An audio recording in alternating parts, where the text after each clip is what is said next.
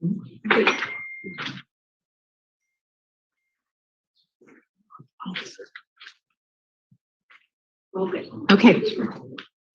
You all ready? We're going to get going. Council, you good to go? You're good to go. Okay. Welcome, everybody. We're excited to get started with our second day of deliberation, and welcome to our mapping team who's convened. Where exactly are you? We're in Virginia today. Okay, all together, kind of working as a team. So we will get to business. Agenda item 1, call to order and roll call. 1A, call for quorum. It is 9:03, Thursday, December 9th, 2021. I call this meeting of the Independent Redistricting Commission to order. For the record, the Executive Assistant, Valerie Newman, will be taking roll. When your name is called, please indicate you are present. If you're unable to respond verbally, we ask that you please type your name. Val. Thank you, Madam Chair. Vice Chair Watchman. Present. Commissioner Lerner. Present. Commissioner Meal. Present. Commissioner York. Present. Vice Chairperson Newberg. Present. And for the record, also in attendance is Executive Director Brian Schmidt, Deputy Director Lori Van Haren. Our legal team, we have Roy Herrera and Daniel Ariano from Ballard Spar, Brett Johnson and Eric Spencer from Snell and Welmer. And appearing virtually today are mapping consultants. We have Mark Flahan, Parker Bradshaw, Brian Kingery from Timmins, and Doug Johnson and Ivy Beller-Sikansky from NDC Research. And we have our transcriptionist. Our morning transcriptionist is Debbie Wilkes, and our afternoon transcriptionist will be Angela Miller. Okay, thank you. And please note for the minutes that a quorum is present. Agenda item 1B, call for notice. Val, was the notice and agenda for the commission meeting properly posted 48 hours in advance of today's meeting? Yes, it was, Madam Chair. Thank you very much. Agenda item 2, approval of minutes from December 6th, our earlier deliberation meeting. In the week, we have our general session minutes, item A and B. We have one executive session item. We have in which council provided legal advice on VRA compliance with our legislative and congressional maps. Is there any discussion on the minutes? If there's no discussion, I'll entertain a motion to approve the minutes. So move. A motion to approve both general session and executive session minutes. Yes, I'm sorry. So move to approve both sets of minutes. This is Commissioner. Second, Commissioner York. Okay, with that, we'll take a vote on approving A and B general session and executive session minutes from December 6th. Vice Chair Watchman. Aye. Commissioner Neal. Aye. Commissioner Lerner. Aye. Commissioner York. Aye. Commissioner Newberg is an aye. And with that, we've approved the minutes from December 6th. Agenda item 3, opportunity for public comments. Public comment will now open for a minimum of 30 minutes and remain open until the adjournment of the meeting. Comments will only be accepted electronically in writing on the link provided in the notice and agenda for this public meeting and will be limited to 3,000 characters. Please note, members of the commission may not discuss items that are not specifically identified on the agenda. Therefore, pursuant to ARS 38-431.01H, action taken as a result of public comment will be limited to directing staff to study the matter, responding to any criticism, or scheduling the matter for further consideration and decision at a later date. We'll move to agenda item number 4, discussion on public comments received prior to today's meeting. I open it up to my colleagues if you have anything you'd like to share.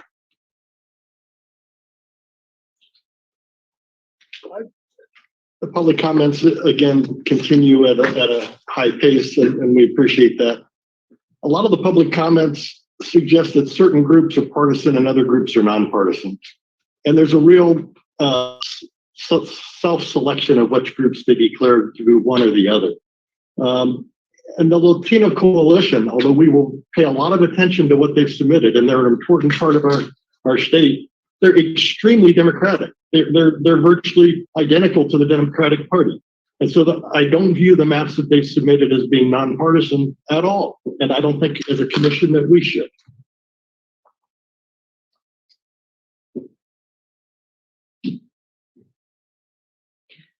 I have a few things that I'd like to add. The first related to Commissioner Meal's point. What I would like to say about it is just to reiterate to the entire public.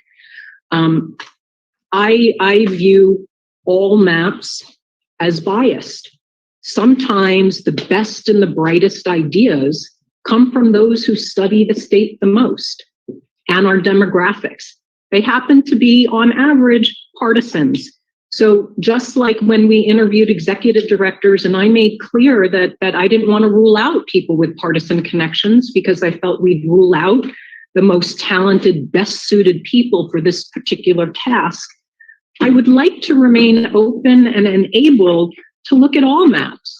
And I, given that I look at a map from a presumption of bias, let's stay focused on the merit of the arguments that we're making, the 6 constitutional criteria that are driving us, and we'll make the best decision possible. But how we handle, the commissioners will discuss, procedurally how we want to handle which maps we bring up and whether or not we allow certain sections of maps to be inserted as a template, or, maybe we just work a little harder to go only based on our draft map and use city lines and get to where we need to go the slower way. I have received a lot of feedback from many of the Native American tribes. I want to make clear I am deeply focused and concerned about ensuring that they have the opportunity to elect a candidate of their choice in their legislative district. We're going to have to study some maps. The overwhelming majority that I've heard support the Coconino Board of Supervisors maps.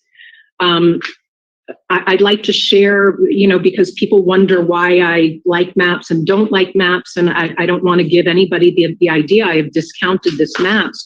Rather, I actually spent a significant time with representatives of the Board of Coconino Supervisors so they could walk me through the merit of the map and explain it to me. I had 2 concerns with the LD on the Flagstaff side. Is it LD 6 or 7? I sometimes get them a little mixed up. But on the legislative district that they proposed that included Flagstaff, I asked 2 questions that I haven't yet received answers that are comfortable for me. One is I asked why in a non-majority minority district should it be so underpopulated? The population deviance was over 6%. And that's, giving an extra power to your voice is a very serious,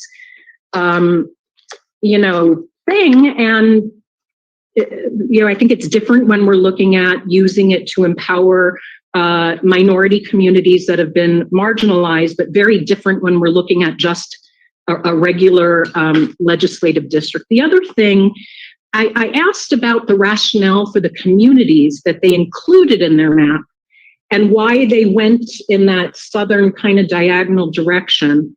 And the answer I received was, well, because it made it competitive.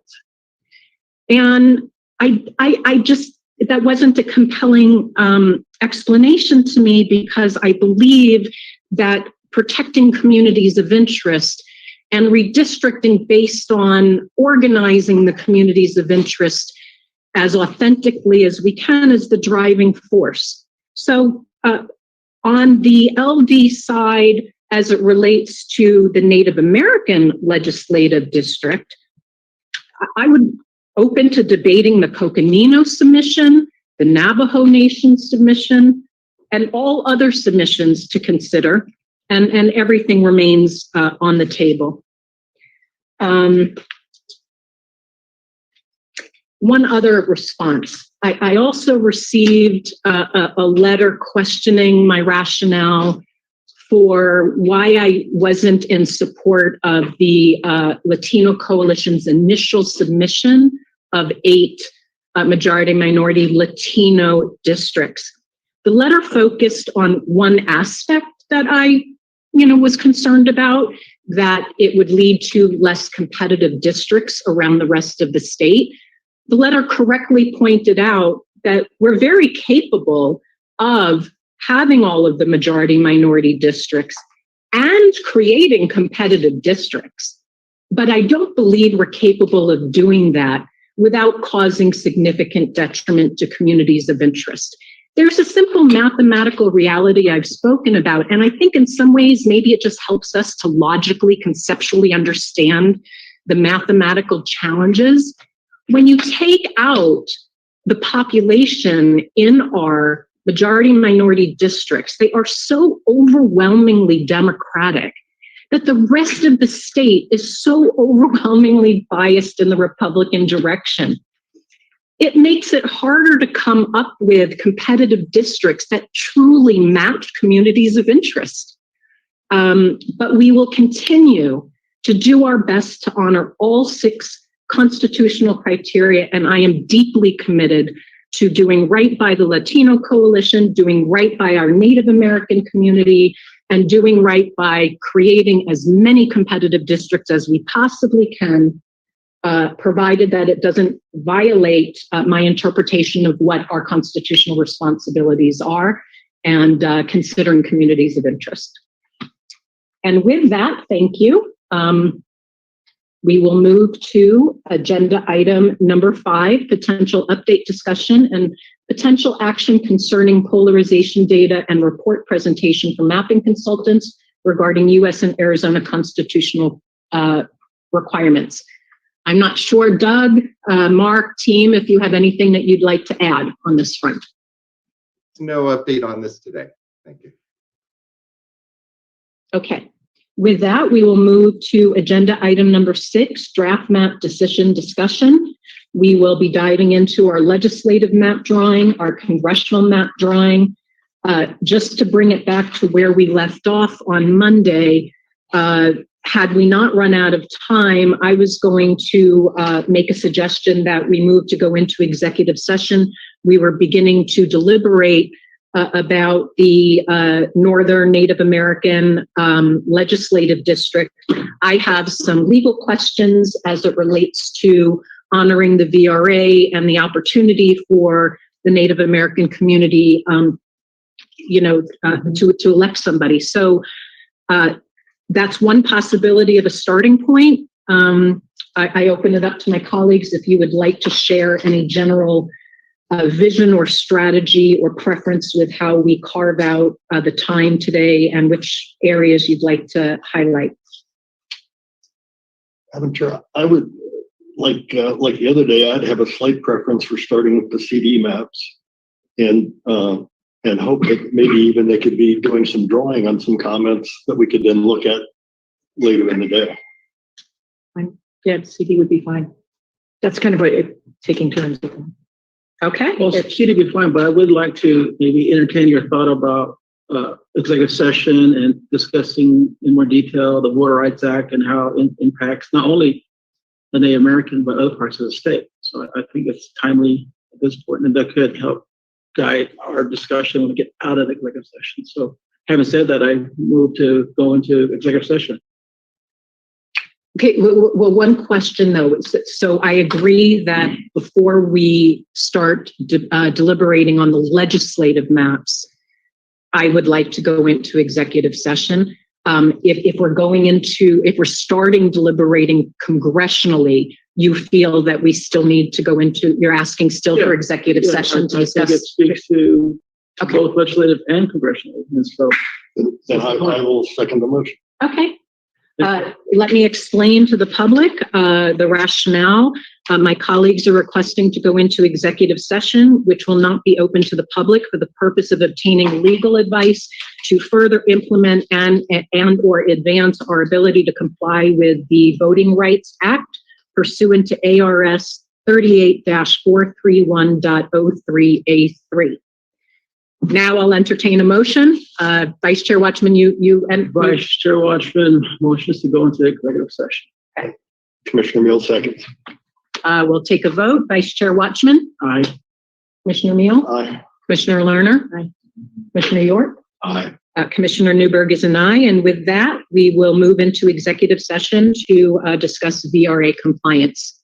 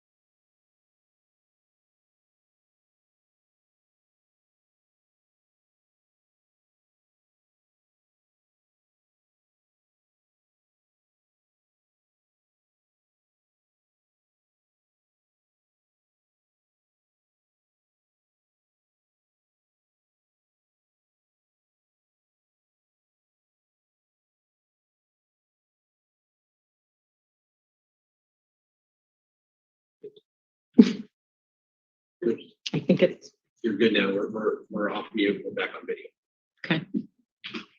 The video shows us slash. Okay now. Are we live? Yes, live and have sound. What's that? But we're not connected to mapping. They're there. They just need to come. They need to come back. They might have their video off. I'll text Mark. Okay.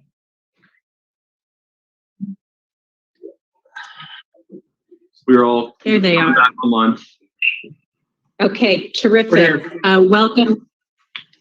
Welcome back, everybody. Thank you for your patience while we went into executive session to seek legal advice on Voting Rights Act compliance. With that, my colleagues expressed a preference to begin deliberation with the congressional map drawing. We have some new maps that we have received, and so I open it up if anybody has some areas that they'd like to start with. Madam Chair, Yes. I know we have 4 versions.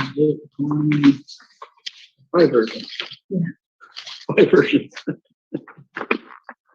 Based on our conversation and discussion on Monday, I'd like to start with Congressional version 8.4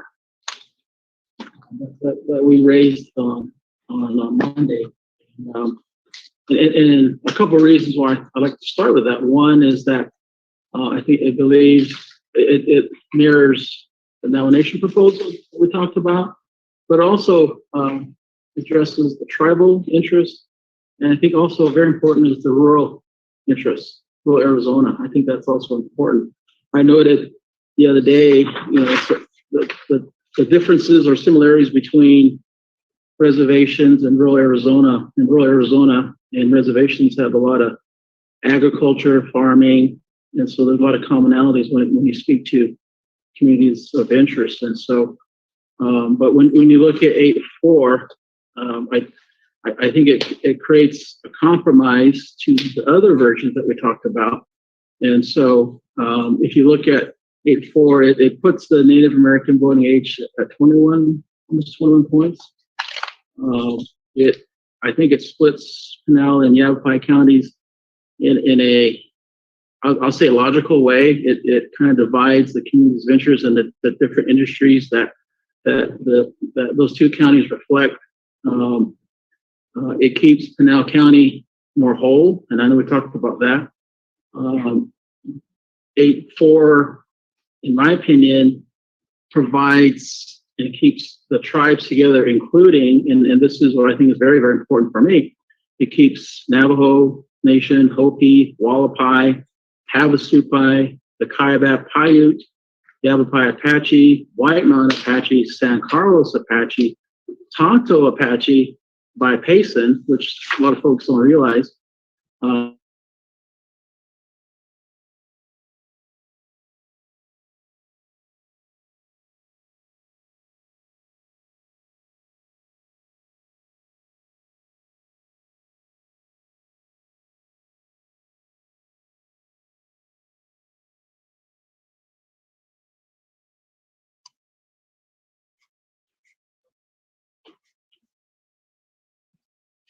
Are you guys still there? Or do we lose you?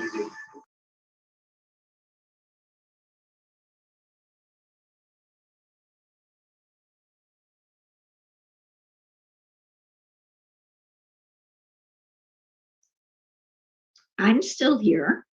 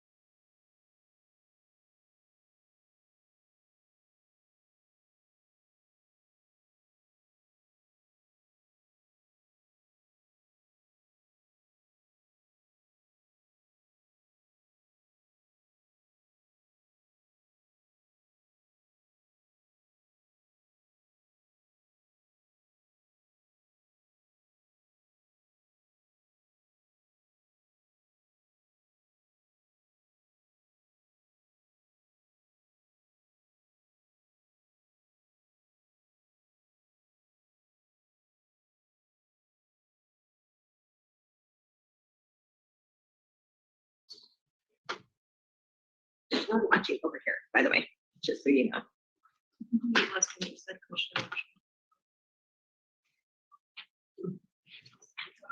Start back, Madam Chair, as a discussion on 8.4. We'll start from there. We'll start over. Are we live? Ready to go? There you go. Okay, welcome back, everybody. We apologize. We had some technological challenges, but we are all back live and we will resume exactly where we left off in public. Vice Chair Watchman requested to review Congressional Map 8.4 and started to make his case for what he likes about the new district. Vice Chair Watchman.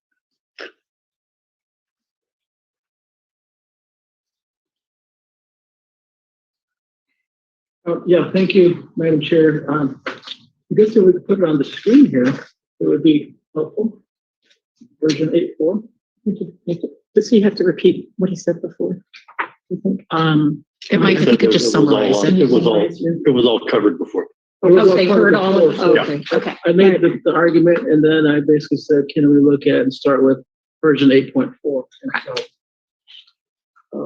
So let's open it up for conversation about 8.4. So if I could add just a couple of things to Vice Chair Watchman, and then, or I can have my colleagues go first, but just a couple of points. In addition to the Native American concerns and comments that Vice Chair Watchman meant, this is a very competitive district as well. It brings communities of interest together. I think it does a really nice job of for District 2. It makes it very competitive, but it actually ripples to other, helps CD6 become a little bit more cohesive than it was. It takes it, District 2 is not in Pima County, as Vice Chair Watchman mentioned.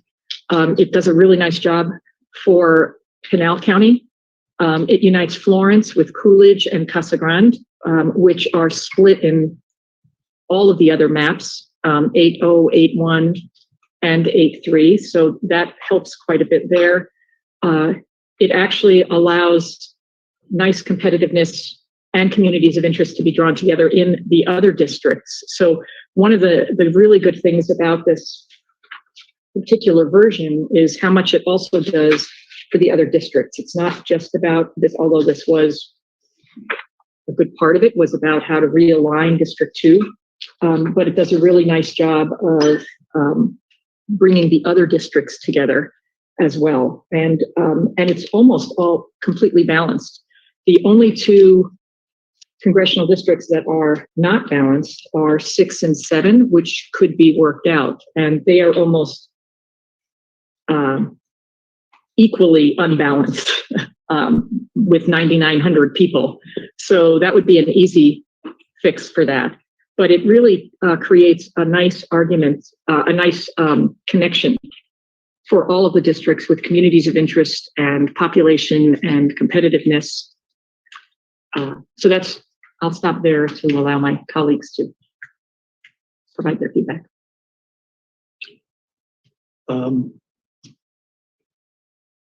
Let's take a step backwards and realize that this conversation started from the CD2 that we had agreed to in our draft maps, which we thought was a compromise, or at least some of us thought was a compromise, has come into question.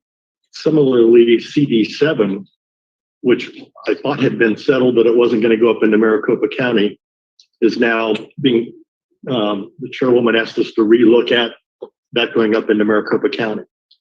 So I really object to both of those things quite significantly. And I also recognize that at some point we need to start compromising and try to figure out how can we reach a middle ground that's the best for the state. So I'm willing to try to look at ways of doing each of those things, but I would want this work from map 8.1 because it has the Tucson changes in it. And on either of these maps, what was taken out of Yavapai County was way more than what Commissioner Watchman and Commissioner Lerner had asked for. So if we put some of it back into Yavapai, if we look a little bit about how D7 comes up into Maricopa, if we return to the Tucson changes that I suggested, we can do all of that from 8.1 and try to accomplish the big picture things that Commissioner Watchman wants out of CD2, but I think do it in a way that is better for the state. And one alternative, I would like to go through the map and ask them, our mapping consultants, to do specific changes from 8.1 and have a version that comes out of that. And if my fellow commissioners would like to do the same thing from 8.4, then we will have two maps that we can take a look at and see how that turned out for the state. Or maybe you'll like my 8.1 so much that you won't feel compelled to go back to 8.4. But I would like to, at whatever point is appropriate, in an effort to try to compromise and just, I mean, the 8.2 map, my very original, include Yavapai and the northern counties, I think is a beautiful map that really cleans up things for the state. And I realize I don't have support for that 8.2 map. So I don't want to waste a lot of time arguing for it, but it's, in my mind, the best of any of the maps. For us to try to go to a compromise, it needs to be a real compromise where we take a look at a number of the things around the state. And I'll, at whatever point you'd want me to try to go through what we would like to see on the 8.1 map, I'm happy to do that, or however else you'd like to proceed. Would you want mapping to do a full Before you readout? respond, excuse me, Mark? All I was gonna say is, did you want mapping to do a full readout of the 8 congressional district series? Not right now. Okay. I mean, I think we're all taking, do my commissioner colleagues need anything on that front? No. Commissioner York, is there anything you want to add before I add my 2 cents? No, Commissioner Meal summarized. Okay. Yeah, from my perspective, I feel that our original D2 was a compromise. I've been on record already for many of the rationales for why I felt the configuration and the groupings of communities of interest make sense. And I also want to be honest about where I'm leaning with an issue that I know is very sensitive. I am leaning towards the direction of feeling that Yavapai County is best kept whole. I just had another conversation with Supervisor Donna Michaels, I believe she may be the lone Democrat supervisor representing Yavapai County, and she made some compelling arguments about issues related to the watershed, communities of interest, the value of making that county whole. But I say making the county whole isn't my top reason, because I know we need to split counties for various reasons, communities of interest, etc. But when I listened to the, multiple testimonies, I was compelled by the age ranges of the different communities that would either need to go with the Flagstaff and Native American area or Yavapai, particularly looking at Verde Valley, Sedona, Cottonwood, those communities of interest that have expressed a very strong desire to stay together. And in fact, they have more of a desire to stay together than where they're placed in which CD. And I think the average ages are in range of about, late 50s, early 60s. Where in Flagstaff, the average ages are dramatically lower. And if there's one thing that I've learned is that the political needs as communities of interest are dramatically different based on where you are generationally, retirement. And so, I would not like to have to relitigate all of this. It'll slow us down, but we can keep debating. But that's how I feel about this map. Madam Chair, I think some of the arguments you just made are more applicable to the legislative map than to this. Oh, okay. Maybe I'm colluding all of them together. You're right. I'm sorry. Because I think in this Yavapai was in our D2 map was all in with Flagstaff and the Native Americans, either in whole or pretty much in whole. Okay. But I like your arguments. Right. Sorry, I apologize. Yeah. I'm getting confused. If I could make a couple of other points about this map on why I like this map. One of the things we heard, first of all, we heard loud and clear from a lot of people in Mojave County that they do not want to be tied to Maricopa County. That the other map that we had, that I will say that we're working off of, I did not, as I've mentioned, that was the map that we agreed to. We wanted to go back to it at some point, and we said once we heard from the public, we would go back to it. So to me, that was just, we're letting that go for now, and it wasn't something that we want, that at least I was comfortable with, that previous for District 2. But what I heard a lot over the public hearings in the last month that we were listening is, don't put us with Maricopa County. What I like about this map is it changes that. If you look closely at the border to the West Valley, it really pulls out the people from the West Valley. If you recall, Doug Johnson said that District 9, without this configuration, and the configuration that we had, would essentially be a Maricopa County district. It would have a majority of Maricopa County, over 60% of the population. That is not a rural district. Basically, we would have two nice rural districts by having this particular configuration. It would give District 9 a voice for the rural population in that area by reducing the amount that it goes into Maricopa County. If you look at the west side of the valley in that area, it really takes less of that in that area. And that's one of the reasons I like this so much. It pulls communities of interest together really nicely. It creates really good, we hear from the rural districts all the time about wanting to be heard.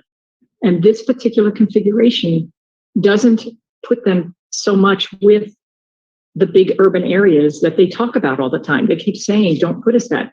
We heard from Havasu saying, please put us back with Prescott. We want to be with that. And the boundary there is Mingus Mountain. So it's not an off boundary that they were doing. They were using, in fact, I remember, that's why Doug has said it's kind of a choppy line, because they're using sort of that logical boundary there that we heard about in a lot of testimony. The other thing is, a lot of folks from Prescott said that they want to be with Mojave County. We heard back and forth in those areas.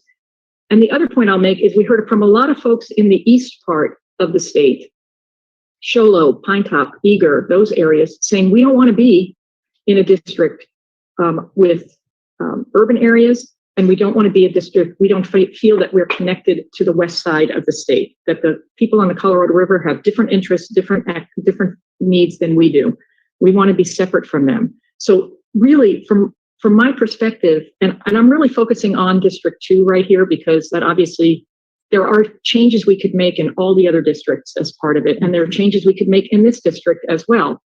But the reason I like this particular configuration is because it answers so many of the questions for the rural areas that we heard loud and clear about. Please keep us rural. Let us have a voice where we haven't had. Let us not be drowned out by Maricopa County. Those are, to me, the reasons for this different configuration.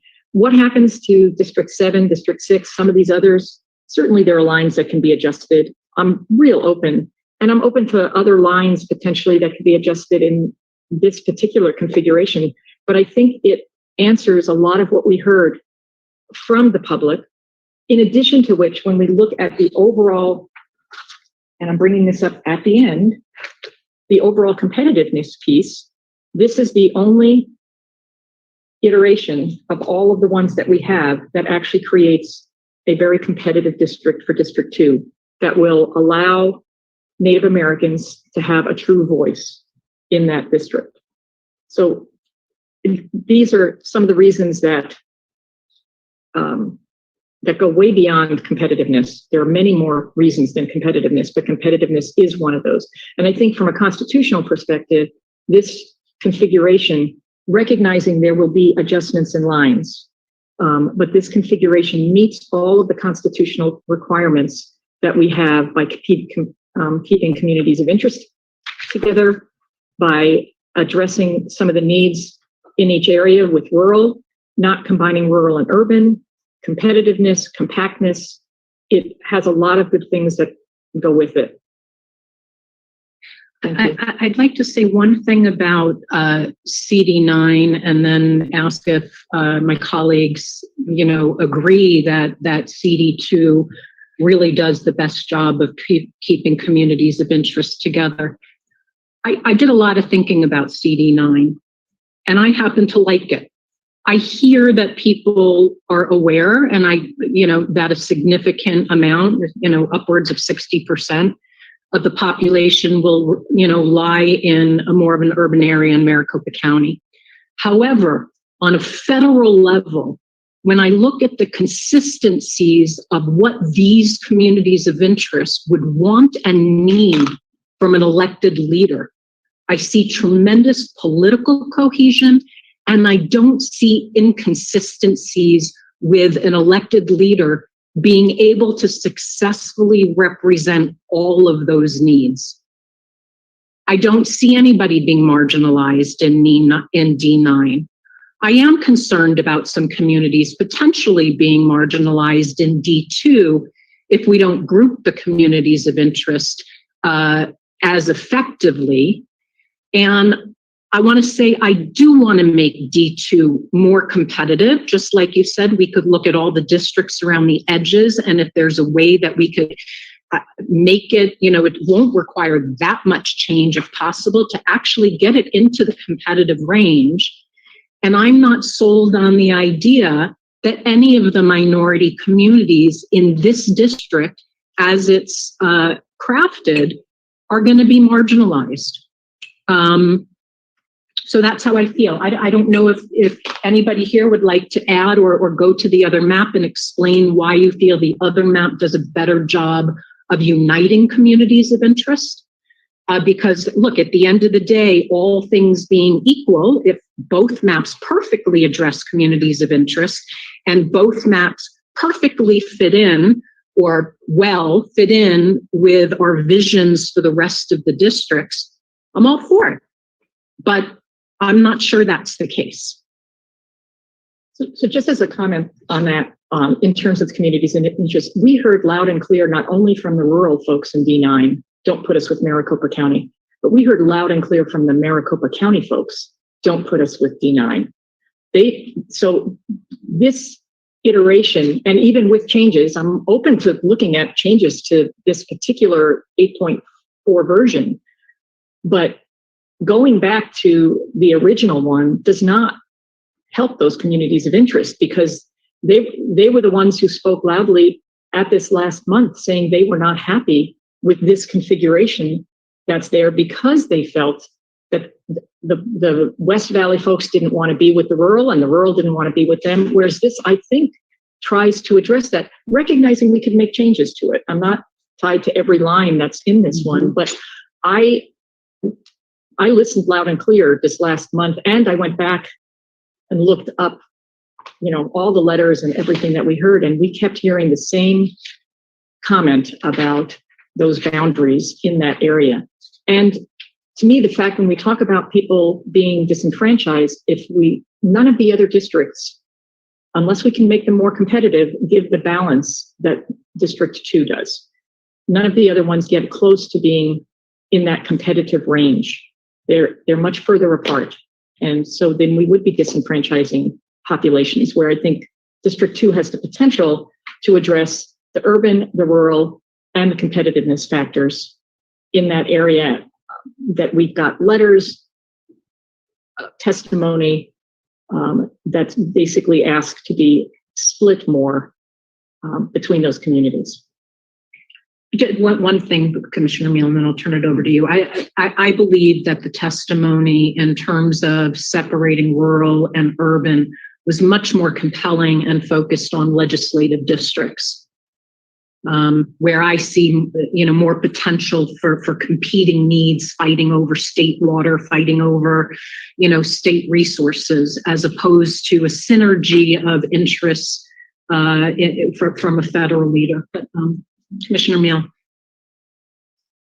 I'm happy with the CD2 generally drawn in our current approved draft map.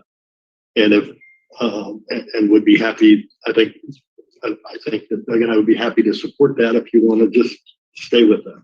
I would like you, though, to respond to why you feel our draft map better captures communities of interest than this new proposed map. Because all things being, if both maps equally address communities of interest, we'll take deeper looks at competitiveness. The 8-4 map definitely does a lot of things in the Southern Arizona area that I don't like, and I think splits communities of interest that shouldn't be split. It takes Saddlebrook out. Okay. It takes Casa Grande away from the district in Tucson. I think Casa Grande is a far better fit with Tucson than it is with the northern area. Mm-hmm. And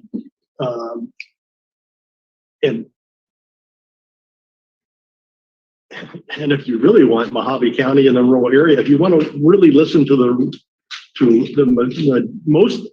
most of the arguments that Commissioner Lerner made would actually fit the 8-2 map better than they would fit the 8-4 map. And so we have a number of alternatives, but I think we need to make progress. I'm happy to work from our current draft map and keep this pretty much the same, but tweak it.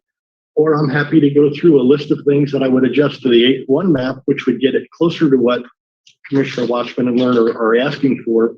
Wouldn't do exactly what they've asked for. So do you want to pull up the 8-2 map? I mean, is there any, to make some of your points, or do you don't feel it's necessary? I don't think it's necessary. Okay. Yeah. Can I just respond about Casa Grande? I do not believe by any means that Casa Grande is a community of interest with Tucson is more closely.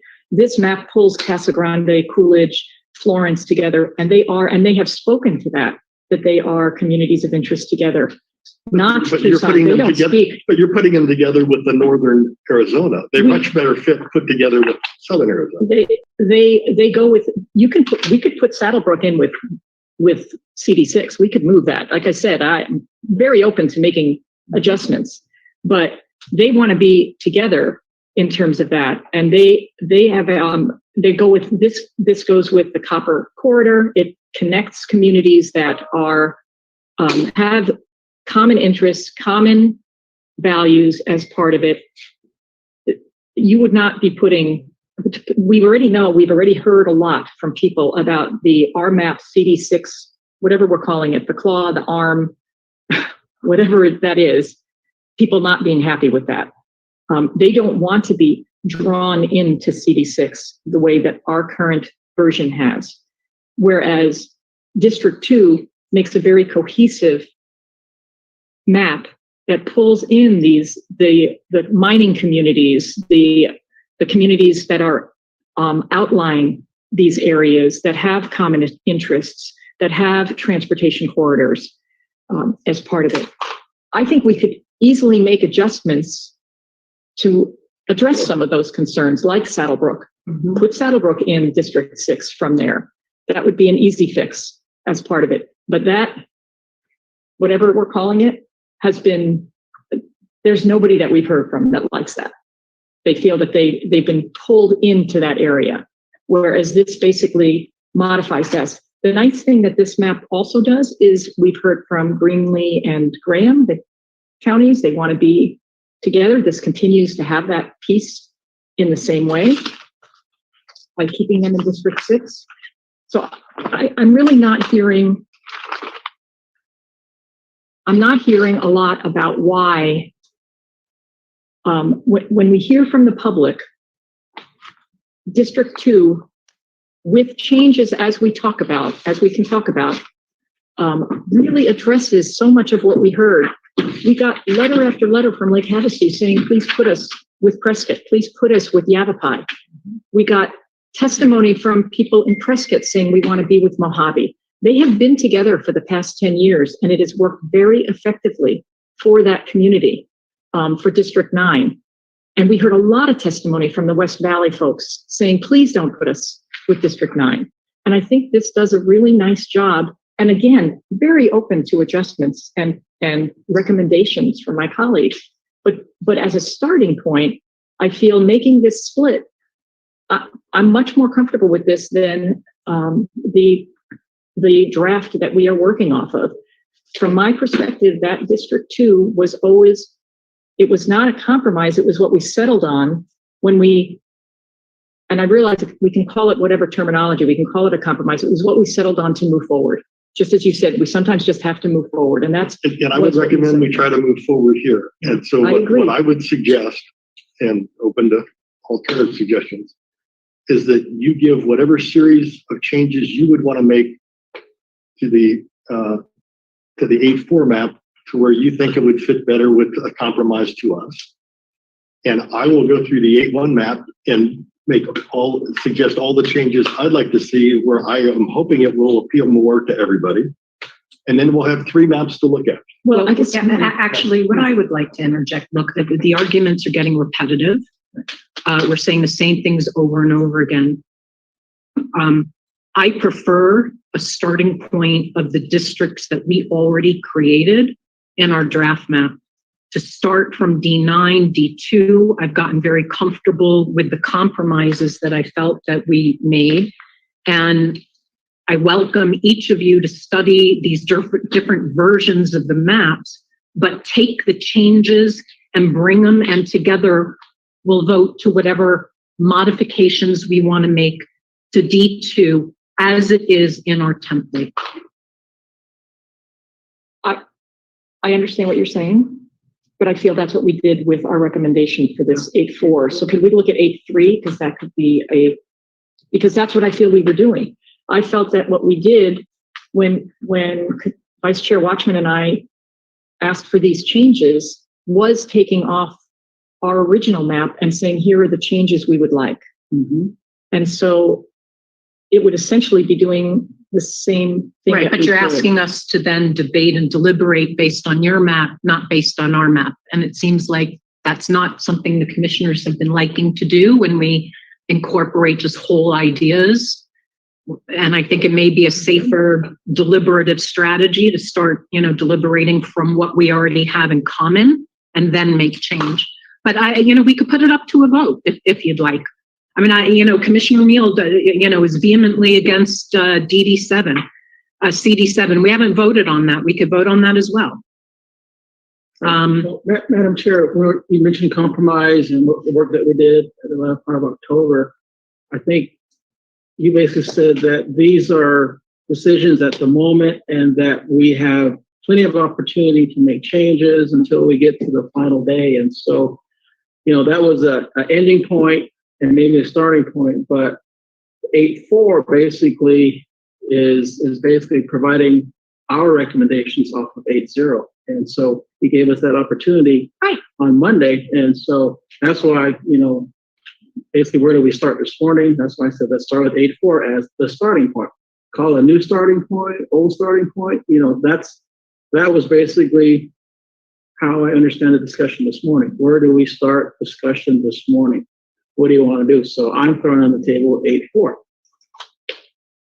Not that it's negating everything, but that's a starting point. So, I think 8-4 again is a great starting point. As my fellow Commissioner Lerner has pointed out, it does, we feel, represent what we heard from the public.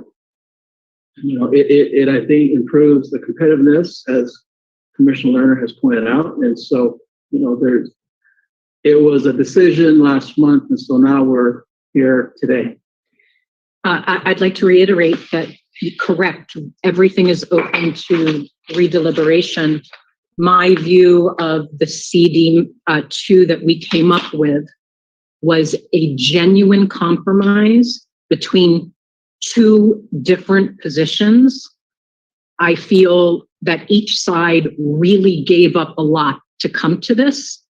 And now I'm being asked to compromise with my colleagues on my physical left And I feel that's taking a compromise where I split the differences and met each one, somewhat halfway.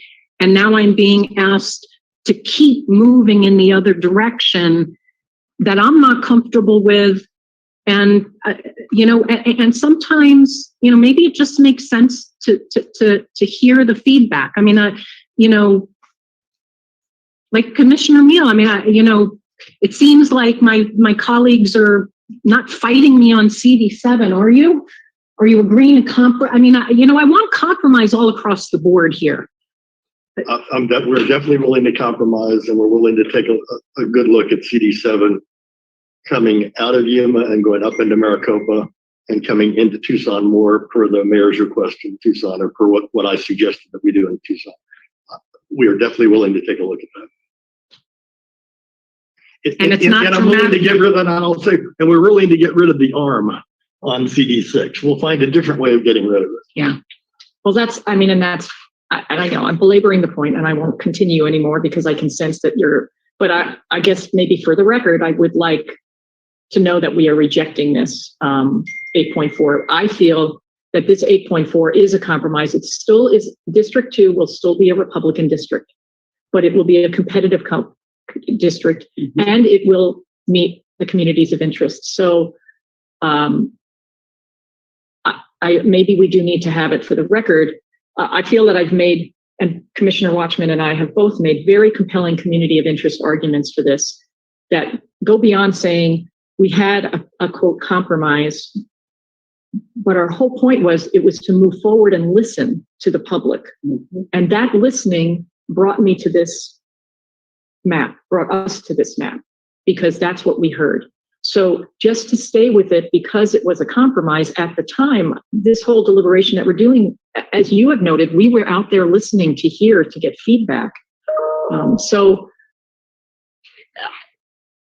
we asked our members. And we do our own study on top of it. Of course we do. Because we hear from a very small percentage of the state. And exactly. And honestly, that's what I spent a lot of time doing, was looking at that as well.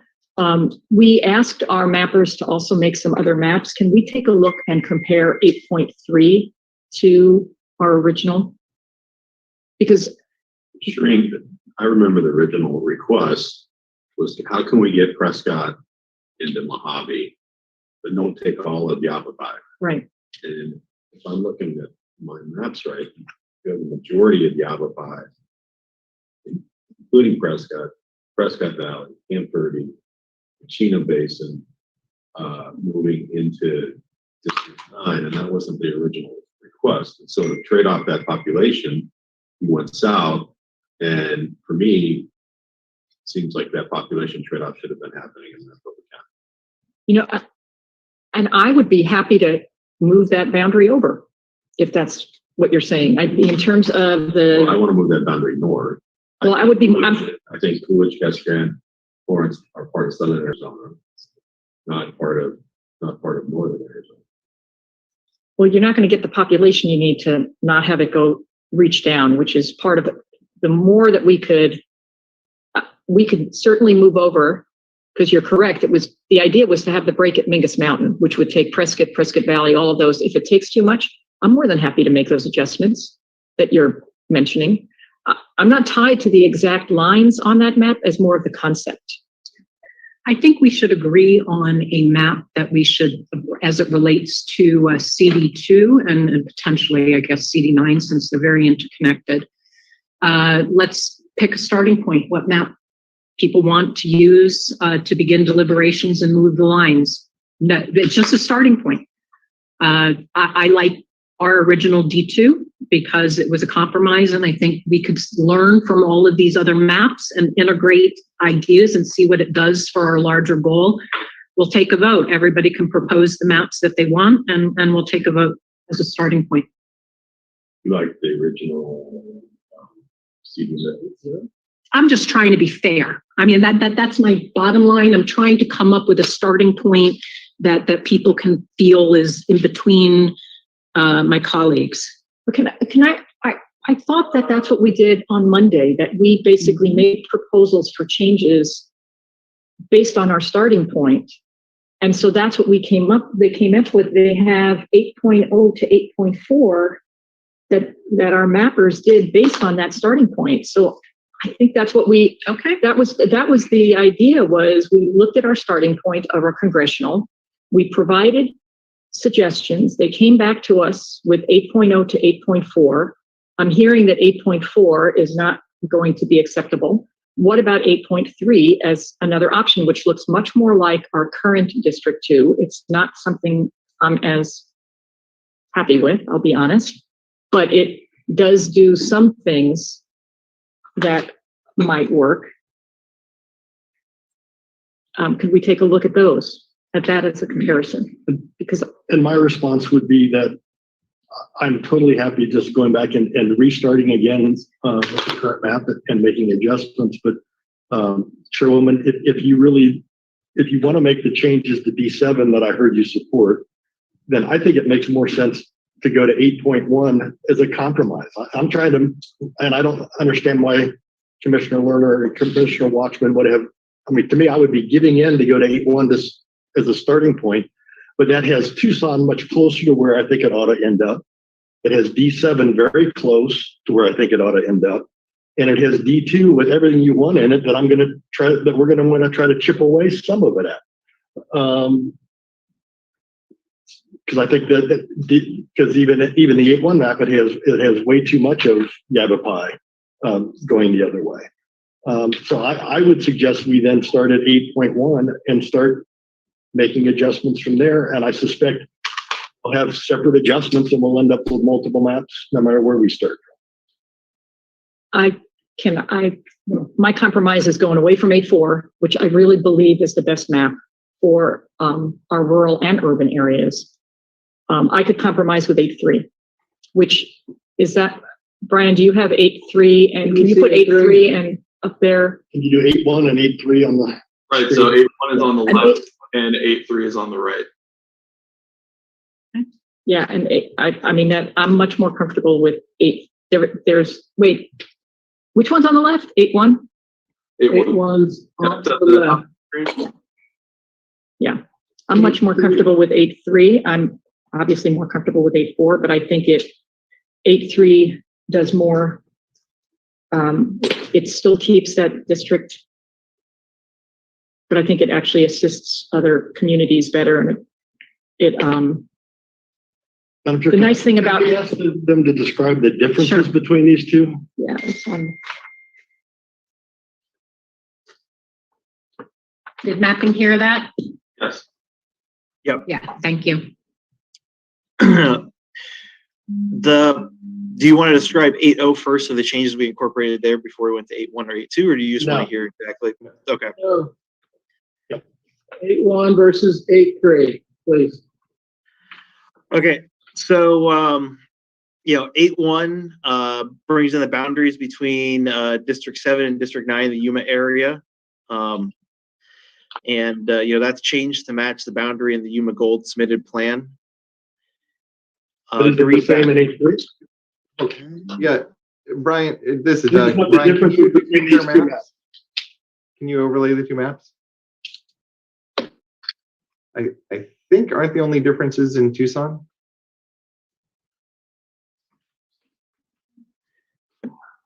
Oh, there's some slight differences between 2, 5, and 7 in Pinal. But I think other than that, they're all Tucson.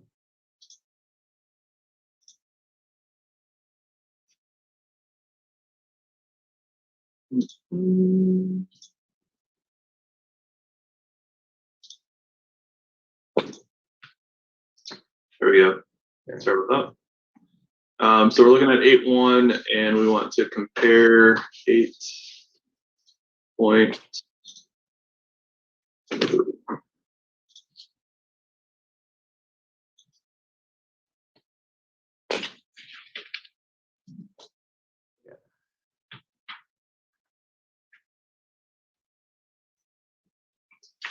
All right, go ahead, Mark. Yeah. So they're the same in Yuma. Can you go up to Phoenix? I think they're the same in. So there are, you can see the shade areas. There's some just population balancing changes along the edge of D8 and right around the edges. Of D5, D2. Yeah, of all the Maricopa seats except D3, yeah. And then the real differences are down in Tucson.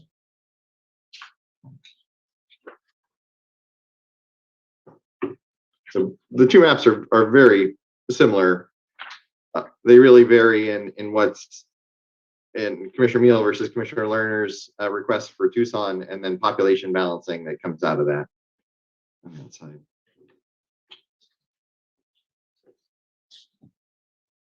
Hey, Brian, why don't you zoom into downtown Tucson?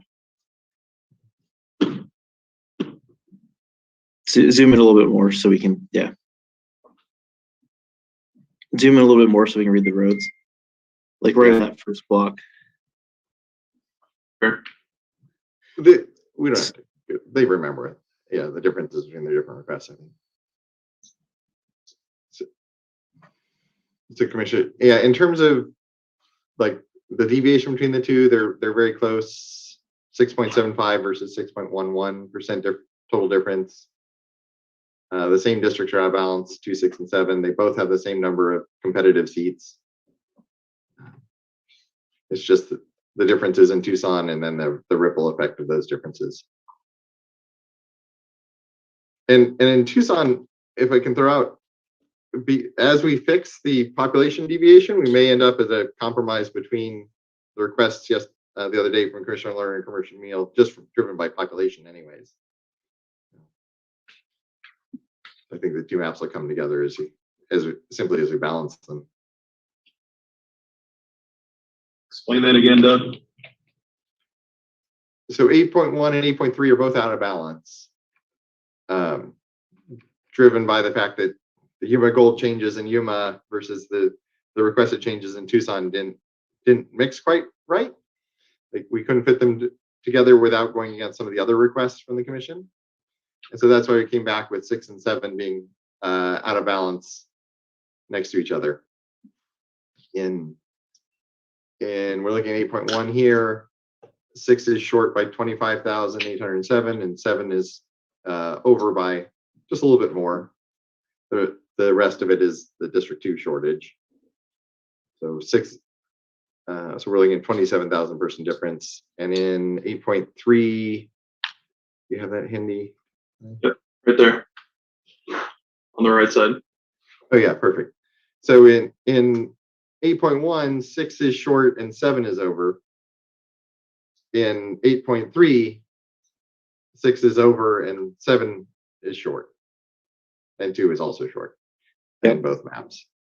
So as these maps, as we balance these maps, we can do it wherever you like, but where they differ and where you could bring those together is in between the requests the other day. So everyone, I would suggest that these two maps are very close, and that that people have strong feelings about the differences there are. If we start with one of them, we're each going to want suggestions that are going to go different ways. We're going to end up with two maps to look at the end of the day.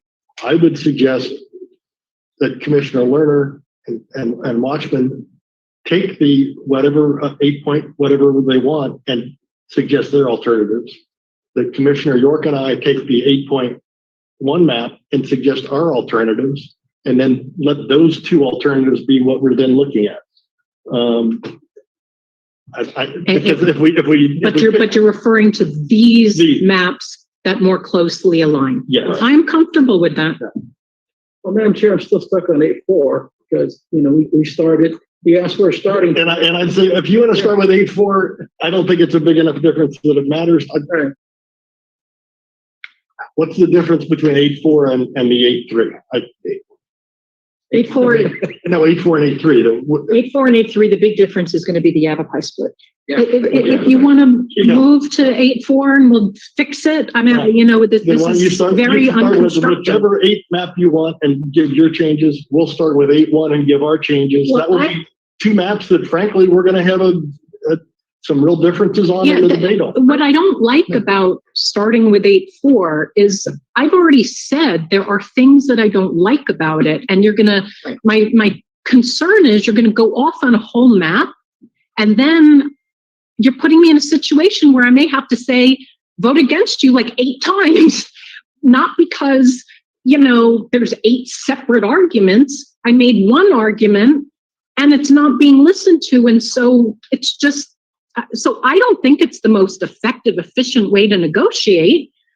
I think these 2 maps are the better start, but I'm not going to deny if you really feel that that's going to provide the most comprehensive, best map to make your case and win the commissioners over, then go based on 8.4 and you pick your map and we'll go from there. Madam Chair, you'll have to vote in which way you think is most appropriate. And so it's our job here to present what we think we hear from the public and as independent commissioners, putting our best case on the table. And that's what we're doing here. And so you, as you know, the 5th vote here, will have to decide. And so, but you know, you've asked for starting points. We had a starting point on Monday, another starting point today, and you know, talk about compromise.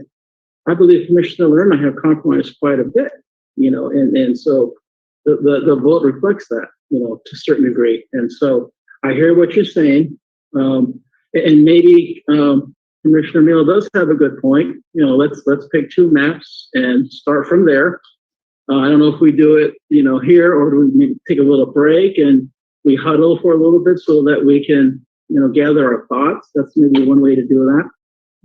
But you know, again, 8.4 is a good starting point for me. And you're right that I'm going to vote. Yeah. And I would just like to share with my colleagues that, you know, I think you're hearing how I think and what my priorities are and all of that. And as you're fleshing out your ideas and building your maps, I just think it's a good strategy to take into consideration some of the principles that I've been consistent with, because it's more likely that the vote will go your way if it's incorporating some of the boundaries that I've set. But anybody can lobby and argue for everything, and we will. The 5 of us will vote. I just want the best maps possible, and I hope all sides pursue the best maps possible that are possible, that are more likely to get some degree of consensus and agreement. So from there, please pick which maps you each like to start from. Sure. And yes. If I understand what Commissioner Neal's proposal is that we would have 2 different threads off of this. Yeah. If that's the case, I'd like to go into executive session. Okay. And Chair, if I I might, think that I would like, sorry, it's excuse me? It's Doug Johnson. I was just going to note the only difference between 8.3 and 8.4 is the Yavapai split and then the ripples that come out of that, obviously, as Commissioner Lerner has detailed. So if that's going to be driving force of the ultimate vote, it may be better to have that vote sooner rather than later. Can I just ask Doug a quick question about the Yavapai split? Because Commissioner York said we took more in that split than what we had originally discussed. Can you clarify what that split was, whether or not it was more than what we had talked about, the Mingus Mountain split, which would then still keep other communities together? Can you clarify that split, please? That divide, where you drew the line? Sure. And Brian and Mark weigh in here too, but I do believe it is at Mingus Mountain. Yeah, it's in the direction there. It is at Mingus Mountain with Cottonwood and Camp Verde in the east, and the whole Prescott Valley region on the west. So could that, Commissioner York was wondering, I think, right, if it goes further north, could that be pushed down on the top, on the north part from where Mingus Mountain break is, just as a curious? Chino Valley is, and there's quite a bit of things around Chino Valley. Yeah, down up by 40 probably, right? I'm just No, so asking, I Chino- know that this may not be a map we're using. So Chino Valley they're talking about is north of Prescott. So that would be bringing two into Yavapai County from the north to pick up Paulden and Chino Valley. I mean, we can draw it down to wherever you'd like. You just get Paulden and Chino Valley.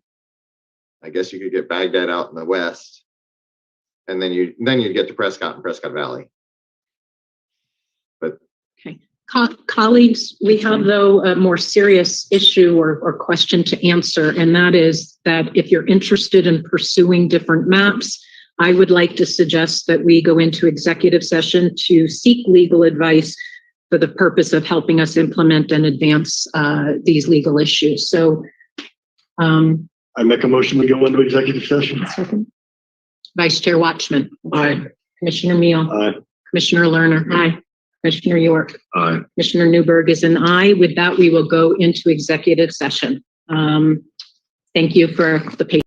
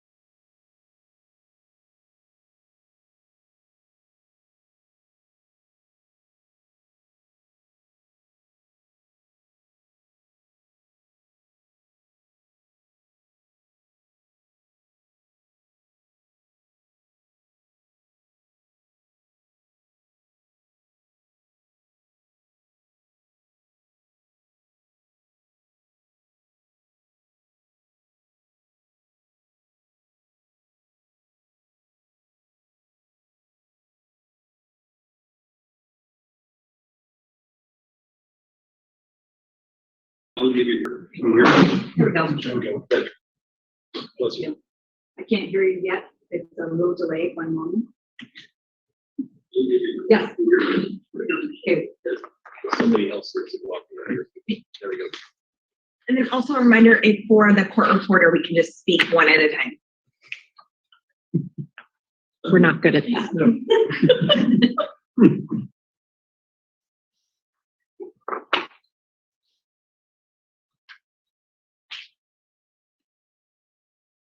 Okay, here we go. Oh, are we live? Yes. Okay, welcome back, everybody. We were in executive session to seek legal advice about procedural issues. We can now return to our deliberation on the congressional map. Colleagues, I believe you each may want to advocate for a particular map, and we could talk about what you have in mind.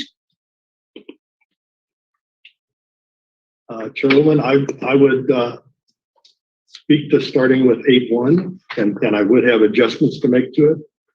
But frankly, one of the key things on 8.1 is it does keep, it keeps all of the area around Prescott in the Northern District. And obviously that's one reason why we disagree on it. But I think that splitting Yavapai, any of the ways that we've looked at splitting Yavapai, splits communities of interest that shouldn't be split up. And all of Yavapai makes sense to be in the Northern District. Likewise, if you take Yavapai out, you come in and you cut into the Southern District in ways where you're cutting up communities of interest. The areas of north of Tucson are very much part of Southern Arizona. And it's just you keep communities of interest far better by using this 8.1 map, keeping Yavapai County with the northern area, and cleaning up a Southern Arizona district. And I will point out that in this map, the District 2 is a competitive district. And we've heard that a lot of the complaints about our draft map that District 2 had become a non-competitive district. Well, in this map, it is a competitive district. So I think there's just significant advantages. And I don't know if you want me to now go through the changes I would make in it, or if we want to go back and forth, how would you like to proceed? I'm going to ask my colleagues, what your thoughts are. I mean, I have an opinion about the maps. I could vote as soon as now based on the information that I've heard. I do not want to deny you the ability to pursue further, a map of your choice. At some point, we'll need to, converge again and make sure that each time we begin a new negotiations from an agreed upon map. So I don't want to let the maps go too far deviant. But how do you feel? Well, very clearly, our preference is 8.4, as we've expressed. So we're not going to review all of the details on that. I will mention just that Yavapai split has historical references. We've seen them there many times. Over 40 years, they have had that split. Whether the split is exactly as it is in this map, obviously, those adjustments could easily be made if it means pulling something down from the north part. We're more than happy to look at adjustments to this map as part of it, but there are historical reasons for that, as well as everything else that we've expressed. I won't repeat everything that was expressed. And I would like it for the record that that's our preference as part of it. If we have to choose a second map as a compromise, which we're willing to do, if we can't get 8.4 as our next starting point, because we're more than happy to make adjustments to 8.4, I would suggest 8.3. And I do that because I believe that it actually accomplishes, it connects better in terms of the communities. It seems like we're sort of selecting South versus North on who we're going to keep together better as part of our choices. If you could pull up 8.3 again, we know what 8.4 looks like, just if you don't mind to compare it with 8.1. They look almost the same, but there are some significant differences in them. So our preference, we are looking to try to make District 2 a little bit more competitive. That's not the primary reason we were asking 8.4, of course. But we feel 8.3 does a little bit better job of that. And we feel that there's room with 8.3. We're willing to make some adjustments if we use that one as a starting point, if we can't get 8.4. That would be our preferred second choice, so to speak. I have a preference for map 8.1.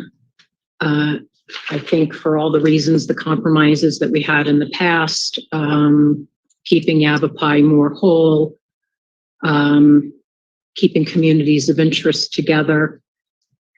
I heard really earlier on the most compelling reason to change D2 was a concern that the Native American community, as 22% of the population, was nervous about if the district wasn't competitive, that they felt that they would be marginalized. And so I do feel that one of the driving forces behind this desire to change CD2 is for the explicit purpose of, making a competitive district for the Native American community. I did go on record earlier saying I just want to be cautious about that because I'm not sure that we can give a guarantee to all minority communities that if they make up 20% of a district that they're then entitled to a competitive district. That's very hard. Having said that, I would very much like to narrow, and I do believe that in 8.1, it does begin to shave off a little bit of the partisan spread, and maybe we could even adjust it more. And I believe that the communities of interest in congressional CD2 would be well served. And I do not see any community of interest that is at high risk of being marginalized. Now, having said that, I'm not going to rule out starting from a different map and getting to what I like about 8.1. It'll take a little longer. I open it up to my colleagues on the right for your thoughts on it. Chairwoman, if it's acceptable to you, I'd like to go ahead and make a motion that we adopt 8.1 as our starting point, and that we approve that, and that we then talk about adjustments from that after.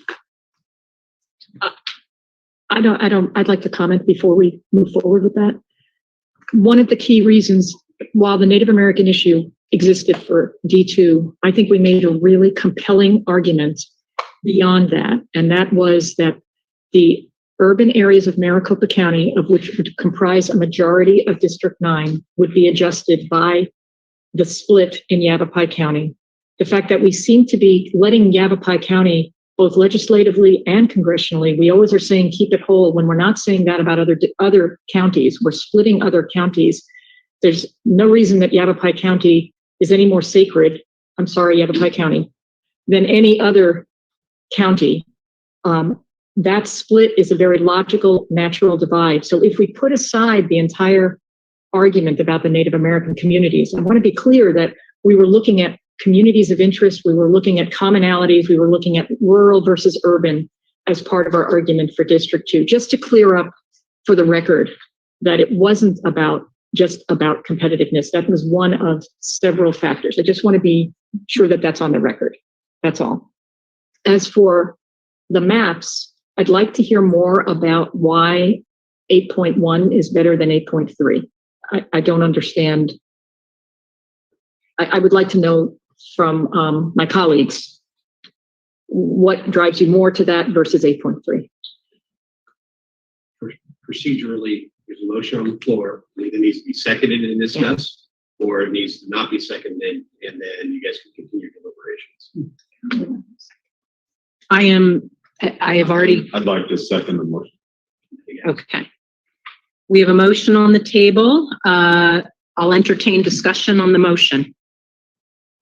So I'd like the clarification of what the I've difference spoken to between. before. Two of the biggest differences are keeping Yavapai County without splitting it, and the differences, key differences, are in Tucson also, on how that District 6 shares the city of Tucson with District 7, which is what we've heard from the Latino community, from the mayor of Tucson, from others, That's a difference. And it can't do that as well if you don't keep Yavapai County together. That's that. Just like there's reverberations spinning to the left, there's reverberations spinning to the right.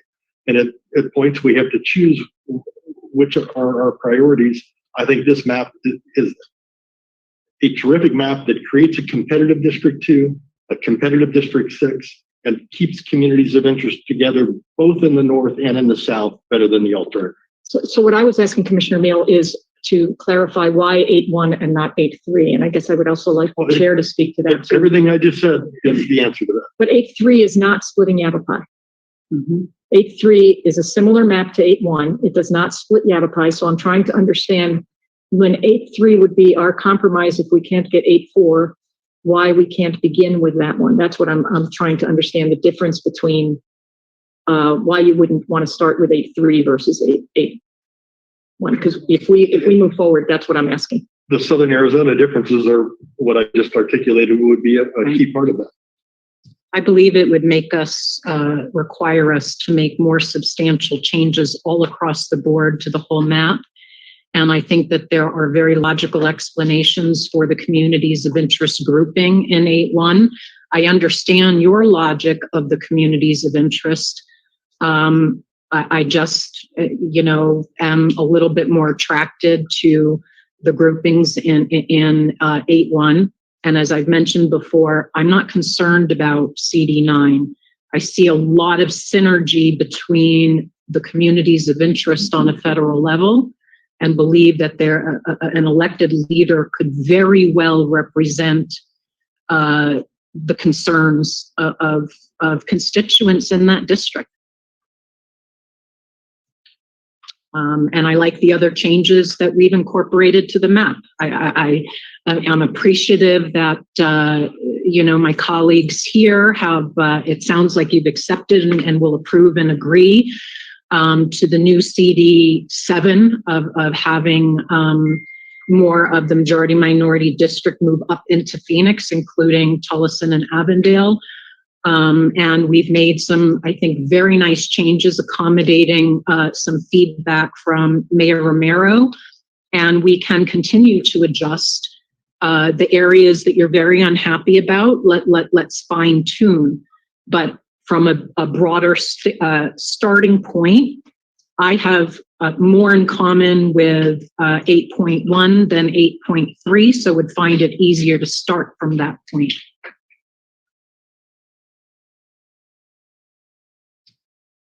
And any other discussion?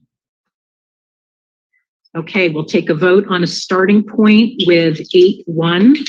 Vice Chair Watchman. No. Commissioner Meal. Yes. Commissioner Lerner. No. Commissioner York. Yes.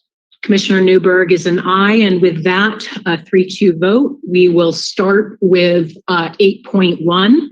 And we are open to debate, to modifying the lines and bring in whatever areas of the 8.3 map that you'd like to consider that we change. It's all open for debate.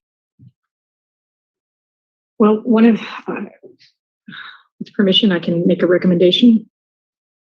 And we can start with that, or we could maybe even go to maybe a different, CD, a different part where maybe give us a little break since it's been a little intense and differences. I have some ideas about CD3, to address some issues in the Phoenix area, but I'm happy to keep going here. I think diving into Maricopa County would give us a break from what we've been talking about. I guess I would like to make one recommendation to start because I will be honest, one of the main reasons that I was not happy with 8.1 is because of the Tucson area and how Tucson was broken up. So I would like to get that out on the table right up front. And that is that I would like to see that there's a boundary that Commissioner Meal had requested that I feel goes way too far east. And I would like to move the line in Tucson back from Alvernon back to Campbell, which is what the mayor requested in her letter. I have She did not. Yep, No, she she did. said at least she says at least to Campbell Avenue. She said keeping the current line at Campbell boundary or a little bit east, but Albernon is quite a bit east. And Not so far. it's far enough east where it doesn't need to be in that area, as well as taking it north. What it does by moving it to Albernon is it changes significantly that district to basically having Tucson. Most of what's in District 6 will be outside of Tucson at this point. It changes that. So what you've done is basically given Tucson just the District 7 and moved most of it outside.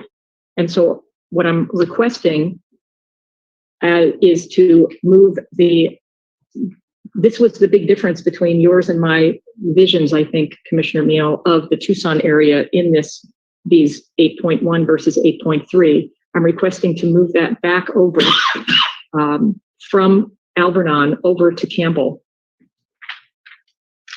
That was one of the reasons, to be quite honest, I wasn't happy with 8.1. If we could move it back, there's a lot more things that we could work on in other areas, but I think that would be a really big compromise from our perspective. If we can shift that back to the west, we would appreciate that as part of it. And it would also help, I think it would help with the balance in Tucson quite a bit. It might also help with the population. There's a population imbalance that was identified by the mappers, and that would assist with that as well by moving it. It would change that because 6, according to Timmons, is underpopulated by 25,000 and 7 is overpopulated by 27,000. And by shifting that back over, that would help with that imbalance as well. So that would be my request, would be to shift that back. Is that the only change you're asking for? That's one of them. I just want to start with something. I'm happy to move around, but that was one that was pretty important. And that was, I will be honest, that was one of the reasons I preferred 8.3. So if we do that, that would help a lot with as we move forward. I would like to, though, hear just related to CD 6 and 7, what other what you have in mind, so I can understand it from a holistic, comprehensive perspective. Well, I hadn't spent as much time on 8.1 as because of that, but there's a couple of other pieces. I think in 8.1, if I recall, on the Timmons thing. Well, one was the Timmons was the population. The other thing I had looked at was I think and I need to double check it because, as I said, I wasn't as focused on that, but I think there were some problems with the school district being split. We've heard a lot from Amphitheater and the Marana School District, and 8.1 splits those. And so it would be good to combine those as well. Okay, let me ask my colleague something. Since I think we weren't prepared to, start deliberating from 8.1, we had a lot of things in mind. It sounds like you might want to spend a few minutes being able to go and study the other changes and come back. Yeah. Might it be more productive for us to go into a different area right now, and then at a break we can reconvene in our own minds and gather our notes about how to fix or revise CD 6 and 7 boundaries? Well, in that sense, it might be good to do all of, maybe move from Congressional. I mean, I honestly had focused a lot on 8.4 and 8.3, I'll be quite honest, not much on 8.1. And so I do need some time to study the differences between 8.3 and 8.1. Well, I have some things that I have in mind that aren't as relevant, I think, to anything we've even talked about. Okay. But I don't, I've received some just very interesting feedback as it relates to CD3, and also want to share just some thoughts about navigating CD3, 8, and 1. And so I can lay out what's on my mind if you'd like, or absolutely. Okay. My other comment would be that we should unify Tempe into CD4.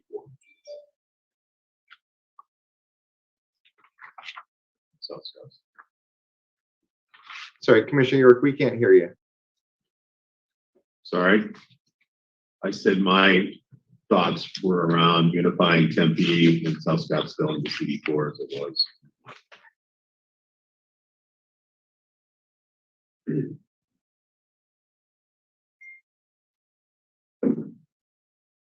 I would like to hear your thoughts, though. Okay, Chairwoman. so Commissioner York, are you wanting to dive into this right now, or can we start with? Okay.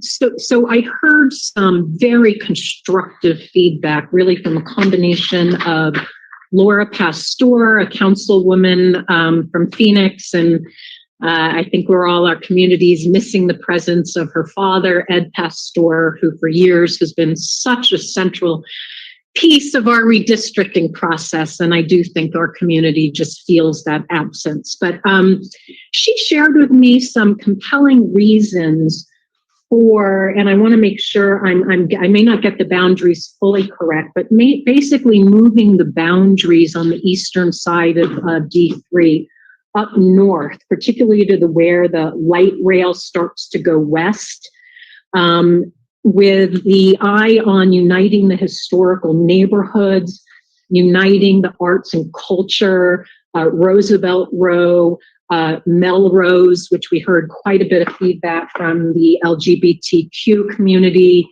Even if it goes past Camelback, I think this brings communities of interest together. I was told about, synergy and the economic engine in this broader area, keeping the biosciences together, the hospitals.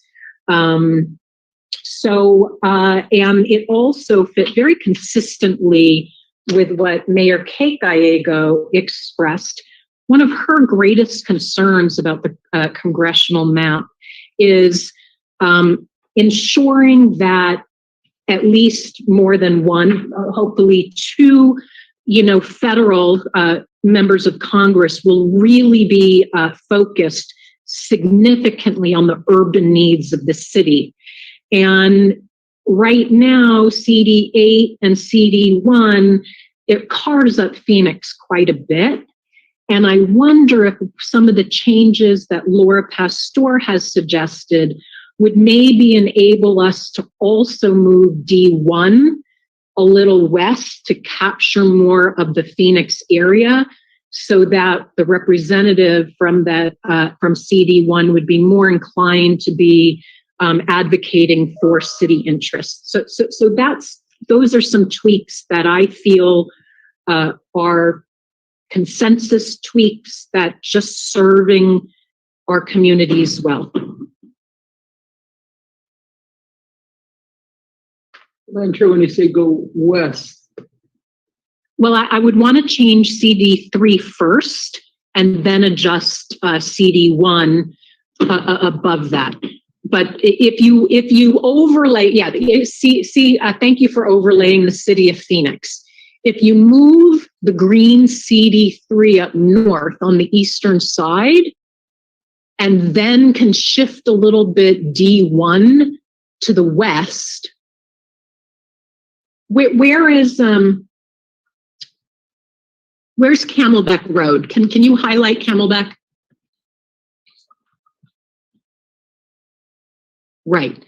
Moving it up north, maybe even past Camelback, but we'd have to study those implications so that CD3 would encompass that, and then CD1 could shift a little west into taking over area potentially in CD8, so that, again, there's less division within the city of Phoenix. And I'm not sure it necessarily would interfere with the competitive balances that we already have.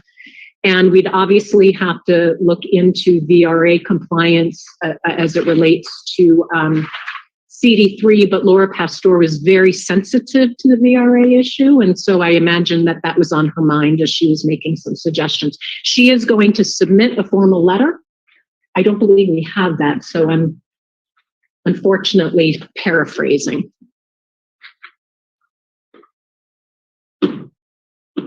Thoughts on that? It would be just this piece down here.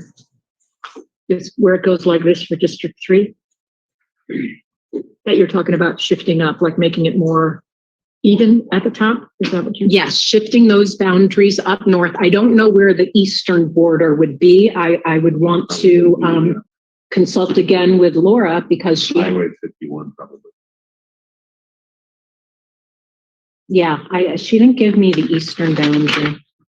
And I can't protest to know as much as she does. At least not yet. So District 1.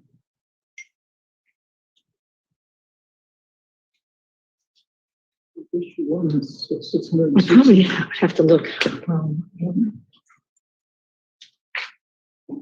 And if you want, I mean, we could wait and we may get the letter later this afternoon and wait until we get the specific boundaries. And you mentioned Mayor Gallego. Have we seen anything from her? I know she submitted another letter that I haven't yet been able to see in terms of the congressional feedback that I've heard from her. I heard, here's what I heard from Mayor Kate. The top priority, really just getting potentially another federal member of Congress that would be watching out for the urban interest of Phoenix. And then she walked me through understanding the geographic regions and some of the urban needs. It was described to me just through this car analogy. You know, those who are in need of light rail have no public no transportation, 100% relevant to public transportation. Those who have one car, those who have two cars, and then those above that, go more with the lower urban areas. So she helped me conceptually understand the communities of interest and their needs as it relates to transportation, urban quality of life issues. So in this chairs, this map here, Phoenix is in 3 congressional districts. I can't see base. They need to expand it out. There's the yellow. Yeah, so it's in 8, 1, and 3. Right, a little bit of D7, a little bit of D4. Yeah, and the issue isn't as much it being split into the number. I mean, Phoenix is very large, so it will be, touch into other districts. The key issue had to do with the balance of CD 8 and 1, in that, again, if you look at it, it's the city is split in the middle of those, and the concern is that either member of Congress, D1, D8, would be much more focused on very different constituents, and it's just a concern about having a very urban voice to complement whatever urban voice is likely to be coming out of D3. So I just don't know why we'd have to move. This is the Latino Coalition map. We'd have to probably see how that would impact the areas you mentioned. But I'm not sure why we have to adjust District 3 to make the changes in, to create this. I mean, I see that I'm just looking at my map, but that District 3 already basically is a good solid Phoenix district. The issue would be between D1 and D8 from my perspective. By drawing over a little bit, making some changes in that district to provide the mayor and Phoenix with two solid districts, but it could probably be done without really making any changes to D3. Well, I'll reiterate my interest in modifying D3, and I'm not sure it's at all incompatible with the Latino Coalition. Laura Pastor, I believe, is very sensitive to the Latino Coalition's needs and those of the Latino community. The point of it was to unify historic neighborhoods, unite the art and culture community, Roosevelt Row, to follow more the path of light rail and transportation, again, carving it out based on transportation needs. Keeping bioscience, hospitals, economic engines together. Excellent for, we received some advocacy requests from, is it Equality Arizona, to watch out for Melrose, keep the LGBTQ community together. That accomplishes that as well. And Laura Pastor is is involved in some economic urban issues, and she felt that her ideas would best empower that district economically, best unite the communities of interest, not in any way harm or marginalize the effect on the Latino community, and would really be good for everybody. So that to me was quite compelling.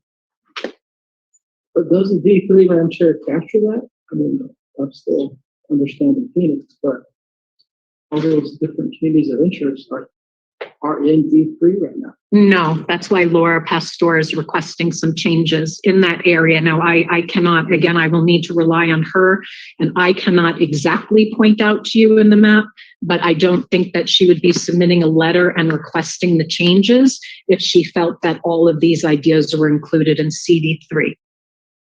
It would actually only be a small piece. If I'm looking, when you said Camelback, it would just be this little piece right here. This is Camelback right here. So it wouldn't be actually evening it out all the way up. It would just be this tiny little block that would, but most of the historic neighborhoods are south of Thomas and south in this area. This is the area that's to that north, that little block there that goes to Camelback includes Phoenix Country Club, Indian School Park, those areas, Camelback Village, those are really not part of those communities. The light rail doesn't even go up into that area, unless we're looking at a different area that I'm not thinking of. But this area on the west side of Piestewa over to Camelback would not actually deal with most of those things that she's talking about. Those, just looking closely at this, you've got the historic neighborhoods are further south. The biomedical centers are further south. The science, the Melrose, those are all further south in what is currently CD3. So I probably would love to see her letter or something with that, or her comments on that to get better understanding, because in looking at that particular area, I don't see those areas within this block you mentioned to Camelback. They're not. Yeah, she obviously feels that there are additional historic neighborhoods or additional pockets of economic drivers in that area that she feels. And I'll wait until I can get a better direction for her. So I hope my colleagues will consider, what she's asking for, because I feel that it's compelling. Whenever there's an opportunity to empower a region economically without hurting anybody, I don't see why that wouldn't be a plus. Yeah. Yeah, I mean, I'm always open to absolutely looking at that. I'd like to also see what the mayor has in mind as well, if she has submitted something, because she obviously, as you mentioned, she may have some very specific things, and she knows what her city needs as well. Yes, I spent quite a bit of time with Mayor Gallego, and her. I think I shared what her greatest concerns are about the maps. I know she's weighing in now legislatively as well, but I feel like I took notes and captured what her priorities are. So maybe since we need to wait, and I don't want to recommend specific lines without the full knowledge, but maybe we go to a different part on the CD map, quickly, or we could turn over to LDs.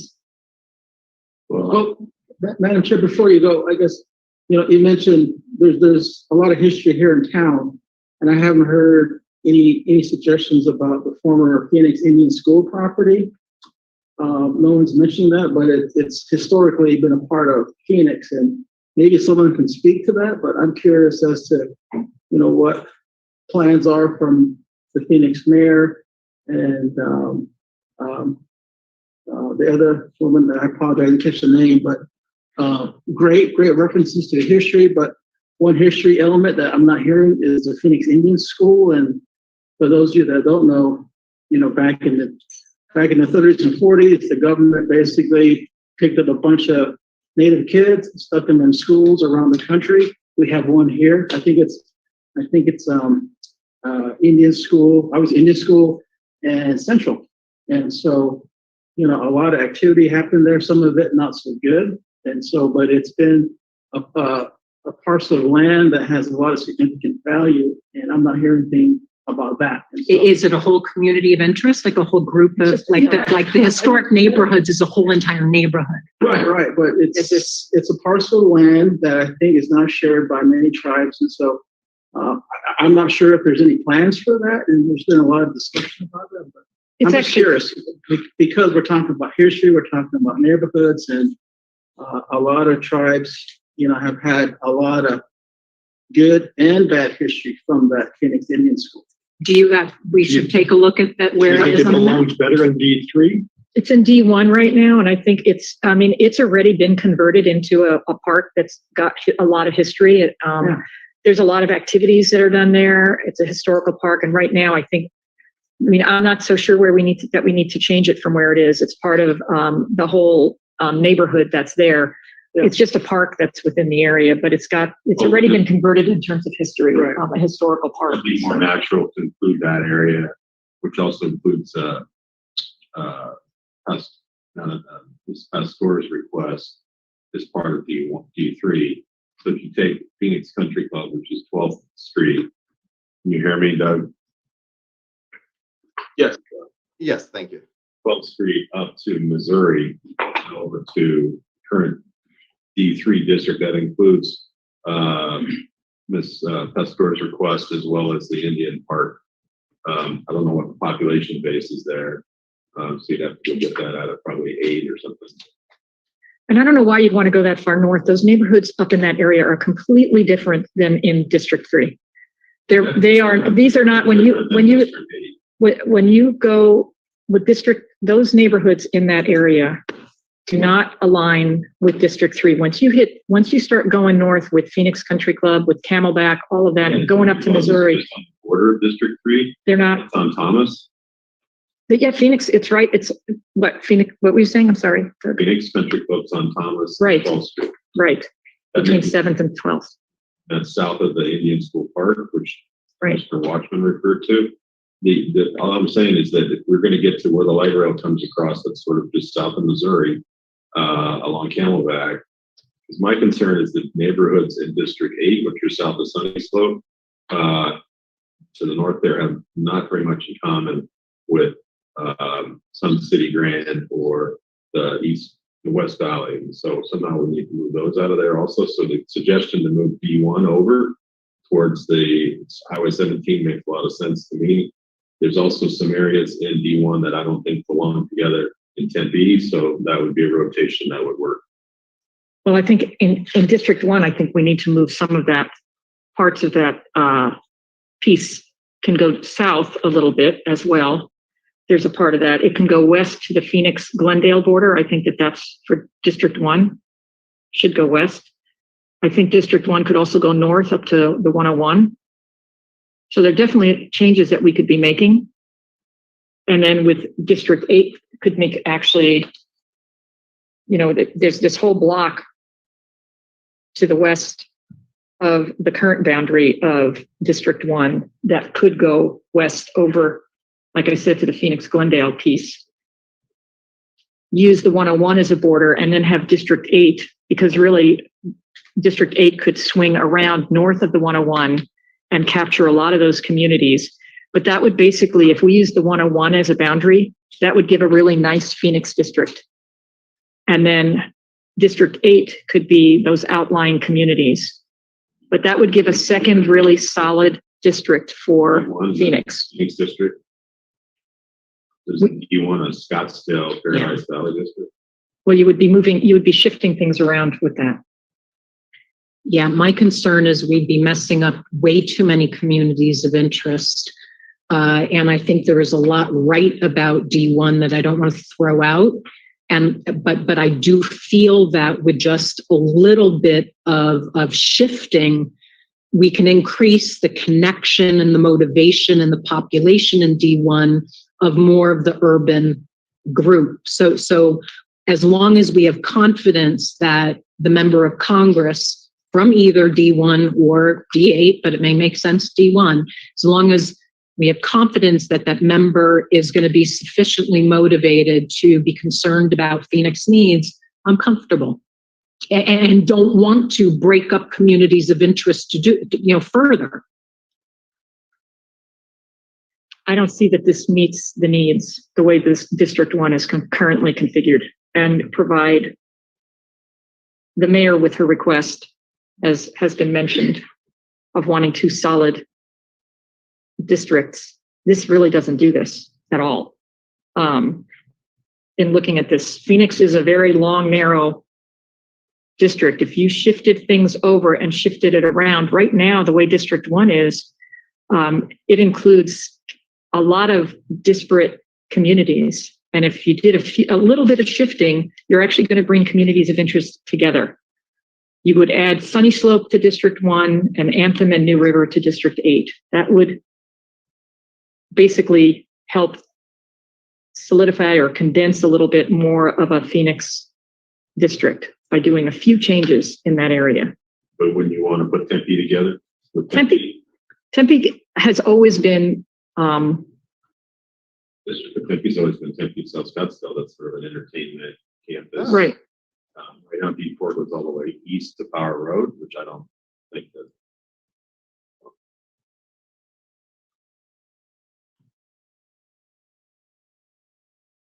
Have to look at more closely at Tempe at where. And wouldn't that require to be putting constituents that would need to go into D2 that is going to hurt the competitiveness on D2? I mean, if D1 takes on more urban Phoenix people, then the other parts need to go elsewhere. So I'm just concerned about the impact. I'm concerned about the impact of these changes on D2. None of these would impact D2. If you're shifting all the boundaries of D1, it will. We're modifying them to move into D8. D8 would move into D1. Some of those D1s, it wouldn't affect D2 at all.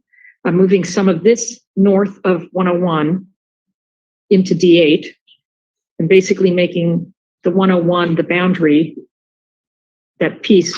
I'm shifting things west a little bit and south a little bit. There would be no impact to D2 at all. Can I see a map? This is all I was talking about was basically moving Sunny Slope into D1 and moving Anthem and New River, these up here into D8. So having that be captured by D8. If anything, it's going to actually take a little bit out of D9. So D8 would extend up here. It would capture this piece of I-17, which it already has a chunk of that in there. So, and then Sunny Slope would come from D8 into D1. That's all I was talking about was D8 and D1, not anything with D2. There might be a little bit of an impact on D9, but that might be okay because right now the way it's coming in is an odd shape where it comes in on whatever that Memorial Highway is, the Bob Stump Memorial. So it probably some population at it. Do you want to move it into D3? Well, what I'm talking about here is moving Sunny Slope from D8 to D1 and New River from D1 to D8. That's all I was talking about right there. I know that's what you're talking about. Yeah. You're talking about set aside as storage request. And I still would feel that MP needs to move out of you. Madam Chair, I think in order to make progress, it would be great to have new maps to look at before we get back here on Monday. So is this another place where we should now have anyone who wants to make suggestions create a map off of this? And if we have competing maps, that's fine. But so that we at least can then, if we could do that in a 20 or 30-minute period, then we can take a quick break and then go to LDs. But then actually, it'd be great to see some new maps by Monday. That makes sense. The only thing is that I really wish we had testimony, official testimony from Councilwoman Pastor, before we actually make the specific request for changes, because it would influence what I would ask for. But if you all feel comfortable enough with the conversation we had to give direction, I'm very comfortable doing that. And then I'm also comfortable shifting into the legislative maps. I think it'd be helpful to get new maps drawn by Monday. So I would suggest we do that, and we'll take our best shot at describing what we think Ms. Pastor indicated, but we've got plenty of time to then adjust it on Monday if we can find out more what she's thinking. Or if I could request, I was focused on 8.4. I was focused on 8.3, not 8.1. So it's like looking at a map. I looked at the map originally, but for me to make immediate changes, I'll take my lunch and look at stuff, if that's okay, and work on that, because I need some time to look at the difference between 8.3 and 8.1 in those areas. So, because that's what I had been emphasizing. So I'm not really as prepared to go ahead and make a bunch. I mean, there are a couple of things which I've known all along with the Sunny Slope area, for example, that Commissioner York has also been mentioning Sunny Slope. We have different places we want to put it, but we've both talked about it. So would that be a possibility where maybe while I'm eating lunch, I can focus on that? Completely okay with We will, by the end of the day, no doubt, make sure we have the time to give directives to mapping, to make the appropriate visions of the maps you'd like, so we have them to review before Monday. And if we'll, return to it at the end of the day, maybe even we'll have additional information. So at this point, we could break for lunch and then come back and, either dive into this or start the legislative map and then return in the afternoon to giving the directives to mapping. Could I ask the staff, have we received a letter from Councilwoman Pastor or Mayor Gallego? Madam Chair, Commissioner Lerner, we have received a letter from Mayor Gallego. It was first to you at 9:02 this morning, so you may not have had a chance to review it, so that might be helpful. Right now, we have not received an official letter from Councilwoman Pastor, but we will reach out to her office and see if they can send that before the end of lunch. That'd be really helpful. Right. She essentially gave me her testimony just personally when I'm, meeting with her to learn her ideas, but it's best coming directly from her. I'm sure it'll be more accurate. So at this point, do we want to break for lunch Madam and Chair, study? Yes. Madam Chair, just as you're Yes. thinking about the changes you want over lunch in here, I wanted to add in the mix. Part of the shifting around of D8's coming up to New River, it's going to displace a big chunk of D9. So as you're thinking about the changes you make, think about where you want D9 to come into D8 from the west side too. Do you want it into the Sun Cities or into Peoria and Glendale? Just as you're putting that puzzle together, please include that piece as well. Doug, not all of us are thinking about D1 going up to New Rivers. Granted, but that I just want to be sure that as Commissioner Lerner mentioned, she was going to think about those changes. Just be sure to include in that rotation what to do with that piece of D9 that'll get picked up by D8 in this process. If we go forward with that map request. Okay. Any other questions for mapping before we take maybe a 30-minute recess for lunch? 45 minutes? One. Okay, 45 minutes for lunch and study.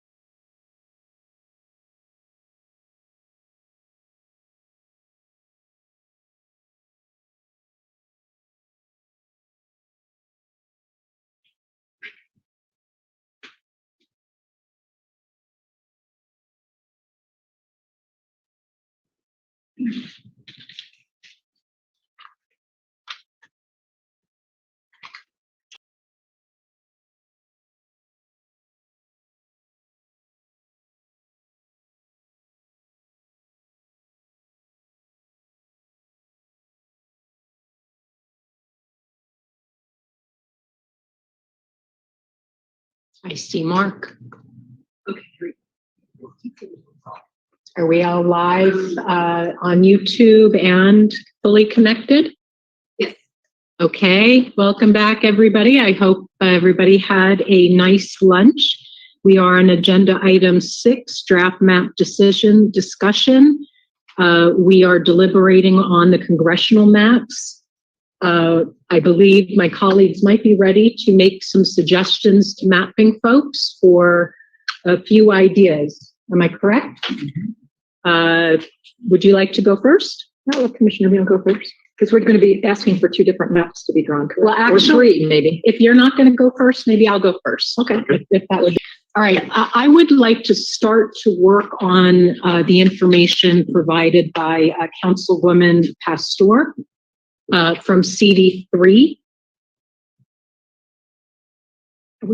Can I just clarification? Are we going to be having potentially, like, these are all going off of 8.1, and then we're all going to have potentially different versions from 8.1? Correct. Okay, thank you. Unless you like what we're saying so much that you want to just give it a thumbs up.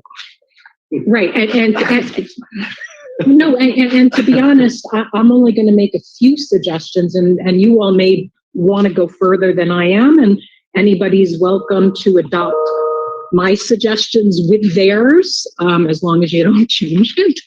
We're not, but I'll start with the kinds of things that I want to make sure I see in one map. So starting with CD3.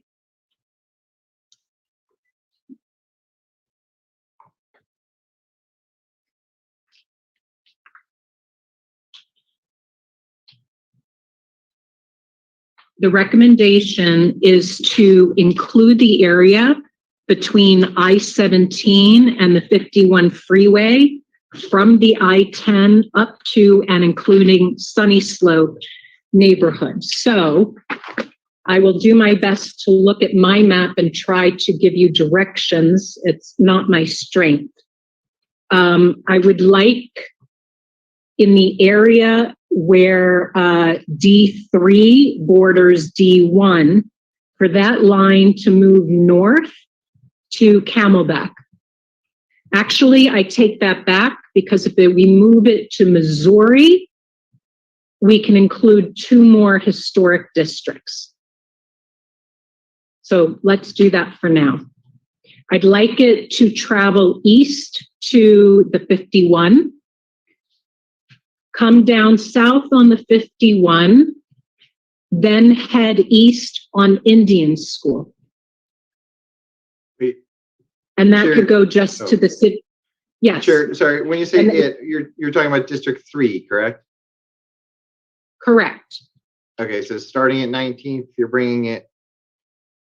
So starting at 19th, and nope. Brian, can you move the map north a little so I can?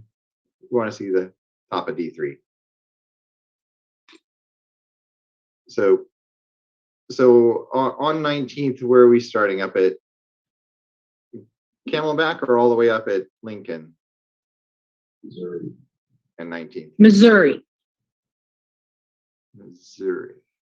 Which is that just north or just south of Camelback? North Camelback. Right. Okay. Can you zoom in, Brian, and find that? There we go. Okay. So starting in 19th in Missouri, and then we're coming across Missouri. Okay. East on Missouri to the 51. Go Okay. south on the 51 to Indian School, at which point you cut east and take that up until the Phoenix City boundary.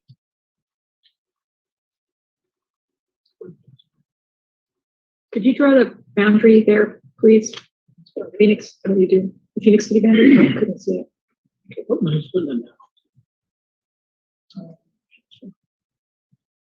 So we're taking Papago Park and all that area in to D3? No, I do not know. Papago Park, I believe, should go with, Tempe, South Scottsdale. Well, we could talk about it, but I don't envision the zoo area, that whole area in D3. Okay. So should we take, so then we have to take Indian School east to, should we stop at 44th then? Can you zoom out a little bit, please, Ryan? So, It sounds like my colleagues think that makes Well, sense. it's with the current bounds, City boundary, but that's with the current boundary of the. Yes, I think that makes sense. At 44th Street. So 44th Street would be the east boundary. Yeah. Yes. okay. And then is there an area we're trading for that? Not at this point. Doug, what she said, she'd like to see our proposals incorporate that boundary. Okay. So we'll do our best. We'll do our best to trade. Right. Other things that I would like to see happen, and again, you could take these ideas and build a map if incorporating my ideas, or, people can help me build my own map. I believe D8 should take in all of Peoria, Sun City, and Sun City West, using the Agua Fria River and Grand Avenue as the western boundaries of the district. Wait. Peoria, Sun City West.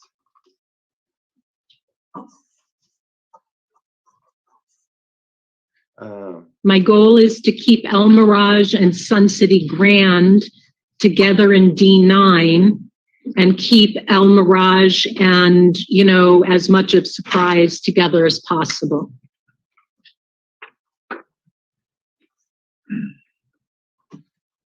And you said you wanted the Agua Fria River as the border? Yes. Okay. Brian, can you highlight Surprise there, please?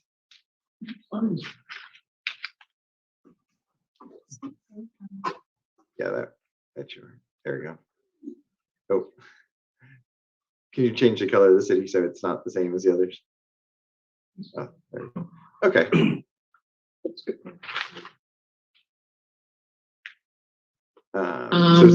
Surprise, all of Surprise.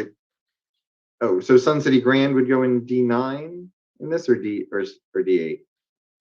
The Sun City that's in Surprise, should that be in D8 or D9? Hold on.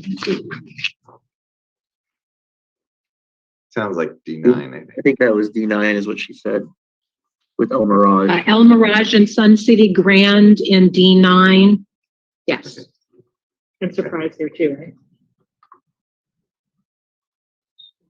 Yeah, Surprise in there as Yes. well. Yes. So, okay. I think it may, so we'd be moving Sun City Grand. Okay, I was gonna say it's almost there, but yeah, we have to move Sun City Grand. Okay. That would work.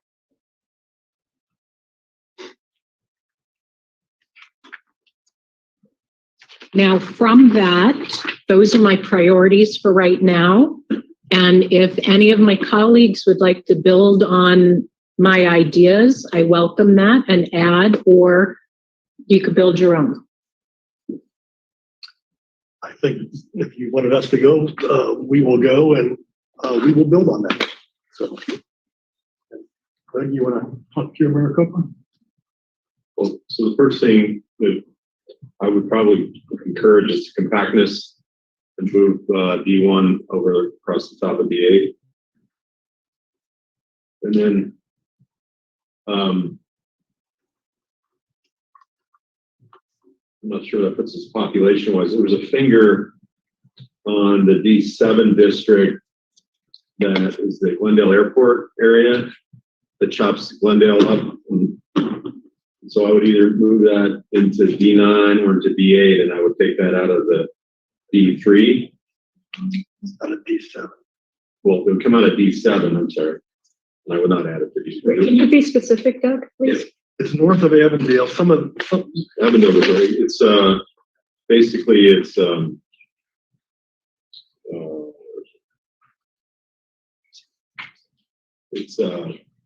believe it's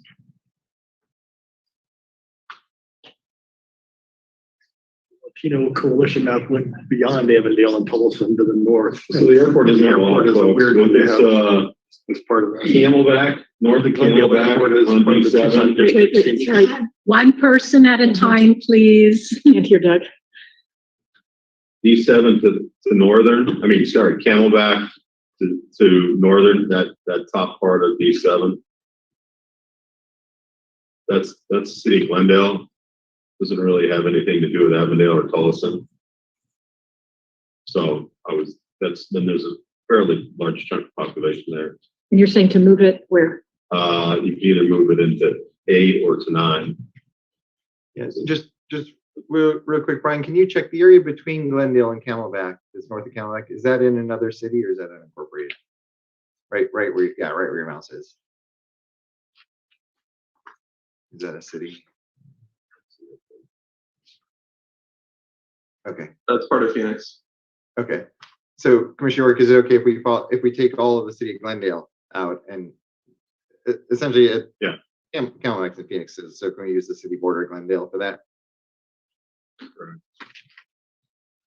Or do you want us to follow Camelback all the way across? Oh, that's fine. And then there's a chunk over Tolleson there. That's the city of Phoenix along the 101. I had that going into D3, but I don't know how the population balances, but that's kind of, the Tolleson sits there, Avondale sits to the west, and that helps that's your basically D7 minority representation. You're moving it out of D7 into D3? No, not Tolleson or Avondale. Okay. You go north of the 101 there, Tolleson, that little section of D3 isn't really part of the minority district. So I would move that little section there along the freeway into D3. That makes sense, Brian? North of Tolleson up to, what is that?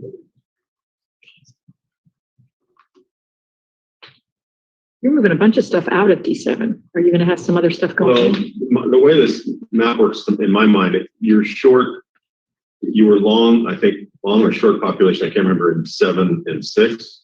And so the map rotates counterclockwise to accommodate the D1 changes. Are you asking to take population out of Tolleson away from? Oh, okay. I just Just the block above it. Okay. So north of I-10? Correct. Up to Camelback. and east of Agua Fria. No, east of the 101. 101. I call it that. Right. That's what you're talking about moving now. Correct.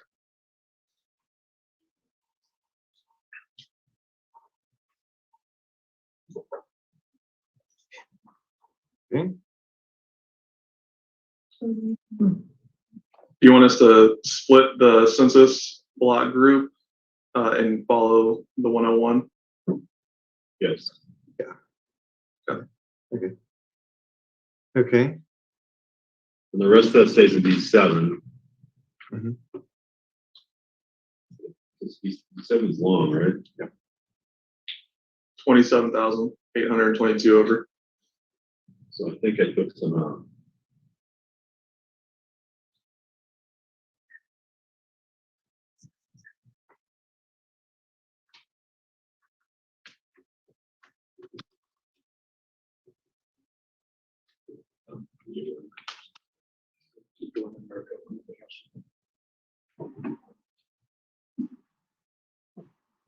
So we've got I didn't really have. I didn't get to-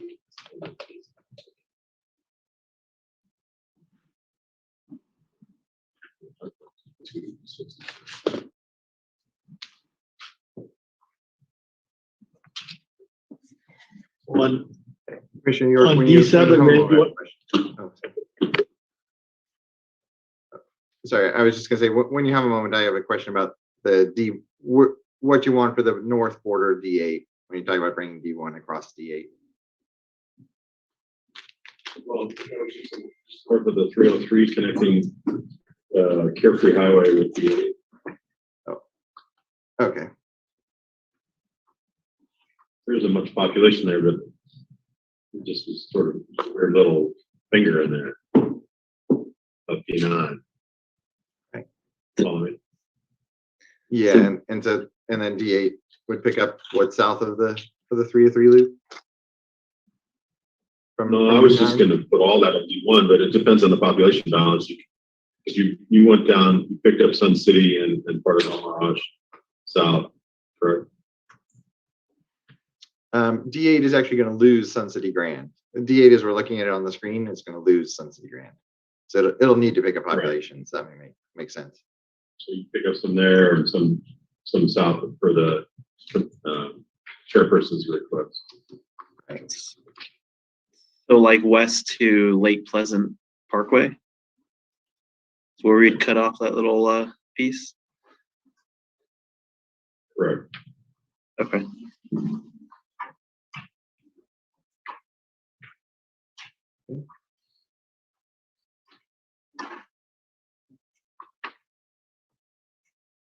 Right.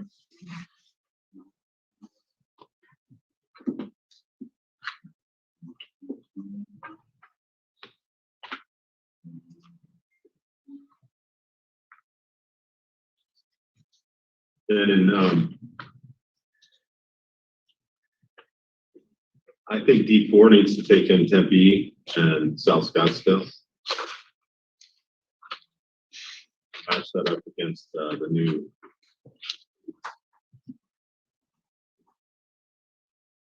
So how would that's a lot of people. What would you trade? Right, that and then for? move those out of. Sorry, I couldn't hear that. I said I would move them out of, I would pick them up in D5. You don't have Leisure World part of D5, and we heard some testimony to that. You didn't go all the way to the north boundary of Gilbert in D5. Well, that's actually.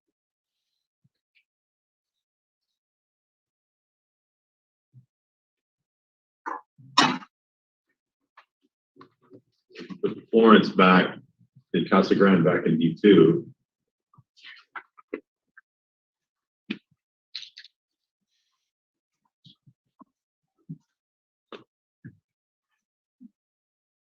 Okay.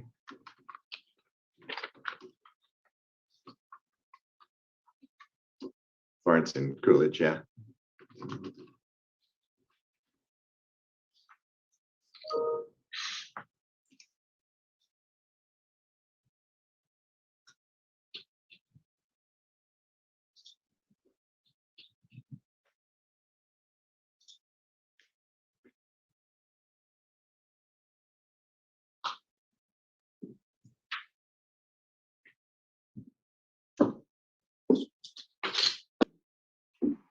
So,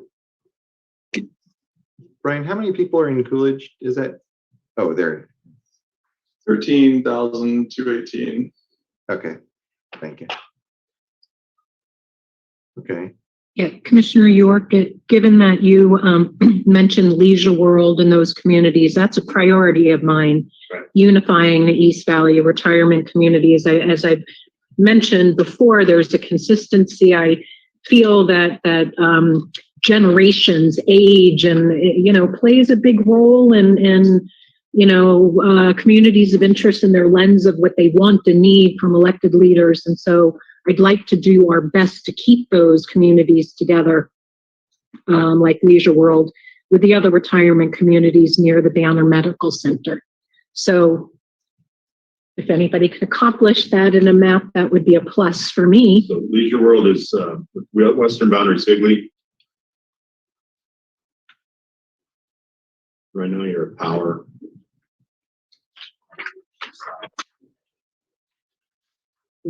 Right, the border at D4, D5 is power. Right. The eastern boundary of D4 is currently power. If you move it west to Higley, you basically take in Leisure World with Sun City and Sun Lakes, Sun Lakes down to the south, and so that puts that community together. And so if you pick up Tempe and D4, that'll kind of offset those two populations. Sorry, it was move from power west to what road? Higley. It's two major blocks away to the west. Oh, Higley. Oh, okay. And do you want to do that the whole length of D4, north and south of Highway 60? Oh, that would, yeah, that gets you more Gilbert.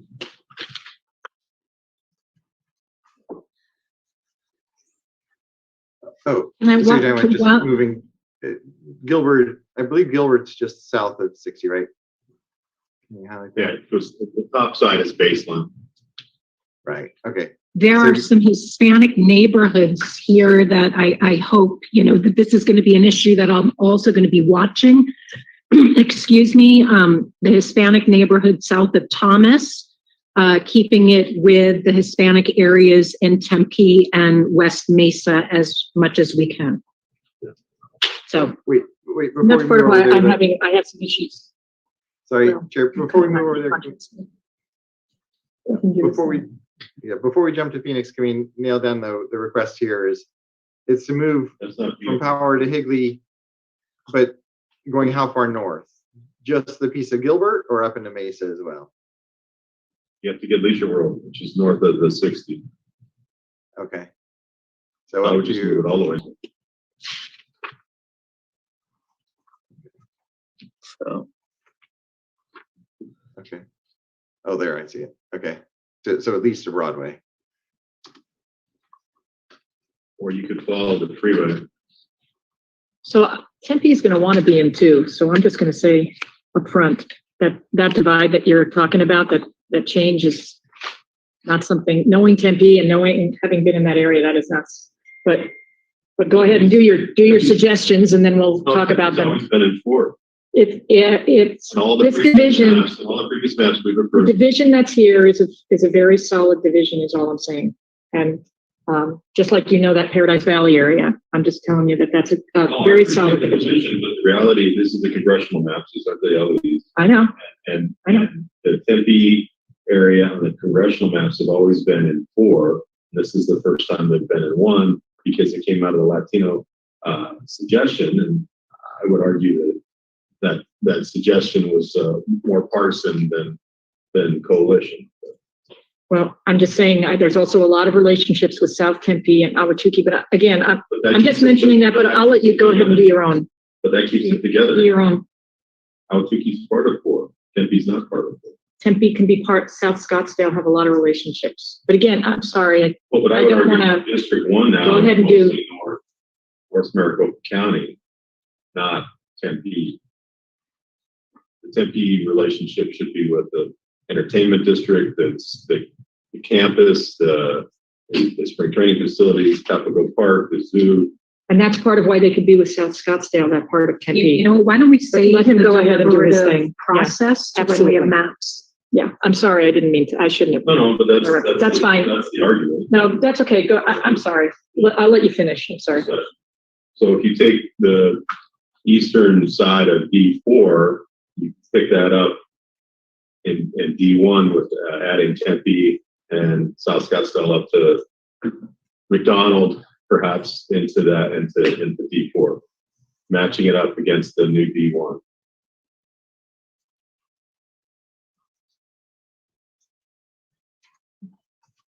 okay. So Tempe, South Scottsdale up to McDonald Road.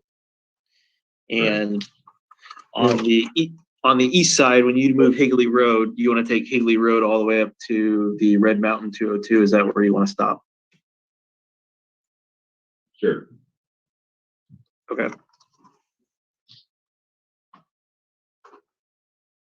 Now, one thing to flag, so there's, just looking quickly, it looks like there are 70,000 people in Tempe who are currently in District 1. So that's way more people than we're talking about transferring around in the other changes. And that doesn't include South Scottsdale. Well, you could take 8 down into Sunny Slope to match up against D3.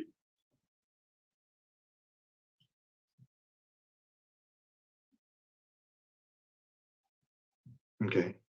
Doesn't 8 already include that district, Sunny Slope? Or did you come farther down? Yes. Eight goes all the way to the edge of the mountain preserve. And But 3's not going all the way up to, there's a little, what do we call it, panhandle sticking in there, of 4. I mean, of 1, excuse me. Mm-hmm. 3 went up to Missouri, and 8 doesn't go all the way down to Missouri. So you would take 8 down to Missouri following the 51 freeway as the east border? Yes. Okay. yeah.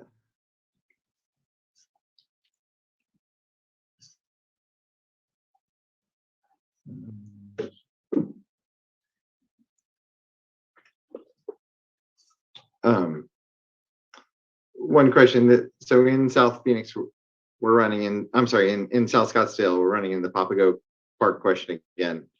Is that going, that's going into District 4 with South Scottsdale? Correct. Okay. Okay.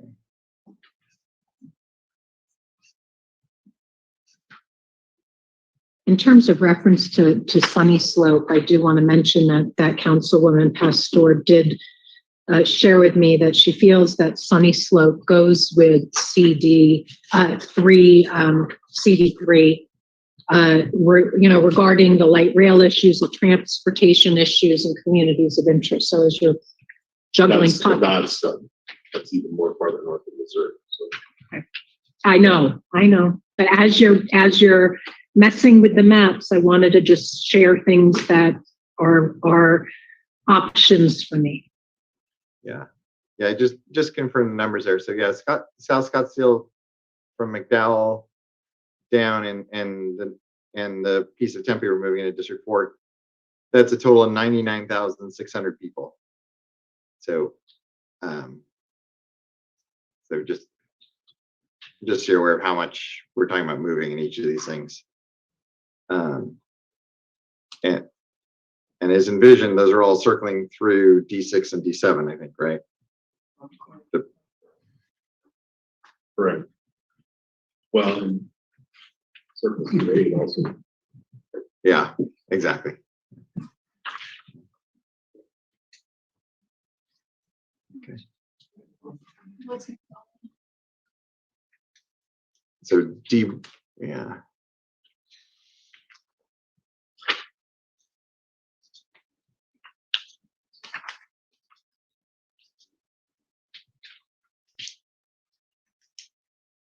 Okay. Okay, and then, so now we've got,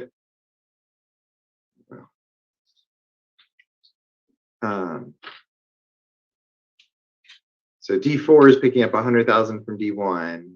D5 is going to pick up 100,000 from D4. So D2 could pick up, is going to pick up 100,000 from D5. And I guess that would lead, so Maricopa and Casa Grande are probably going to have to come out of D2 and go into, should they go into D7 or would D6 come up and pick them up? I think Maricopa could go into, well, D6 could come up and pick up Casa Grande, but it's better to keep Maricopa in so that you keep the reservation into D2 that's over that way. Yeah, well, now. I think with all these, Oh, I agree with that. I was just gonna say, now we'll have Florence and Coolidge in D2. So D2 can Yeah. get to the reservation through there. And somebody else Okay. can come up and get Maricopa.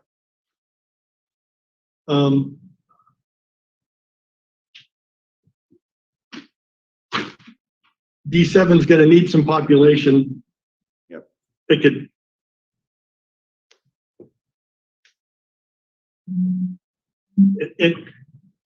But Picture Rocks next to Marana should go from D7 into D6.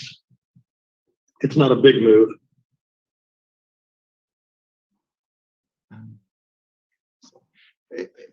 In 8-1, the only part of, oh, you're talking down in Pima? Not in Pima, Picture Rocks, which is just to the west of Marana. They would, we had a lot of testimony that they wanted to be part of Marana. It's about 8,000 people. It's not a big number. Picture Rocks and Pinal.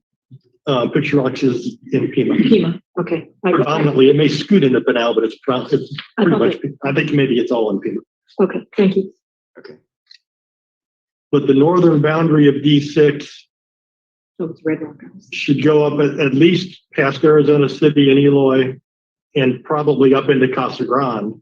And then it can come, wherever it goes up to, it can come straight over until it hits the other boundary so that we have no elephant nose up here. And it's a coherent. And that would then cause it to pick up Mammoth, but then there's not much else in there. Right.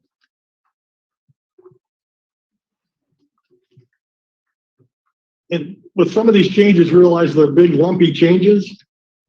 And I would just as soon have you come back to us with a map, even if it's not balanced, and show us where it's not balanced, and then have us work with you to figure out what we think the priorities are to balance it, rather than having you spend too much time arbitrarily trying to figure out how to do that.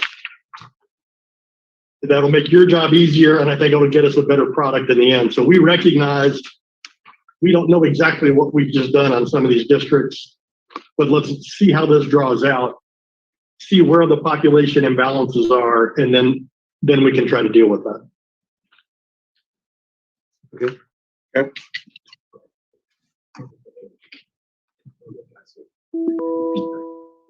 Well, you want me to repeat that? No. They want to have them repeat that.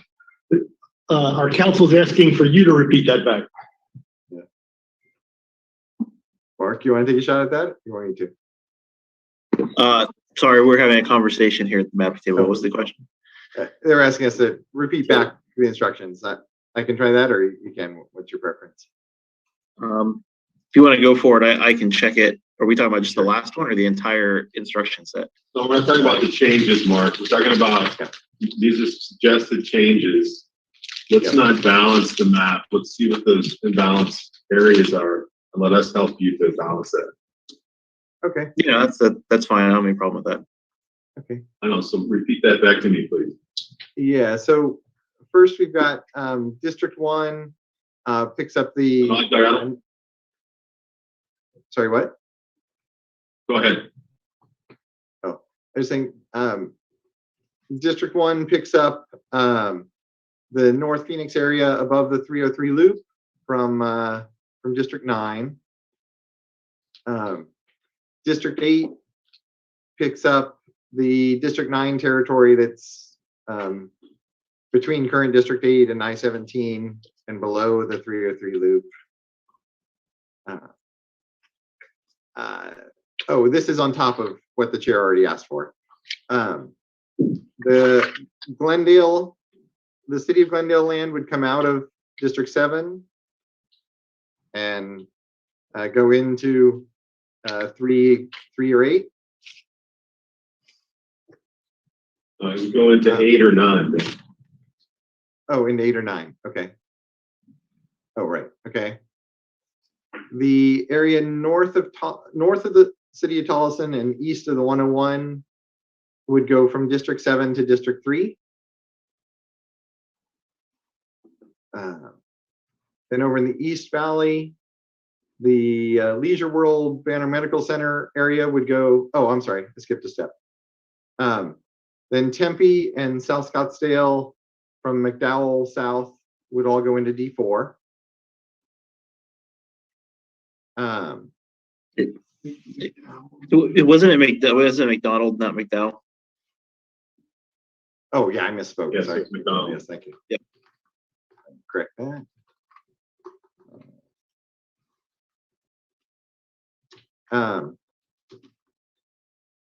Then the District 5 would pick up the Leisure World Banner Medical Center area by moving the border west from Power to Hiley Road up to at least Higley. Broadway. Oh, Healy. And then Higley. Okay. Higley. I'll meet you there. Thank you. Yeah, Higley up to the 202 freeway, to the Red Mountain Freeway. All the way up to the 202. Okay.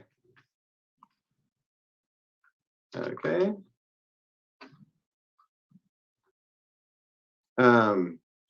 There was some direction, I didn't get the details. Do you want all of Gilbert into District 5 in Chandler? No, just the north boundary movement. Just the northeast. Okay. Okay. Just over to Higley.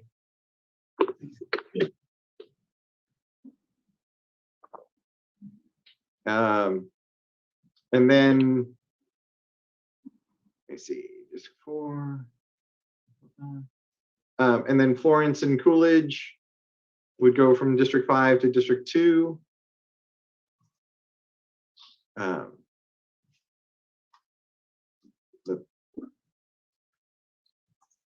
The Picture Rocks area in Pima would go from District 7 to District 6.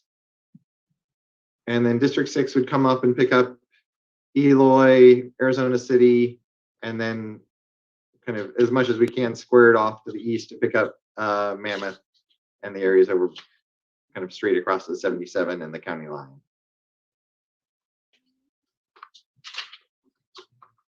Did you actually want Casa Grande to go into 6, or should we just bring it up to the edge of Casa Grande?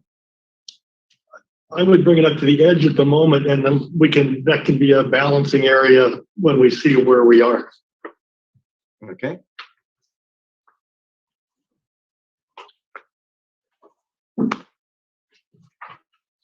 Okay.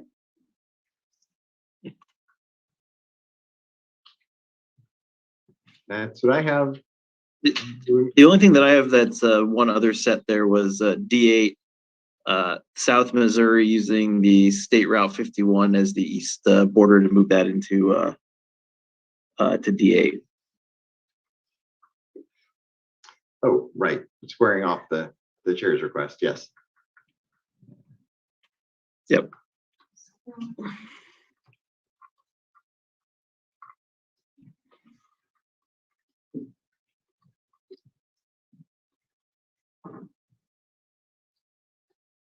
I think this incorporates a huge amount of the testimony we heard and some really good communities of interest changes, and we're anxious to see what this plays out, and we'll figure out how to balance it once we see what we've got.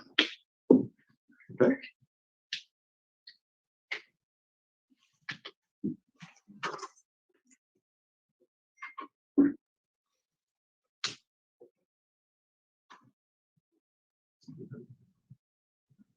Are you gentlemen done? We are done. Okay.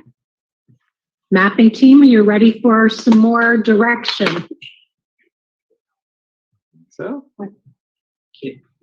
There has been confusion in the past as to the direction of the imbalance. I don't know if mapping fully understands that, and my recommendation is to avoid staff confusion later on, is that they repeat back as to exactly what the commission wants. If not in regard to the lines, but the direct direction. If you want them to be arbitrary and fix it equally, you need to give them that specific direction. If you don't want them to, they need to make sure they understand your direction here. And I don't want them to on this map. Okay, can Doug and Commissioner Meal have a direct conversation about the boundaries of what you want and what you don't want, what's doable and what's not doable, so everybody's on the same page, please? Our council suggests we make it clear on the record that you've heard our direction that we don't want you to do a balance map, that we want you to make these changes, and then we will balance it later with our input. And we'd like to hear you repeat that back. Understood. We'll bring you back a map with these changes and not balanced with any other changes. Thank you. I just have one question. If they have logical ideas, would you like suggestions, or no, you don't want them leading in any kind of way? A written list of suggestions would be fine, but I don't want them to do it on the map yet. Okay. So actually, I would imagine both would be wonderful. Honor the exact map being asked and whatever thoughts you're having about solutions, ideas, to keep a list and present it to the commission so that we would have that piece of information. That would be helpful. Okay? Okay. Okay. Colleagues. Okay, we're going to start a different map because it's gotten very confusing to me to use that existing one. And I will tell you that at this point, I will tell my colleagues here, I'm really concerned about the direction that the map is going.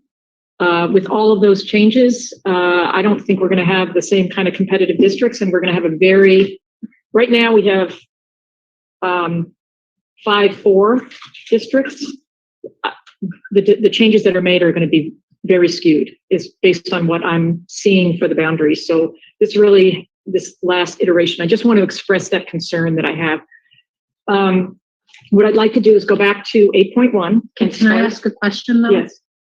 So you won't start or consider the very few areas that I asked for? No, I'm actually very willing to do that. That's their starting point. Yes. I incorporated my request for a map, and then I said, anybody wants to use my ideas, build the map out from it. So I just want to make sure that both sides have the option to do it. Absolutely. I don't know. And that's your choice if you like it or not. So my concern is that I have looked at those suggestions by Councilwoman Pastor, which we just saw, and we just got the recommendations from Mayor Gallego. I don't know how they align. So that's why I wanted to start fresh. It's not that I'm opposed to the Councilwoman Pastor's suggestions, but I don't know if they're in concert with Mayor Gallego's.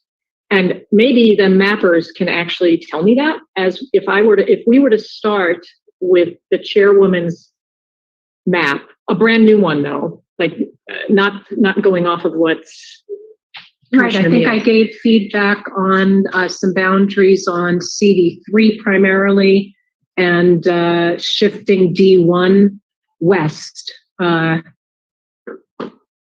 So, I can't recreate everything I said. The mapping team could probably have a better record of it.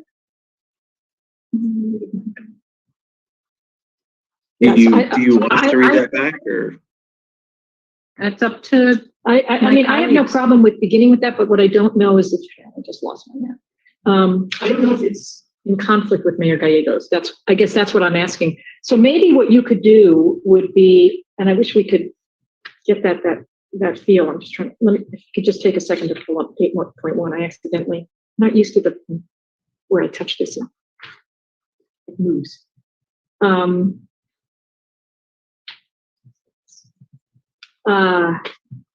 Let me read you what, I do feel we should give Mayor Gallego, being the mayor of the 5th largest city in the country, an opportunity to have a version of her map in these areas, if I can just find it. Yeah.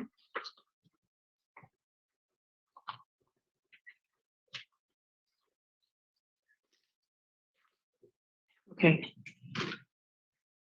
So what I guess I don't know is if these changes for Mayor Gallego align with Councilwoman Pastor.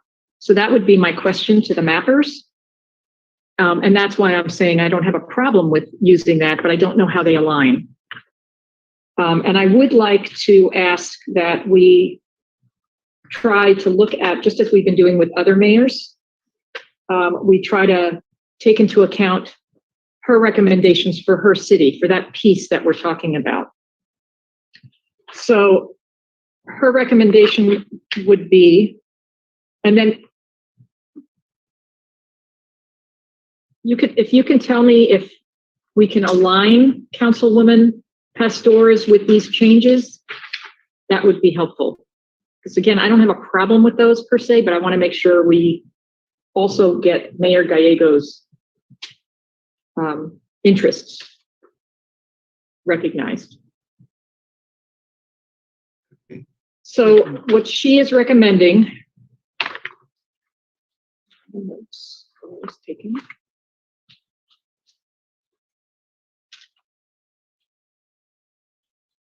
is basically centralizing District 1. Most of the changes for Mayor Gallego would be between District 1 and District 8, the majority of those, which is why District 3, that Councilwoman Pastor might work with these as part of that. So she would like to include, basically you could take the borders of I-10 and Loop 202 in the south, take the Phoenix-Glendale border in the west, and Loop 101 in the north and east. And that would be District 1. It would become a much more compact district. It would be a Phoenix district. Sunny Slope would be in that area. It includes the historic LGBTQ neighborhoods. It includes historic neighborhoods. It includes transit as part of that.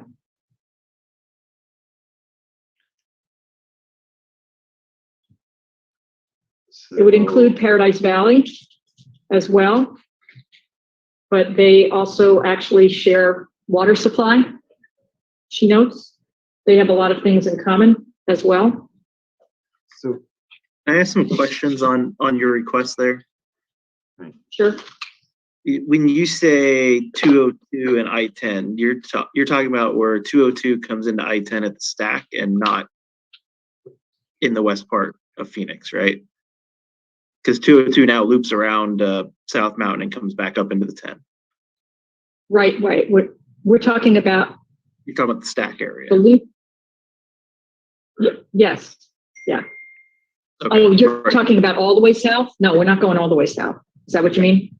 Well, I'm just saying that Yeah. that Loop 202 and I-10 now touch in two different areas. One is out to the west, Right. where the new loop just came in, a year or two ago. And then it also Right. touches where I-10, State Route 51, and 202 all come together. Right. So Yeah, no, we're talking about the central Phoenix part. yeah, so if that what you meant? That's right. Oh, sorry. Yeah, that's where I was looking for the south. And then, can you tell me that northern border again that you wrote off? So I think Yeah, it's the so it would 101 be- loop, correct? Right, the 101 in the north and east. Yeah, so everything east and north of 101 gets cut off, gets taken out of District 1 and put into. That would go and into then- District 8. And goes in District 8. And District 1 comes across on the south side of 101 all the way to the Phoenix-Glendale city border, correct? Right. Okay. And then, So it creates a pretty condensed district. yeah, and then 8 would be right now is Sun City, and then would go essentially take everything outside of the loop around the Fountain Hills, Fort McDowell, all that territory. Right. So 8 would be basically the suburban, exurban areas. So it would actually reach around this District 1 north boundaries, north of the 101. And it would include Peoria, Phoenix north of the 101, including Anthem and Desert Ridge, New River, Carefree, Cave Creek, Fountain Hills, Rio Verde, North Scottsdale, that whole area there's a whole bunch of that's already in District, that's in District 1 that would move to District 8. So it basically go around on the northern part, kind of swing over that.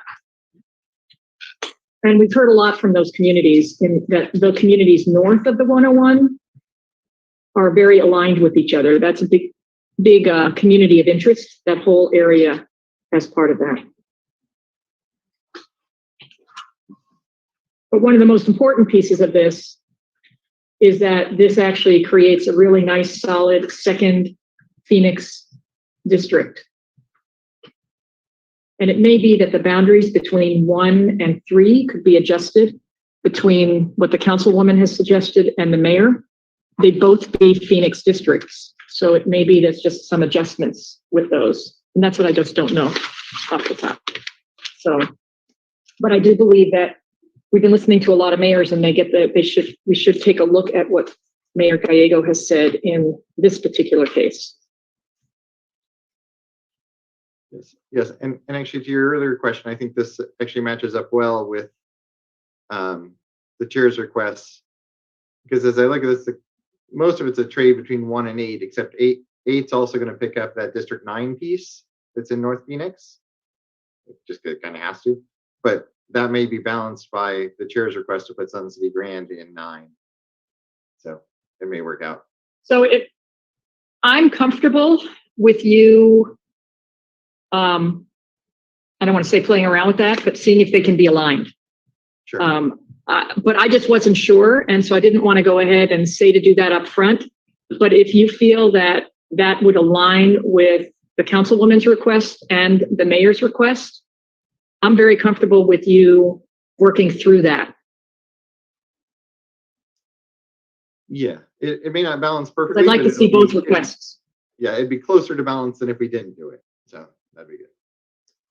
That would be, I mean, I'm comfortable. I would like to see us, because both have Phoenix, the best interest of Phoenix in mind. So I'm very comfortable with you making those adjustments. And if they can be balanced, great. We'll have to take a look at VRA as part of all of that, since we're adjusting with all of this, I guess we're adjusting those. So if you could do that, that would be, that's one change. And then another change is one of the reasons we have this population imbalance. I'm not actually going to change District 4. I'm very comfortable with the way that is. As I've noted, I think this map 8.1 has some things that will have to be adjusted to bring communities of interest together in the areas where we're splitting some communities in the southeast. And Pinal County, once again, being split up into multiple areas. I think it would be nice if we could somehow pull that together. But I'm going to go down to Tucson, and I'm going to reiterate my request down there. One of the reasons in your notes when you made 8.1, there was a big population imbalance between 6 and 7 in 8.1. And an easy way to achieve that. The reason that population imbalance, I think, came into play between those two districts was because of moving the boundary to Alvernon. Which again, it's not that we're following every word that every mayor says, I know that, but it is not in keeping with what the mayor said. And so I would like to see us move that boundary back. And so let me see where my notes are. Back to Campbell. And it would be Campbell north, if we go to north of Broadway, and we take that back to Campbell, and then go north up to the river, using Campbell as a border. That should balance the 6-7 problem that existed, because that's where the population imbalance came from, by adding that large amount. And so if you put that back into 7 out of 6, it also accomplishes the idea that the city of Tucson will have two fairly nice, they will be represented by 2 districts. You'll have the eastern part of Tucson and the western part of Tucson is there, but I'd like to see us use Campbell north of Broadway as that boundary up to the river instead. and then you would just keep coming down on the current shape of Broadway to the east to Kolb. Is that what you're saying? Keep that piece there? Yeah, that block can stay. Okay. But I think that was a big part. So we want to get as close to Campbell in there. And I think that should, because 6 and 7 had about a 25,000 person in each of them. What we're really trying to do is just get that balance back as part of that. And that was something, did the mayor say they could go a little further east? Yes, a little further, but not necessarily all the way. So I'd like to see us to do that. Plus it takes in communities of interest in those areas. It aligns them better. And from a historical perspective, again, I know I'm an archaeologist, so I always bring up history. But from a historical perspective, that works very nicely for CD6 to be balanced with CD7 as well, in terms of the communities of interest that are there. As far as other changes, I don't have any at this time for CD6. So that was the main point that I wanted to recommend, because I think the other areas, I think we still have to look in the northern part a little bit about the fact that, again, it goes into Pinal County. And at some point, I would like us to take a closer look at what we're doing in Pinal, maybe when we get these back again. The alignment there of the separation of Coolidge from Casa Grande, Arizona City, Eloy, Sackatone, those areas should all be really closer together. I would make a recommendation now to include them, but I don't know how to balance that. I guess would be my concern. I don't know how to put, I don't have the alternative. I don't have a way to say, take those out of D5 and put them into D2, and then what else do you do? I guess that's my concern, is I don't have the population balancing thing of what do we do? But I feel that those communities and this shape of D5 in that southern part doesn't work. I'm going to just ask you if you have thoughts on how we could improve upon that southern part of D5. Can you zoom out, Ryan? So you can see more of the region. I'm sorry? Otherwise, I'll leave it like this now, and then we can play around with it when we get the recommendation back.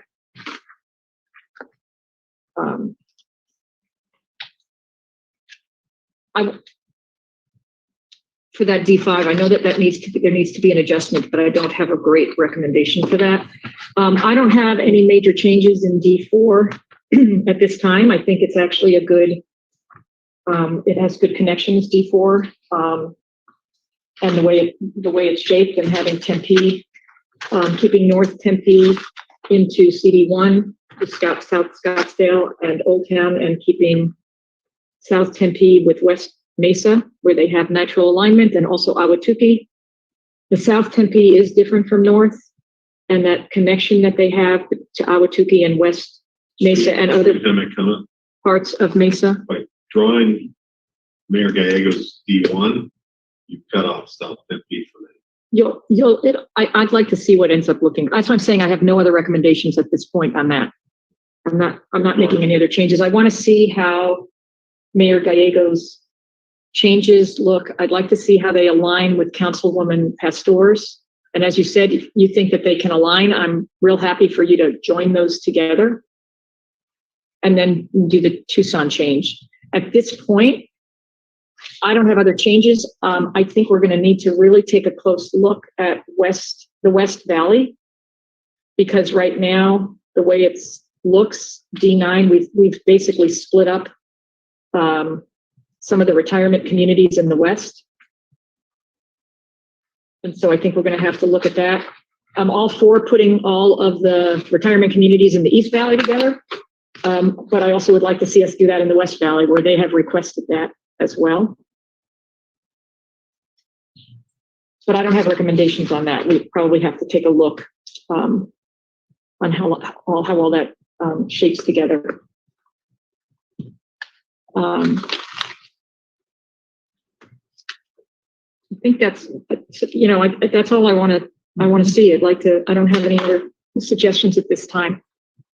I think we need to come back and take a close look at how competitiveness is going to look with all of these districts and all of these changes. We're going to have to see where that ends up, and also take a closer look once we get these on where some of these communities of interest end up. I feel like we've been shifting some communities around, and I'm not so sure where we're moving them is necessarily in their best interest. But the only way to see that is by looking at the map, the new maps.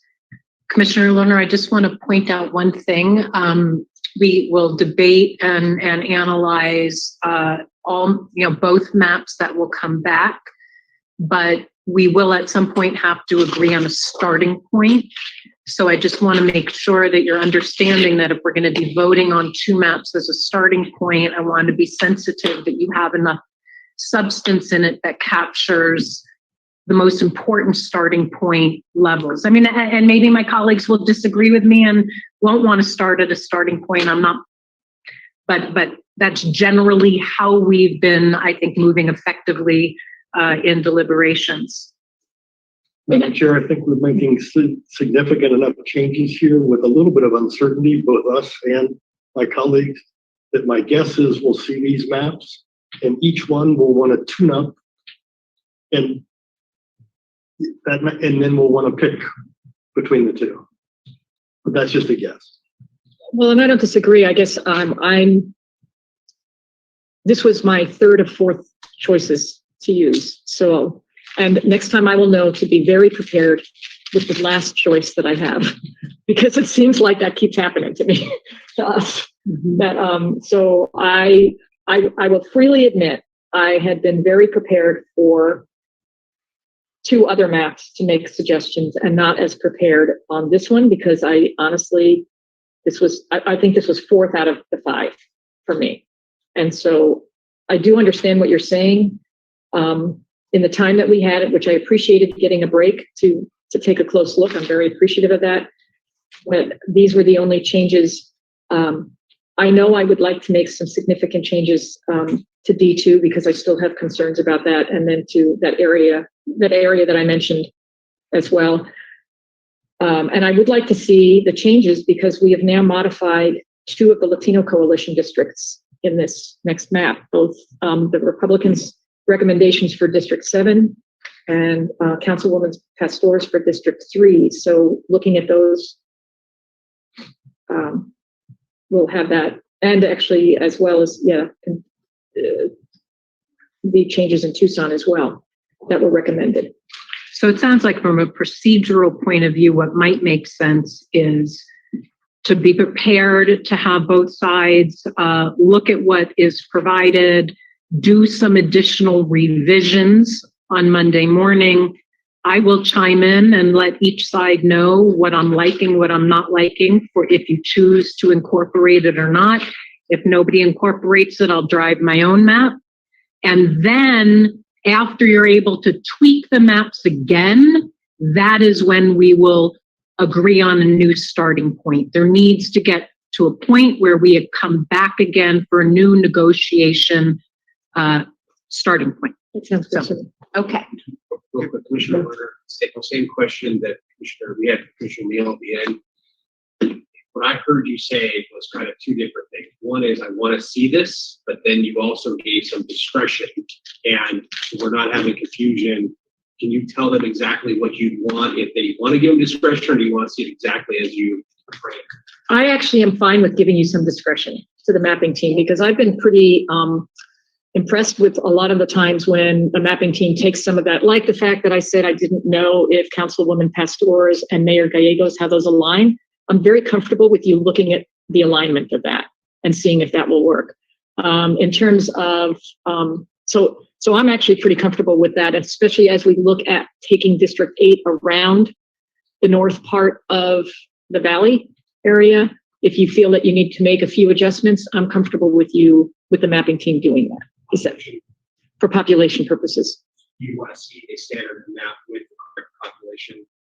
Yeah, I'd like to see it as close as we can. I'm comfortable with having the mapping team kind of work through some of that, because as I said so far, and if they can't, that's fine. I don't want you to make decisions I don't want the mapping team to make decisions they're uncomfortable with. But there have been times when the mapping team has done some balancing taking this into consideration, and it's actually been, I think, pretty effective. So, I like our chairwoman's idea that we'll get back, and then we may have, iteration 1.2 or something from there on that. So thank you. If I can clarify one point on that, down in Tucson, we'll certainly check the whole thing, but moving from Alvernon to Campbell is probably going to be a little bit too many people. Would you rather us move it all the way to Campbell and just tell you how much it's off, or should we just move it to the point where it's balanced, somewhere in between there? From Alvernon, you're thinking it'll be too many people? That's my suspicion. Let me I could just be get- wrong, but that's my suspicion. So To move it from I mean, we could Alvernon to just- Campbell. If it's not, you could go, and in fact, the mayor even said a little bit beyond Campbell was okay, but I think this is too far. So yeah, if you can't move it all the way to Campbell back because it's too much population, if we're only talking a couple thousand people, I'd say still move it to Campbell. If you're talking 10,000 people, then let's find a different boundary. Okay. But if it's very close, I would say keep it I still would use Campbell. Okay. Well, we definitely won't go beyond Campbell, or and we'll definitely move it. We'll just come as close as we can. Thank you.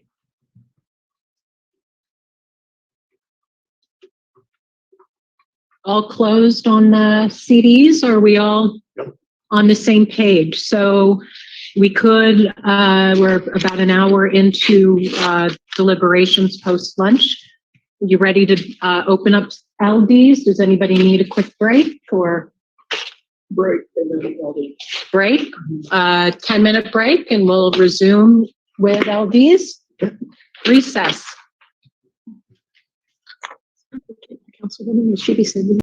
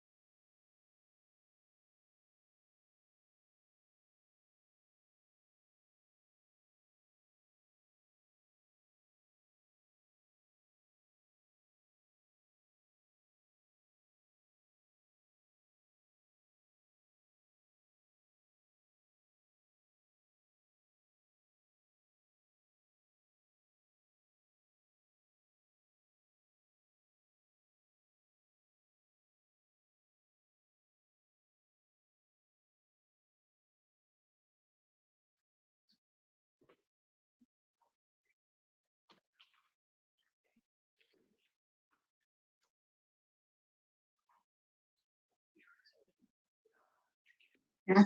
That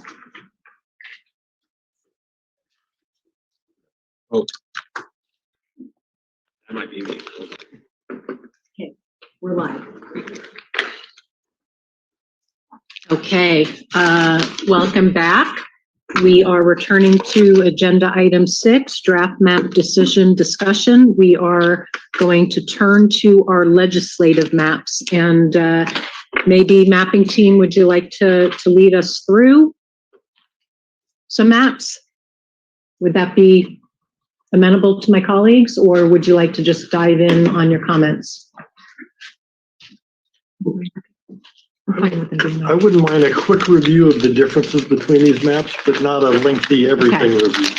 Yeah, an overall summary to refresh our memories of the different decision points. So the Cliff Notes version, on the screen, you can see the tree. So we took the adopted legislative draft map, built 11.0. Then from 11.0, we built 11.1, and 11.3 came off of that, also 11.1, and then 11.2 went back to 11.0 and was built upon that. So 11.0, all it was doing was adding the consolidated Gilbert user map, which was LD0058 for districts 9, 10, 12, 13, 14, and 15 into the East Valley of Maricopa County. Map status, it is balanced. There's population that all the population is assigned, and we were able to fill all the requests. Map 11.1 uses 11.0 as the base and incorporates the Navajo Nation LD 6 and 7, which is submissions LDF 056 and LDF 057. And also the Latino Coalition's map for LDs in the Phoenix area of 11, 22, 24, 26. And that user submitted map was LD 0069. So the quick way it was balanced is D25 went north to 28. D25 also went east to D27, and D1 went north into D2. It's balanced, all the populations assigned, and we were able to fill all the requests. 11.2, which was built on the 11.0 base, adds in the Yuma Gold split, and also the Navajo Nation's LD 6 and 7 that we already talked about. And it also adds in the Latino Coalition's 11, 22, 24, and 26 from their user submission LD 0069. After adding the Yuma Gold split, we had to use District 16 in the Yuma split instead of District 22 or 25 due to keeping the Latino Coalition's District 22. The Navajo Nation's District 7 and the requested Tucson changes. So we had to keep those three things because we were told to use those. So in that case, District 16 went west into Yuma. And D23 took D16's area from Casa Grande into Tucson. D30 will move east into Wickenburg. That is balanced and all the populations are assigned. The thing we couldn't fulfill was we couldn't use the Yuma to West Valley district as seen in Yuma Gold because it would have a really unbalancing effect on the map. So what LD test map version 11.3 did, it was based on the changes made in 11.1, and it incorporates the Yuma Gold map, which is LD 0057, along the Yuma city and county boundaries, and connects North Yuma to the West Valley. And this map also takes District 30 into Wickenburg. Sorry, Brian, I know you're trying to move the map really fast around there. But as you can see here on this one, it takes District 25 from the West Valley of Phoenix down into the Yuma area while incorporating the Yuma Gold map. The population issues that we would need your direction to solve if you were to choose this map is that District 23 is a little over 78,000 people short, which is a deviance of negative 32.75%. And District 25 is 90,408 people over, with a deviance of 37.93%. It's unbalanced, but the population is assigned for the map. So the real district difference between 11.3 and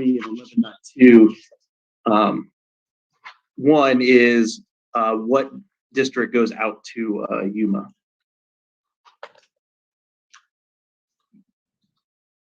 And then if you were to choose 11.3, it would be where do we actually grab the, how would we fix the population balance? We would need more direction on that. Is that any questions on that? I know that was a quicker readout. That's good. Yes, and the notes are great. We all have this in note form, commissioners. So Brian on the screen's got the differences here. You can see D16 going out to Yuma on the left side of the screen. And you can see D16 actually moves north. So it doesn't have anything in Pima County and it comes only half into Pinal. And then on the right-hand side, you can see where D25 comes down into Yuma. And D16 stays put. Which one is which, Mark? What's on the left? Left side of the screen is 11.2. Right Okay. side of the screen is 11.3. Thank you.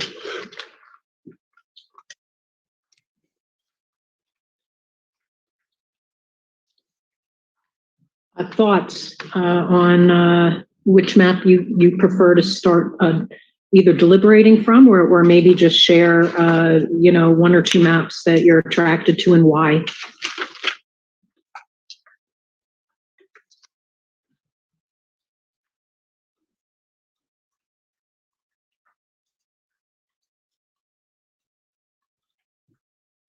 I would start from the 11.3 map. Anything we start with is going to need a lot of work. We have our job cut out in front of us.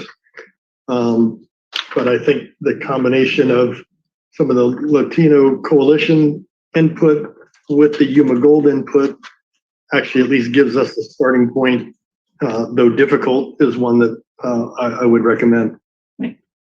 And it also incorporates the districts in the East Valley. Yes. So it incorporates a lot of the requests from a lot of from many of us.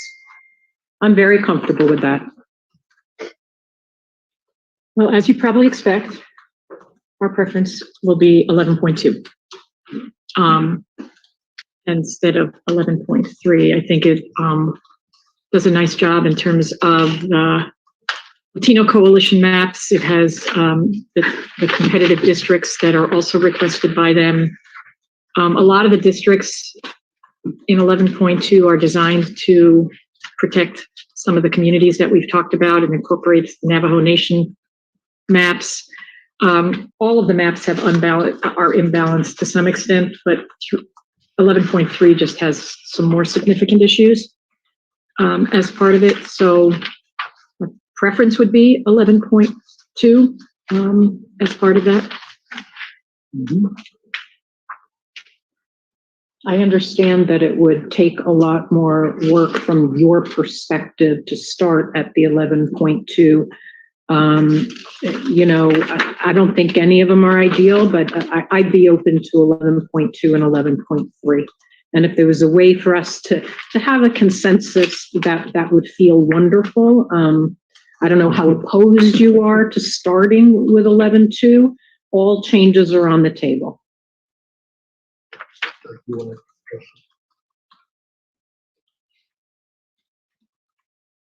I thought the way that 11.3 treated the coalition changes in the West Valley better fit communities of interest in the West Valley.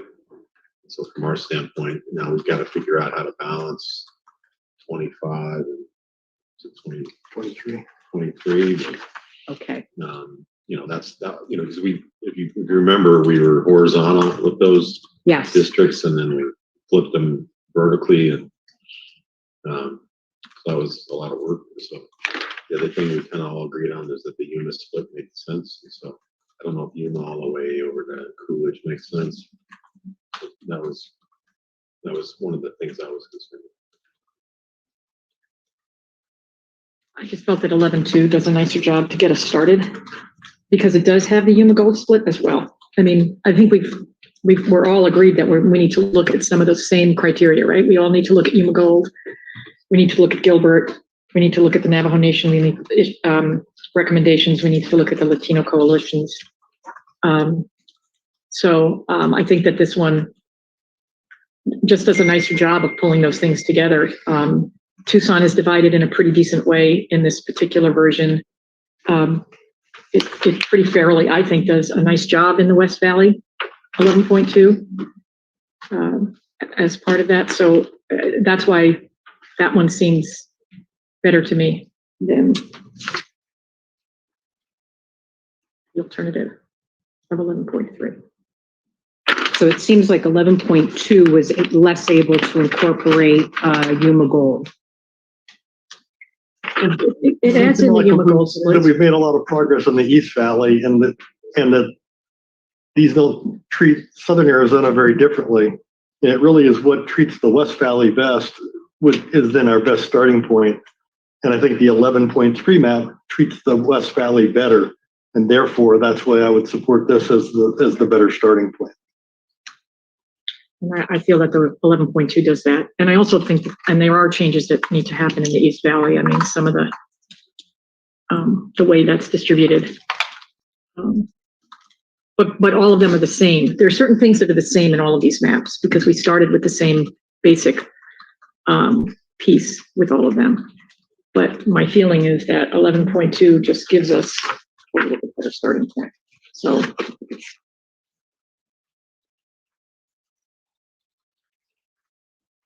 So the four of you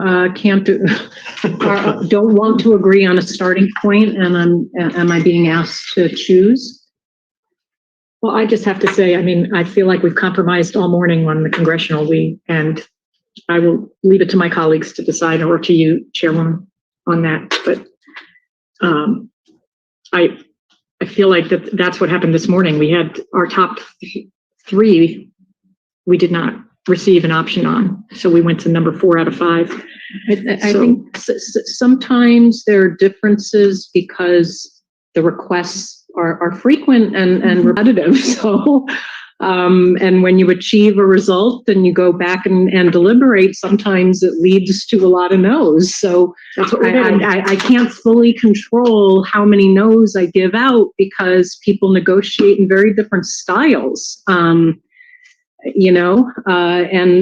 it's a little frustrating because I'd like to just really be honest and direct and focus on the lines, but I'm having to manage perceptions, and I don't want gamesmanship. I don't want people to have to think, count, numbers of times. And so it just, I find it very distracting. And you know what? I'm going to ask my Republican colleagues. I believe, everybody can still get to wherever they need to go. But, can we please start with the preference for my colleagues on the left and do the work and get to where we need to go based on adjusting each line? Madam Chair, if I might, I was going to point out the only difference between these two maps are in 3 districts, the 25, 16, 23. One is balanced and the other is not. There's a tiny difference in 27, just balancing, but substantively, that's the only difference between these two maps. Okay, can you say those districts again to me, please? Yeah, Brian, can you zoom out? So the maps are essentially identical. Zoom out more so we can see the 3 districts that differ. So the only difference is 23, 16, and 25. Whether that Yuma Gold shift is balanced or whether it's not. So.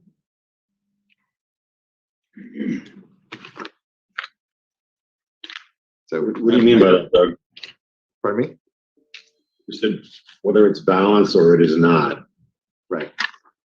Where you were overpopulated in 11.3 was in 23 and 25. Right. So in L2, you couldn't do everything we requested because it wasn't balanced. Is that what you're saying? We got kind of an odd, the way the requests ended up came out a little bit odd, yes, because these two maps are actually a little bit backwards. We drew 11.3, and then 11.2 is a shot at balancing it. So 23 is way short, so it picks up the Tucson part of 16. 16 per the instructions that went into this, we don't want to mess with the Navajos D7. We don't want to mess with Gilbert, Mesa, Santan. So the only place 16 could go was west to Yuma. So all the other districts are essentially identical in both maps, other than those three.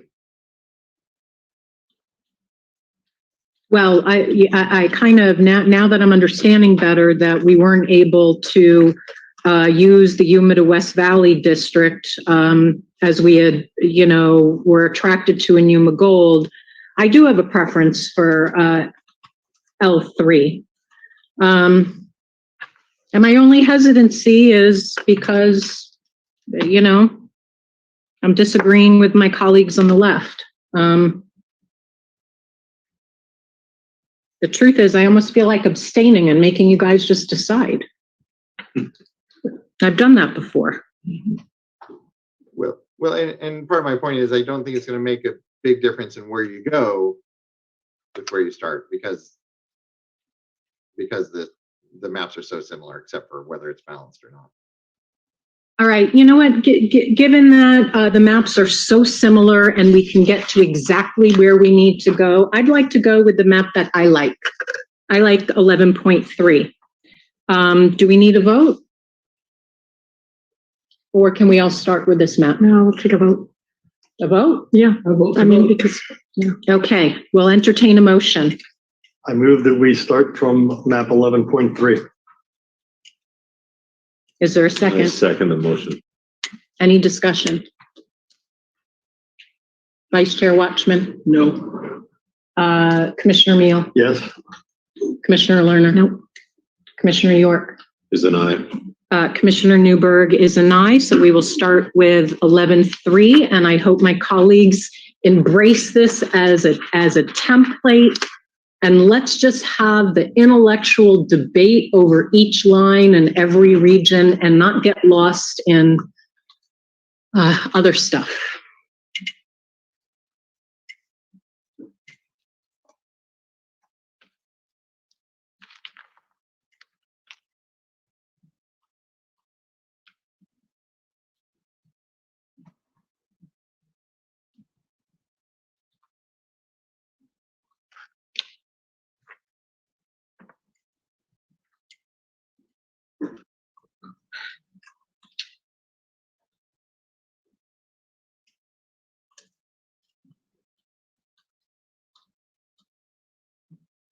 So the challenge in this map is how do we move the population from 25 to 23?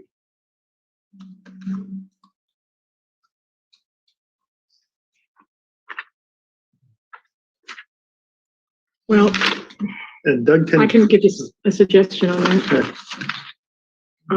As an option. I was just looking at the Yuma Gold thing, but what we could do would be to potentially for, we're overpopulated on 25, correct? Right, Yes. overpopulated by 90,000 people. This district is, has got the potential to become a little more competitive. Right now, it's not, and it also could probably get into some of District 28 if District 28 took some of that in the Southwest. Some of the never used to this new term now. It's exurban versus suburban. I was going to say suburban, but if District 28 moved to the southwest a little bit, take that part of District 25, as well as the northern part of the Yuma County District. District 25 could pick up El Mirage, because El Mirage, as we heard in testimony, people did not want El Mirage with the retirement communities, so it could be kept with more Latino areas. It's a younger population. It's also minority majority, so potentially moving some of that into District 25 and moving out some of that parts on the west from District 25. That would be one way to move around some of that population. I'm not sure if it moves enough of the population, but if we get some of that from, I don't remember where District 28 was population. I don't have that. Let me bring graphics up. The rest are all relatively balanced. Yeah.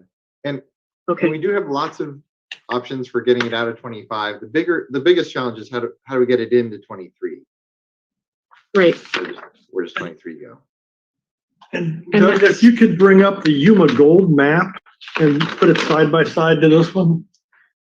Yeah, the thing that we would be doing would be sort of, it would be working our way in a way like Commissioner York did, where he moved one and then he moved another district. And that's what I'm talking about here, is we're moving some of 25 into 28.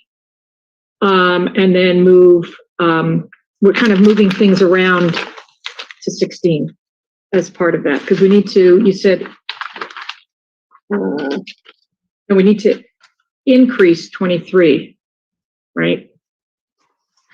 Correct. By 90,000 or so. Yeah, so the changes that would happen in 23, we'd keep the split in Yuma County because that works really well and it follows what the mayor recommended. So we don't want to move that, but what you could do would be to balance 23 over in Pima County. We don't want it going up, which is what this map. Oh, am I looking at the wrong map? Which one did we approve? Oh, I'm looking at the wrong map. I'm sorry. Well, That's why mine maybe didn't make sense. I was looking at 11.2. I apologize. Actually, you are making sense, because if we do balance 23 by taking it into Tucson, you're going to get the District 23 that's in 11.2. Okay, so that's where I'm going. I'm sorry about that. I was looking at the wrong map. No, you're right. Can 23 take you a then? Well, 23 I thought could actually be balanced by going into Pima County and taking places like Drexel Heights, Valencia West, and Tucson Estates into 23. Just so you understand the scale, if District 23 takes all of the District 16 piece of Pima County, it's still not enough people. That's why we wanted the other one. So what if you replicated, what if you took the District 25, wasn't it balanced in 11.2, District 25? Yeah. 16 went under. 16 went out. Right. And 23 went across the top. And that's kind of what we're trying to avoid. Just trying to keep the Buckeye rural agricultural area with the East Yuma, North region there along the Gila River. Did you get that, Angela? I think you need to speak up because I didn't catch some of that. Would you mind? I just said what we're trying to accomplish is the agricultural area of Buckeye and the western Maricopa County with the agricultural area and cattle region of the northern Yuma area together. And the reason I suggested bringing up the Yuma Gold, because I think, notwithstanding they don't seem to know how to copy our numbers, and they've got numbers that are all goofed up. The way it comes out with what they call District 22 and 23, and we're showing as 25 and 23. If you look at how they bring that up into Maricopa, they're both coming up into Maricopa and splitting population and making that population work. And if you took how they did that, but then keep the Latino influence on districts 24 and 26 and plop those in and sort of create the west side with 22 and 23, or whatever the right numbers are, 23 and 25 coming out of the way the Yuma map has them, and 24 and 26 the way the Latino map has them. If we could look at that, I think we may have a good starting point to try to do the rest of the West Valley. So I'd like to actually take a look at the Latino Coalition 3.0 map, the one that they just did, because I think they did some balancing of that by keeping Yuma Gold. And their version, I think, for the West Valley was very similar to that. So that would be, do you know which one that is? The Latino Coalition one? The most recent one. That one, correct? 3.0, yes. Yep. So that one had some interesting things with 3 of the districts, 26, 25, 26, and 28. I think they did some balancing there that basically kept, the idea was to not have Yuma necessarily go into the West Valley. And so, Brian, at least from my perspective, I don't think that's the best idea. Yeah, Brian, can you zoom out so we can see what they do with Yuma? Yeah, thank you. But it kept Yuma Gold intact. So it kept what the mayor had requested. Yep.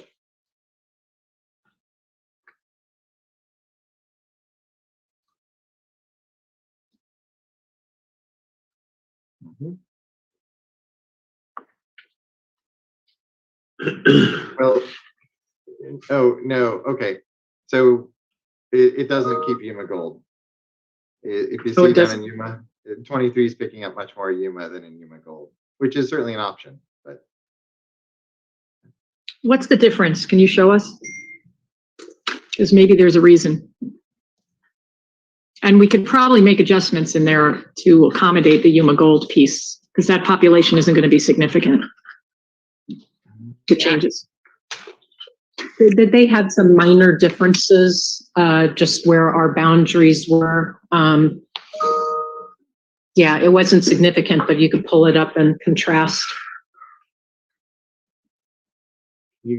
Brian, can you get a count of the difference in Yuma?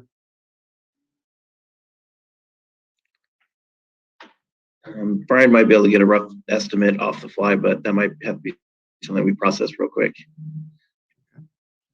Brian, can you? Essentially, it's the bright green that's right here is the main difference.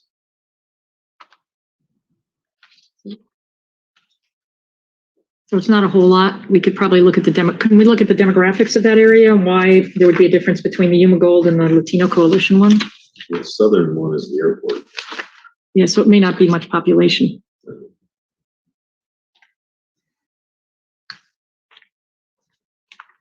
And if we're not at much population, I mean, we can probably just insert the Yuma Gold into the Latino one.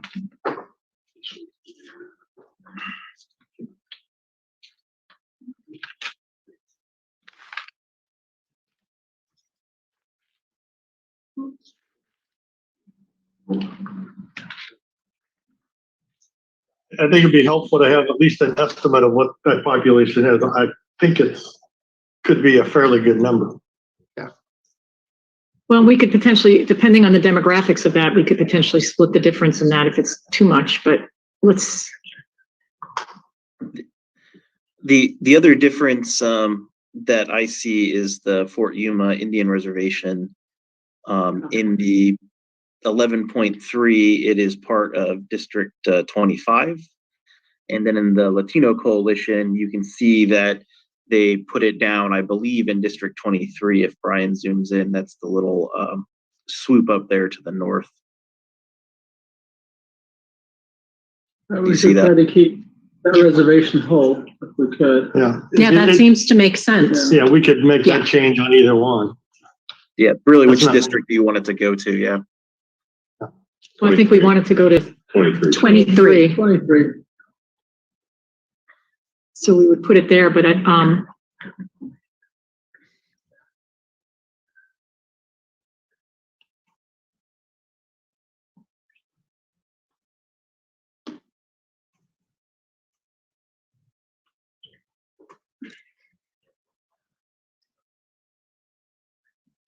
Well, Madam Chair, while we're talking about 23, can we go over back to the east side and look at the Pasquiaki tribe?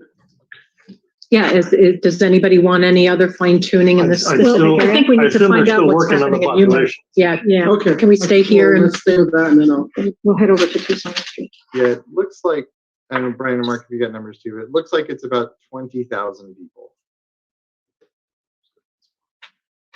that the Latino Coalition put into 23. I'm sorry, what was that? 20,000. 20,000, okay.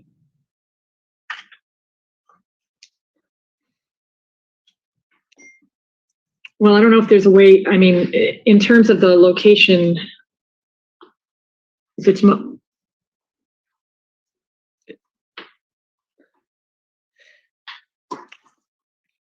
I mean, personally, I would be interested in seeing, you know, the population they added, how it affects the Hispanic CVAP in 23.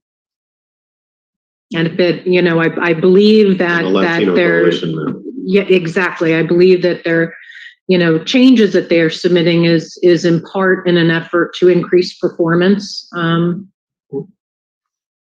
while ensuring, I'm sure, a high enough Hispanic CVAP. So we'll need to compare that after, you know, the districts take form. And I will just say in the Yuma map, District 23 does have over 54% Hispanic population. So it's a really solid district in the Yuma Gold map.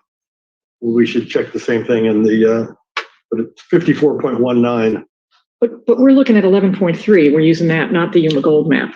Right. But I was suggesting the way to fix the issue on the 11.3 has the big population problem. Right. And I was suggesting a way to fix that is to take these couple of districts from the Yuma Gold and use them in here, which is why I'm then citing that statistic.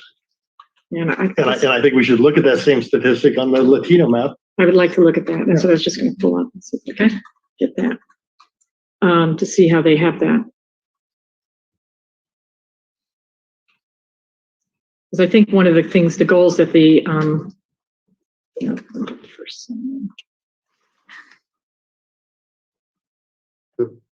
Brian, which district is 23?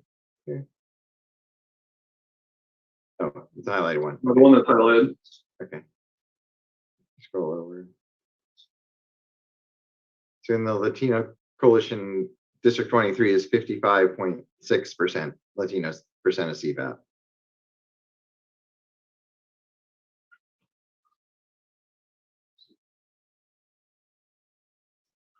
Repeat that, Doug.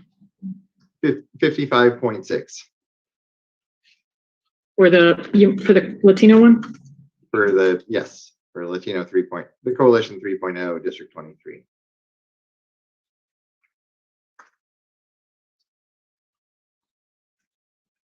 And what did I just say the Yuma Gold was? It was Brian's pulling it up now. 54.19. So very close. And both really solid, really good. Yeah, just so you're aware, what makes the Yuma Gold map work out in terms of how it looks and how it works is in Phoenix, there's no West Valley, Avondale, Tolleson Latino seat. All 4 Latino seats are concentrated much more in Phoenix. So that's how the pieces then fall into place and work for 22 and 23. And the issue with I think with the Yuma Gold map was part of why the Latino Coalition went the direction that they did, which is, I mean, we're looking at the two. Can you show us the same perspective between the Latino Coalition and the Yuma Gold, just so we can kind of see?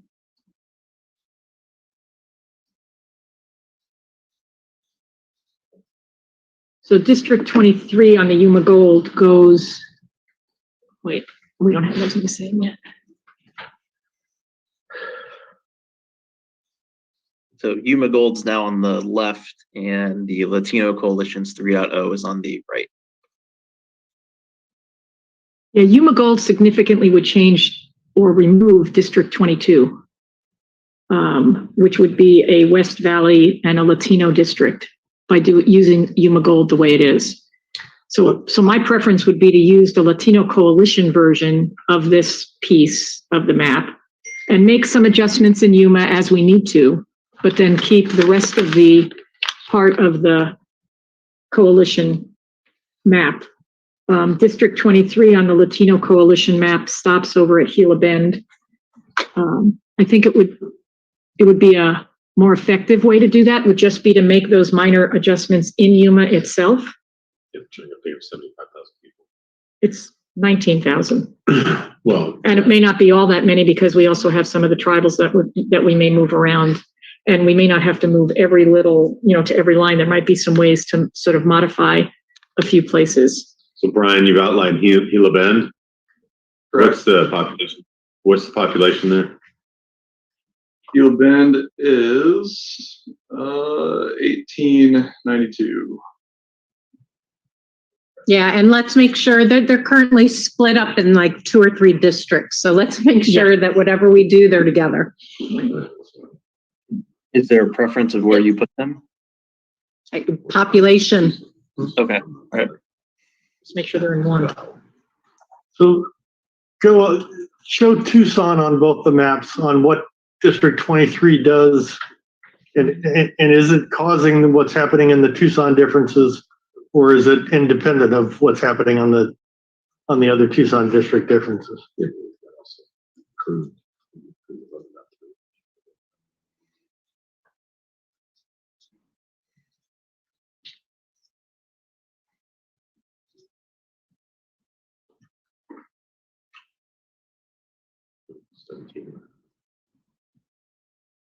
Let me pick some contrasting colors.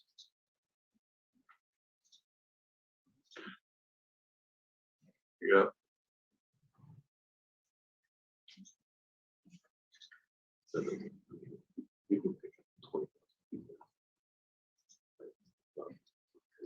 Part of my concern about Yuma Gold is it heads into the West Valley and then has a ripple effect of everything that it's doing. That's part of that.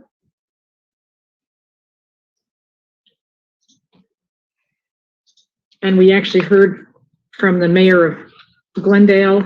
We got a letter from him, and a councilwoman with concerns about what the Yuma Gold, what that impact would be on their communities. We just got that this morning, I think. What if we started with areas where I think we're going to probably have more agreement? I think LDs 24 and 26 really do need to change. I remember the Latino Coalition proposed more north-south districts rather than east-west, if I'm remembering the directions properly. But once we make some of those other changes, it could help also shape the rest. So before we get deadlocked in another, dead end, that's just an idea for other solution points. I think the 11-3 map that we've agreed to start from. That already incorporated? Already incorporated the Latino districts 24, 26. Right, but I don't know if there's, the Latino Coalition has an updated map. I don't know if they changed any of that. Take a look at it. And look, we don't have to like, the new submission better than the old, but we should at least take a look at the difference. I think they're very similar. The 24, I'm looking, okay. 24 and 26 look very much the same in those two. Yeah. Brian, can you show us 11.3 and the Latino Coalition? There you go. And zoom out just Looking at District 27 or 24. to see all that 24, 26, and 11.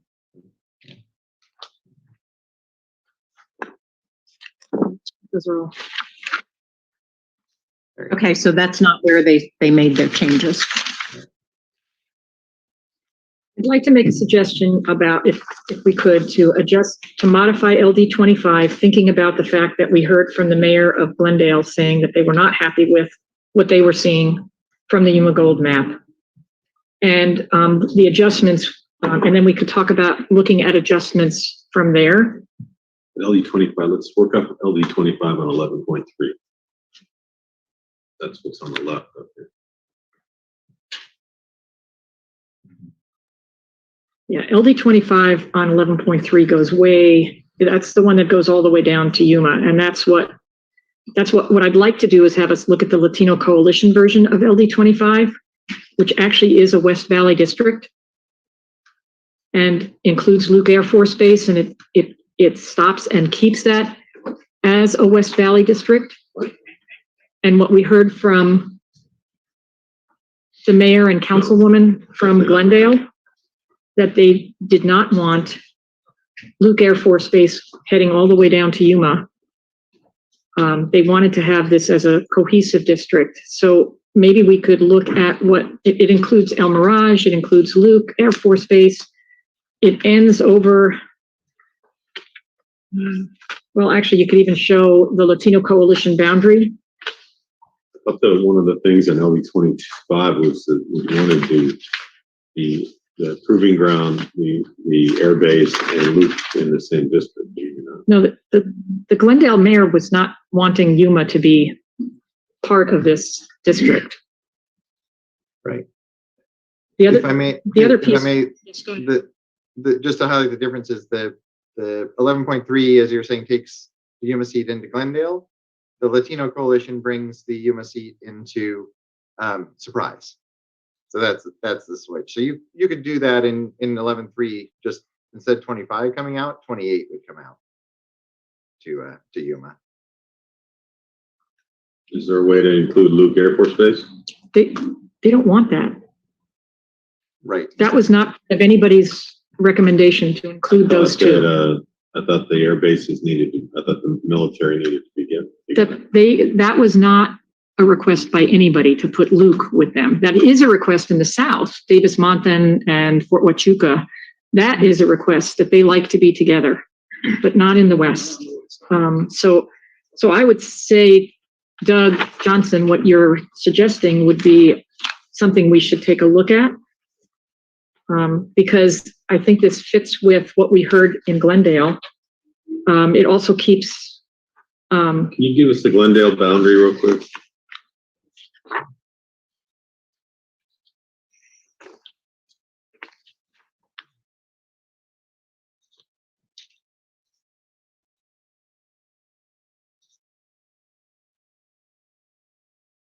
Yeah, so you could cut it off right on the west side of Glendale. On the left is 11.3 and right is Coalition.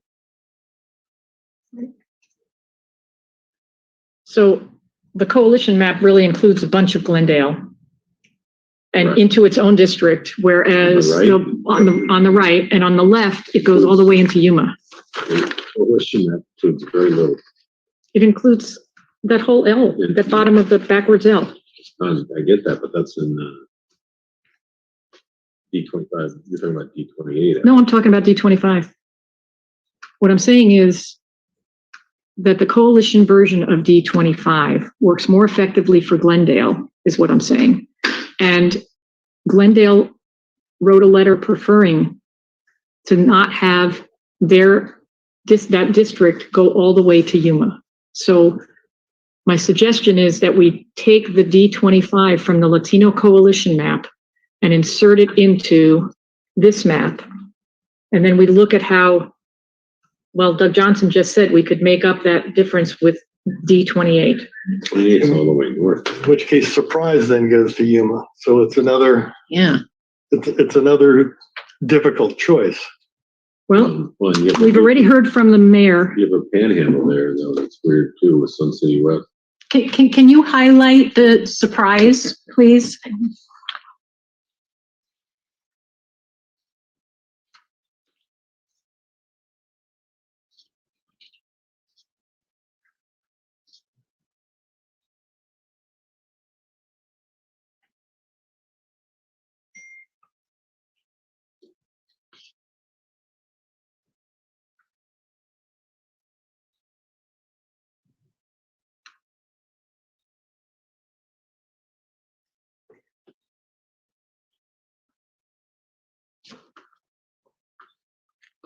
Yeah, it would take Surprise. The way it would end up working is 25 would squeeze into that Glendale Luke Air Force Base, and what in 11.3 is the southwestern piece of 27. and then 27 could push up and pick up from 28 to kind of, I don't know if we go all the way to New River, but North Phoenix. And then 28 would keep its surprise piece and pick up everything kind of west of Glendale. I'd rather see District 2 push up north. District 2. Well, we're really, that's far into Phoenix at this point. Well, But I mean, if we're talking West Valley, I mean, I'm thinking this is a, District 28 would actually be a better fit in that area. It takes in a lot more rural areas to connect with Yuma, if it's going to go all the way up in that area. To Commissioner York's point, though, yes, 27 could push east in the 2, and then 2 could push north if you want to include that in the rotation. And you get the same result out with 25 and 28.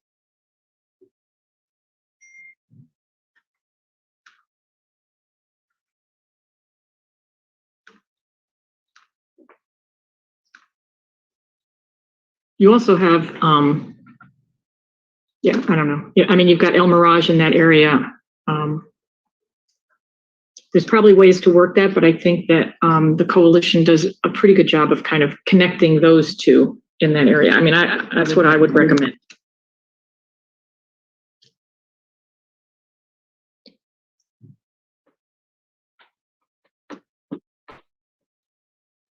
I have some questions on Latino coalition's map.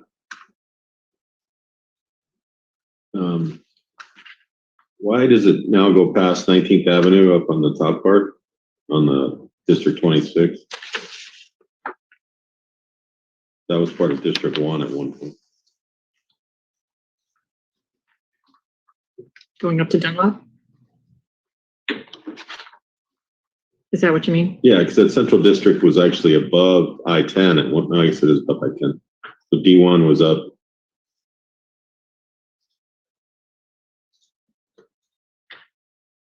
I just thought Alhambra was 19th Avenue, but what? And then it's got some funky jogs in the middle here. Well, it creates these two districts without packing them. So you've got, that's where those divisions are, I think, between 24 and 26. It may also be school districts, because I know one of the things the Latino Coalition has said in their documentation is that they spent a lot of time looking at school districts. And so they're looking at I have not figured out a good way. I've done it, but it doesn't always show me which school district I'm looking at. But I've been trying to figure out how to, I see there are school districts in the area, but I can't always tell which one's which. But I know that from their comments, they have said that that's been part of how they've divided some of these districts, is trying to keep school districts intact. We always talk about Kyrene, but we know that there's a lot of them in there. So maybe there's a way to look at some of those, and then we can see why they've divided those up. Do you have specific school districts that you want us to look for? Well, let's see. Well, we could go, if we start in District 25, just to go through that, what's the Glendale? In Glendale, there are, I think, District 25, you have Litchfield Park there.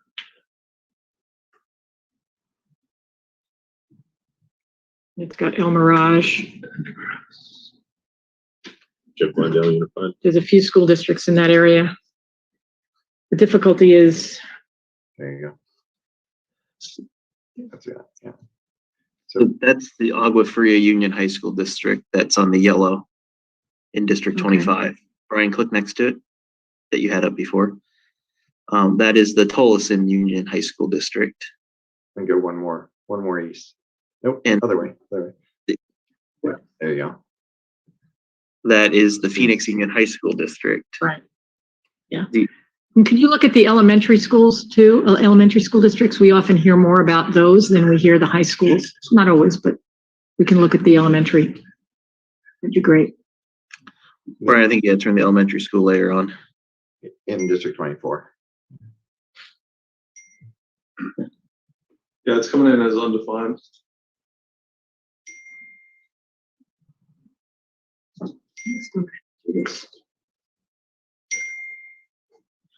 Yeah, that's what the Commissioner Lerner was running into too.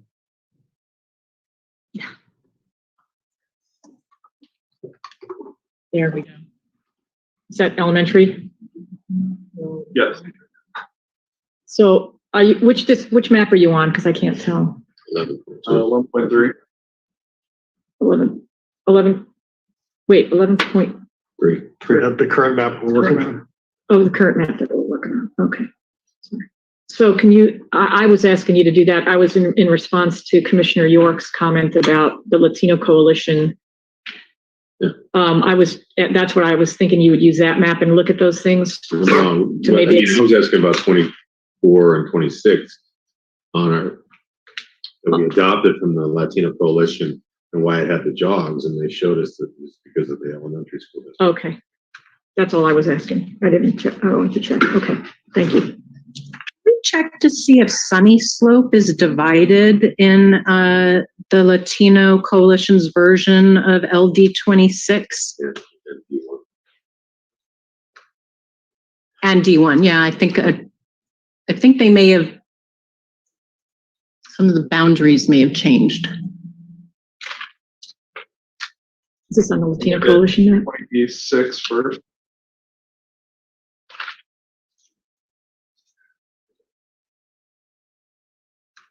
Hey Siri. Text Doug Johnson. Ivy, we can hear you. Put her off.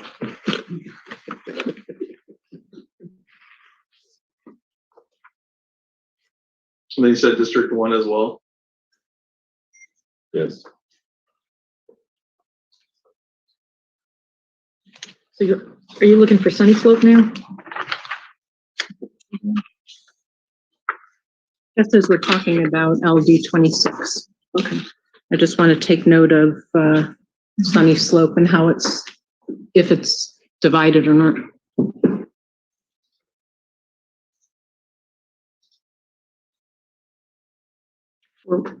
I'm sorry, which map? 11.3? On the Latino finished on both. 3.0. Okay.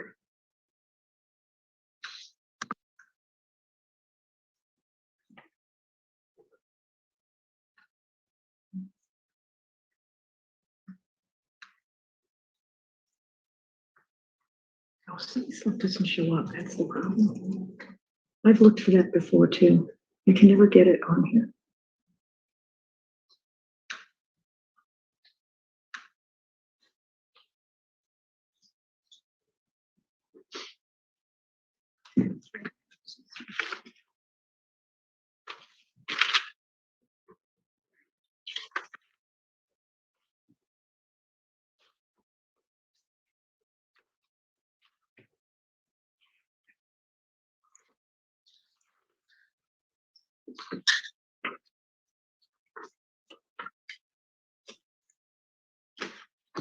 There it is.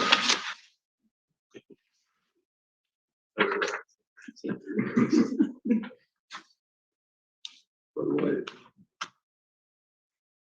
19th Avenue. You need some, I can give you boundaries if you want. What are you trying to see? Where's Sunny Slope? The boundaries of Sunny Slope. Oh. It's the west side of the preserve, right? the south side. South side of preserve. Okay. So it's sort of it's 19 Bethany to I just looked it up. Shaw or something like that. 19, I just looked it up. 19th Avenue West on the west, Cactus Road on the north, 16th Street on the east, and Northern Avenue on the south. So it's right, it's the northeast corner of District 26 that you're looking at there, right? So there's 19. There's Northern. Yep. Was it? Zoom out a little bit there, please, Brian. Yeah, it's good. You can see 19th there, Northern. The park that's just there in the just across the line in District 2, in the corner there is Sunny Slope Park on the other side of the river. Split. What did it say was the eastern boundary?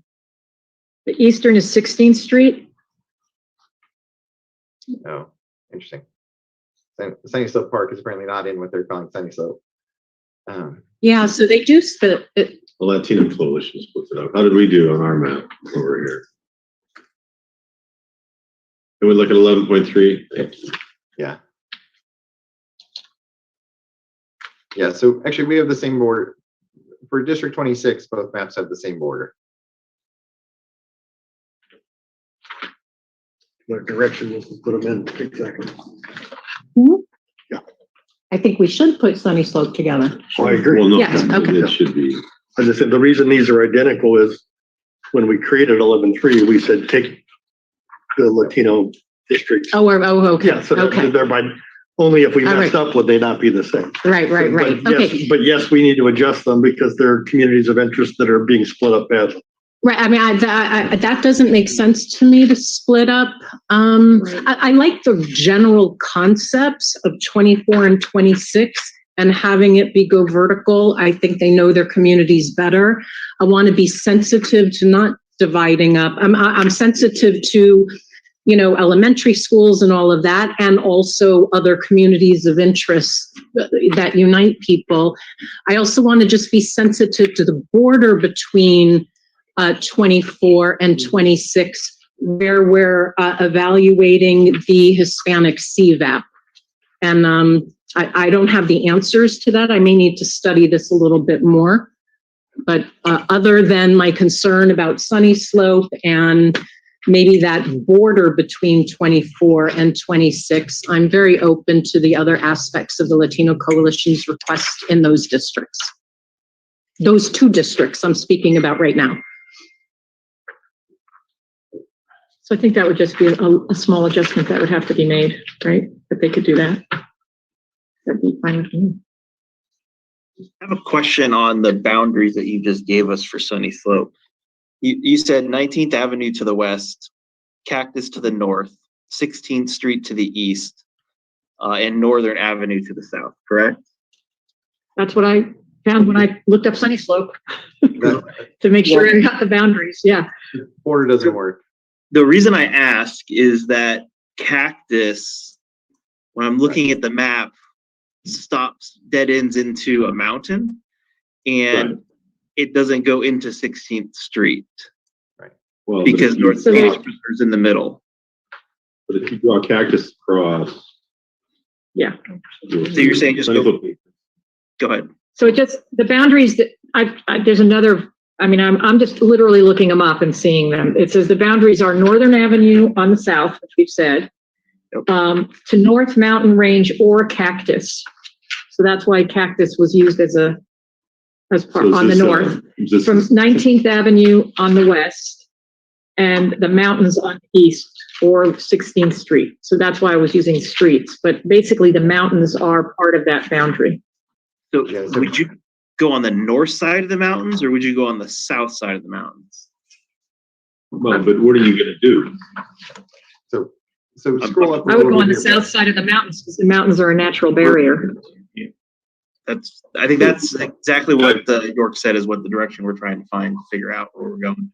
Right. So Brian, scroll north so we can see Peoria Avenue and the houses that are on the north side of Peoria Avenue. There you go.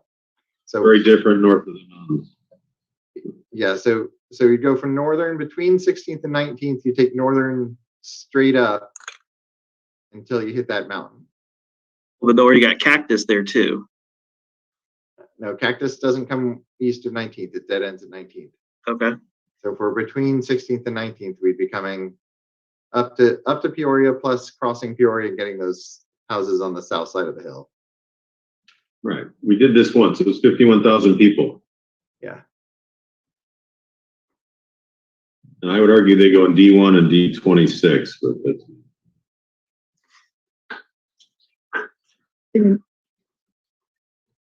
We're just looking at the border of D22 and D26 right now, right? That's the sunny slope. Oh, I'm sorry. We're going to D2 and, right.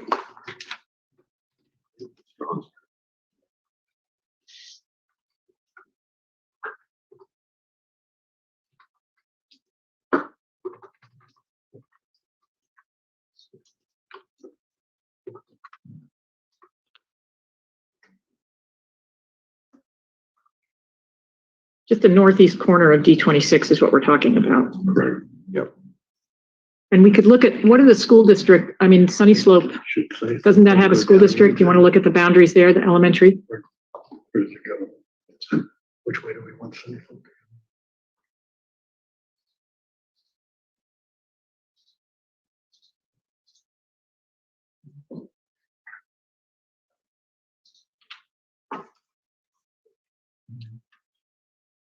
Brian, are you looking at elementary school districts right now?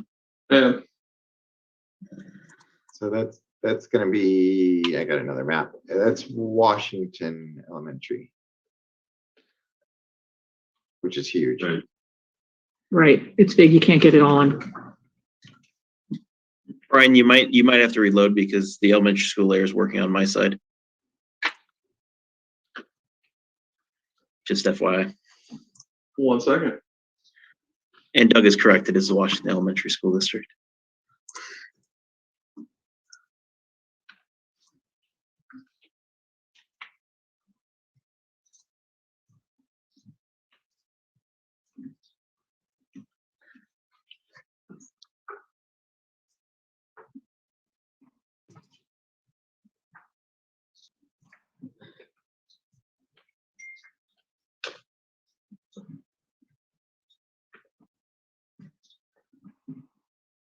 So is the commission's thought to put Sunny Slope into 26 or to take the southern piece of Sunny Slope out of 26? There we go. I think what you want to do is bring the southern boundary of 2 down from Dunlap to Northern. No, I would argue And that it needs to go north. I think that's the better piece because it's only that small piece. I think you want to go south. It's moving the southern boundary down from 2 into that part that goes along the freeway down to Northern and take those 2 census blocks from 26 into 2. So you want to head it south, not north. So otherwise you're moving everything up. You just want to take that one section from Dunlap to Northern. Yeah, I would argue that 1 and 26 need to go north.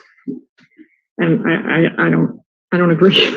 Well, I understand, but one of the things, I've got some articles from Arizona Central that I found, there's open enrollment and the school district from Sunny Slope gets most of its kids from Glendale, Washington, and the Central High School District. Parents sit in line 36 hours to get enrolled there. Yeah. Huge out of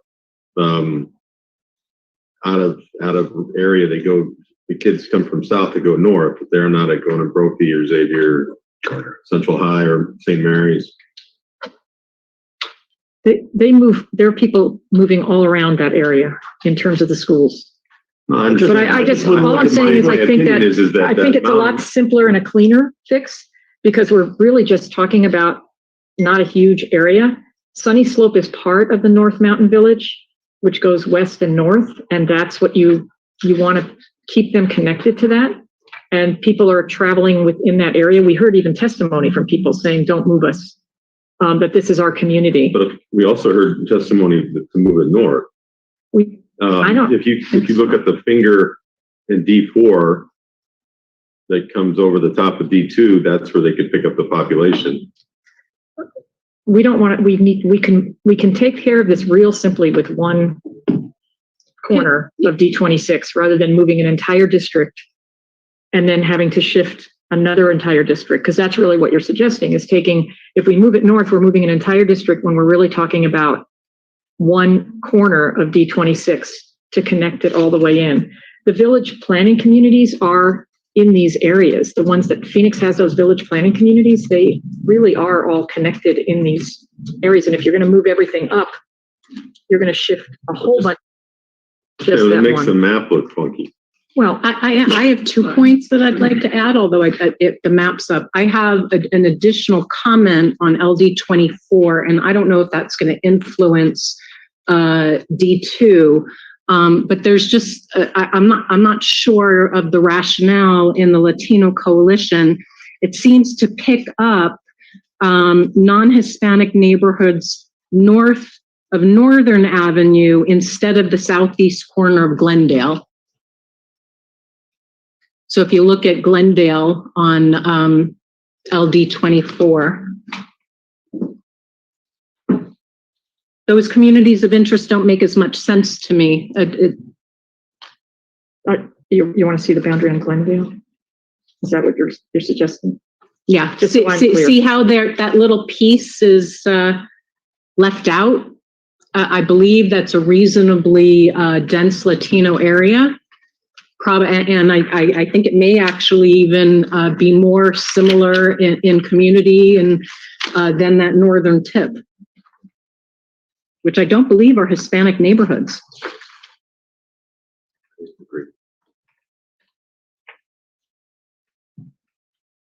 I'm sorry, Chairwoman, which area are you? It's on the map up front. I know, I'm just trying, I have it on mine as well. I'm just, because I can see easier. Okay. So I'm just looking to say, where are you talking about? In District 24? In District 24, if you overlay Glendale, you'll see in the middle on the right side of 24, there's this rectangular block of Glendale that's left out. And then the other area that I'm saying that seems to make sense to go in with 24, and north of Northern from 29 seems to go with a different district. So yeah, you're talking about from 26, that piece. Yes, that's adding from 26 into 24 and relinquishing the part above Northern. In the two. I think it also makes it more compact and contiguous, and I don't believe will hurt performance in Latino HVAP, CVAP, et cetera. Councilwoman, if I may, perhaps you want to look at the canal that is in between Northern and Dunlap as the southern border to Sunny Slope.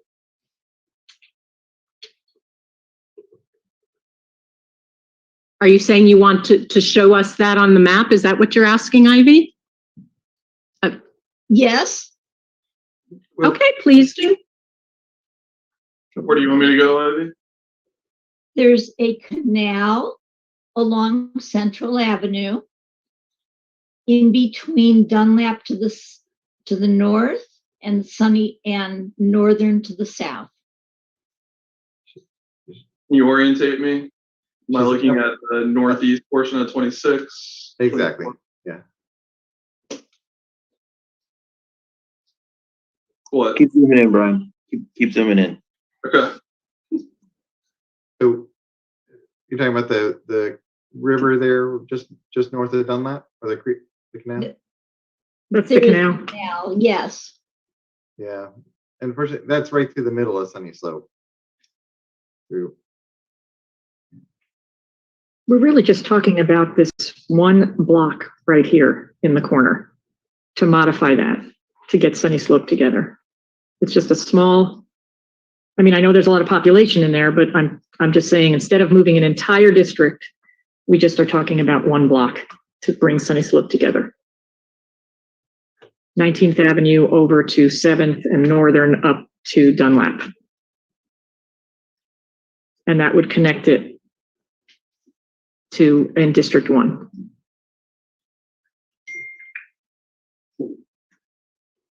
Madam Chair, it's Yes. 3:45, and I'm curious what you'd like us to try to accomplish. What would be your guidance that you'd like to see us do between now and the end of the day? I would like to give mapping direction about, where to go. And I guess it's up to my colleagues whether or not we're going to have one map to make these changes and come back, or if there's going to be a point, in the next hour that the sides may want to deviate. I've been sharing all along the parts that are most important to me, so I'm open-minded. I would love to see my priorities included as well for consideration. What would you like?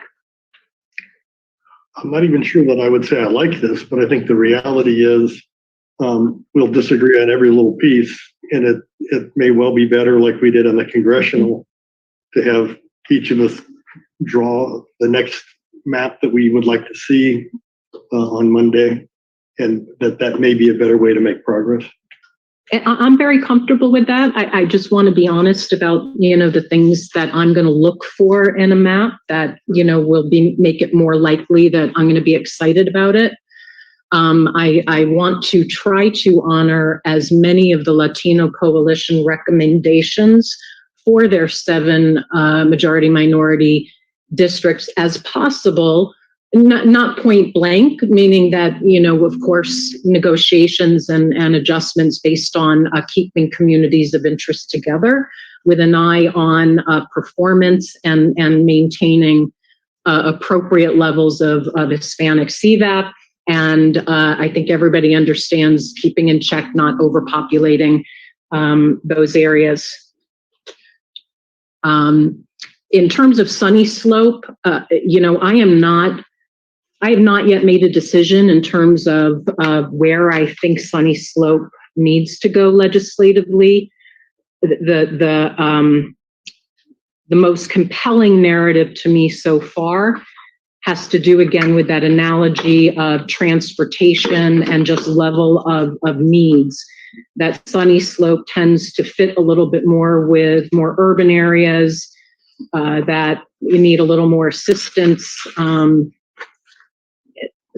I'm open, and I'm going to anticipate that the sides are going to go in very different directions, and I'm open to seeing it because there's a lot of reasons, to keep Sunny Slope as well with the up the northern district, and there's compelling cases on each side. But that's what I want to say for now, and then I'd like to turn it over to my colleagues to see how you'd like to build it out. We went first last time, so Commissioner Lerner, do you want to go first this time? I need a moment to get my thoughts together. I'm happy to do that, but if I could take a moment to kind of pull myself together before we do that. Question. 5 minutes. I have one question of Chairman. Sure. My sense is you're reasonably comfortable with the East Valley where it's at. For now, I'm not, I encourage my colleagues, I was drawn to those corrections in the East Valley. I have not studied each and every line to the utter final detail.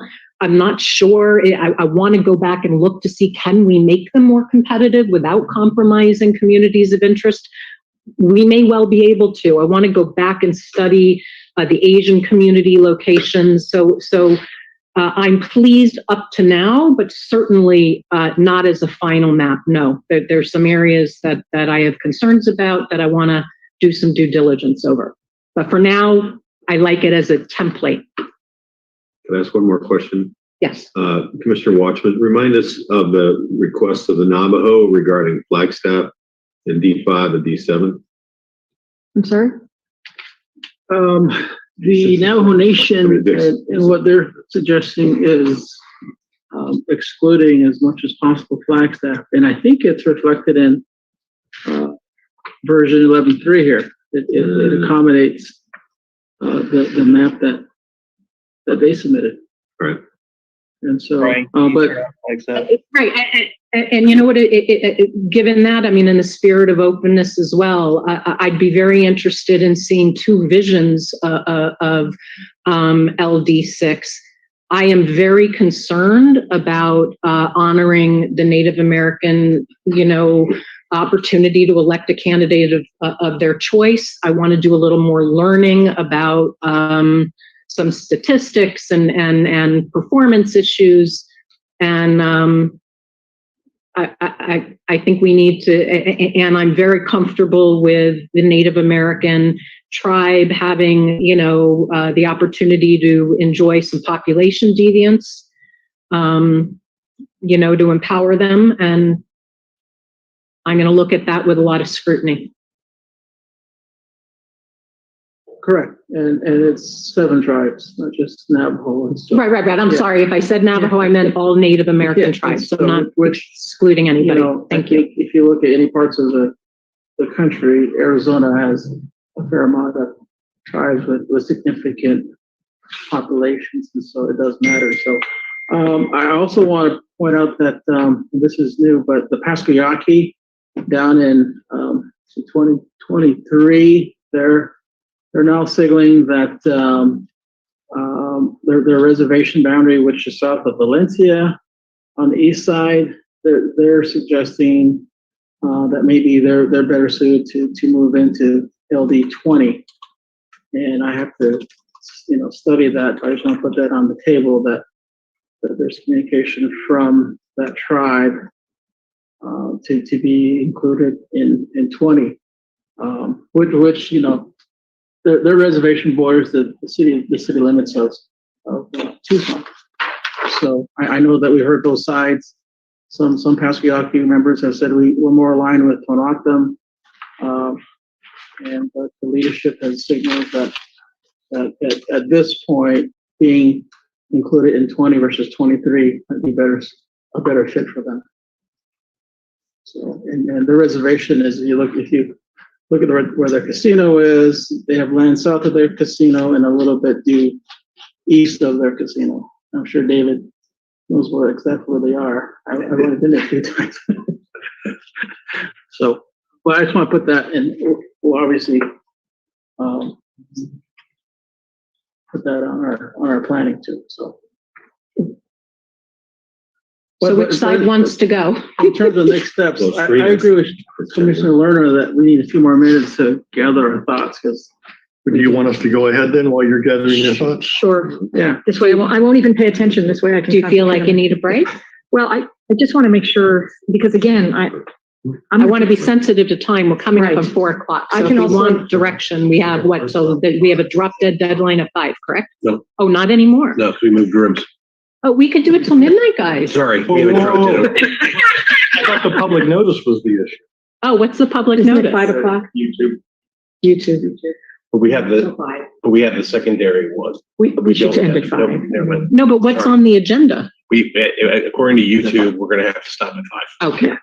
I have to learn to redo my mindset of how I prepare for these meetings. I think. I'm always prepared.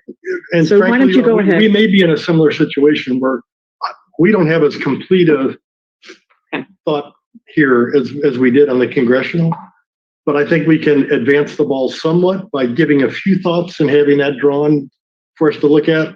And it will not be at all a complete map, but I think it will still be, hopefully give us some progress. And Commissioner Lerner, you may be in a similar state where you want to just give a few thoughts, but not try to cover the whole map. So we will take a leap into this. You go ahead. And if I look like I'm not listening with full attention, You it's don't not have to be rude. You'll get to see the map. Yeah, exactly. I'm going to work on my suggestions. Do you want me to make 11.3 full screen? That'd be great. Yes, I'll go got ahead. them all open. Okay. So we would like to take the 11-3 map, but take the districts from the Yuma Gold map for what's shown on our 11-3 map that really covers the district 25, 23, 22, and use the Yuma Gold map as a replacement for how you get from Yuma up into Maricopa County. And we would like to keep the district 24 and 26.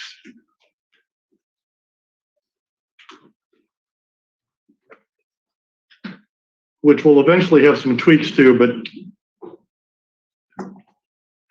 not anything major right now. In southern Arizona, we would like to take Vail and everything south of I-10 near Vail out of District 17 and into 19. Hold on one second while we write this down. Can I suggest that as you're making the suggestions, you either now or when you're done to give the rationale for it so we create a record for why these ideas are being suggested, if you don't mind? And on this one, it's partly for, I think Vail, it has a legitimate community of interest either with Cochise County or with the Tanque Verde Valley. And we're having population issues on this side. So I think it is important to hit population targets. And I didn't see another good way. And again, I think Vail fits either way. So if someone has a better alternative to beef up 19, but I think 19 needs the population. District 18, we have had requests that have come down into the city of Tucson more.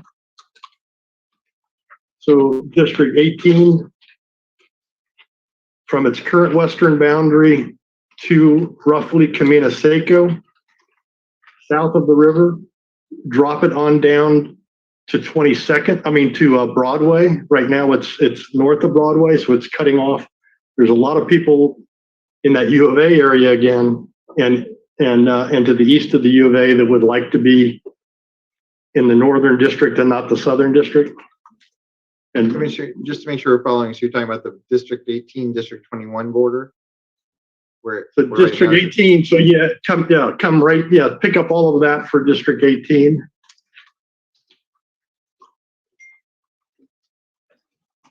Yes. So that little notch there. Okay. Yeah. Because I don't, where's Camino Seco that you mentioned? Oh, it's far. It's over to the east. It's halfway. Yeah, it really doesn't. Actually, it doesn't really matter. So just pick for 18 coming down, for 28 coming down, or 18 coming down. It doesn't matter. Okay. Just coming down to Broadway from Speedway. Yeah. Head it over. Okay. For District 17, add in Picture Rocks on the west side of Marana into District 17.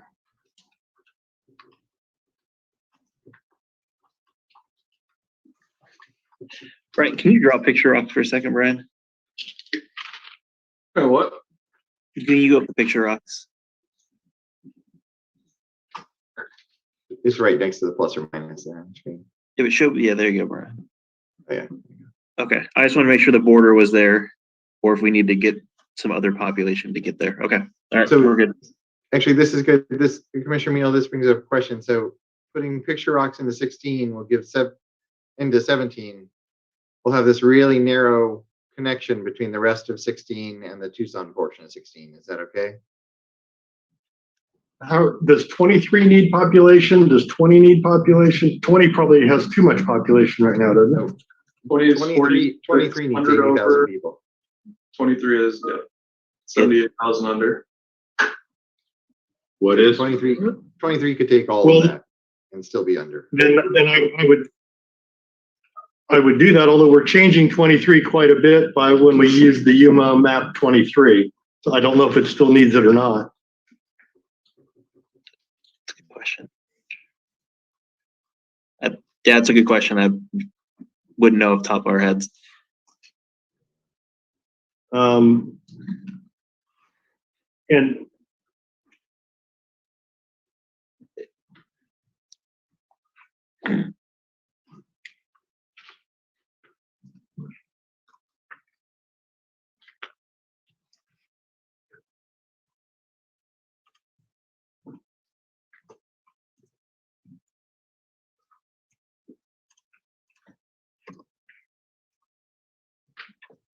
And how is the population between 17 and 18 right now? Is 17 is under, correct? Correct. 7,900. And the Picture Rocks and Vail is probably a pretty even swap. So 17 is going to need to go a little to the west on its eastern boundary. Because I think 18 has too much population, 17 not enough. So that the eastern boundary in the Tanque Verde Valley of 17, the western boundary of 17 could move a half mile or mile to the west, whatever it takes to balance population. Brian, can you zoom into that boundary?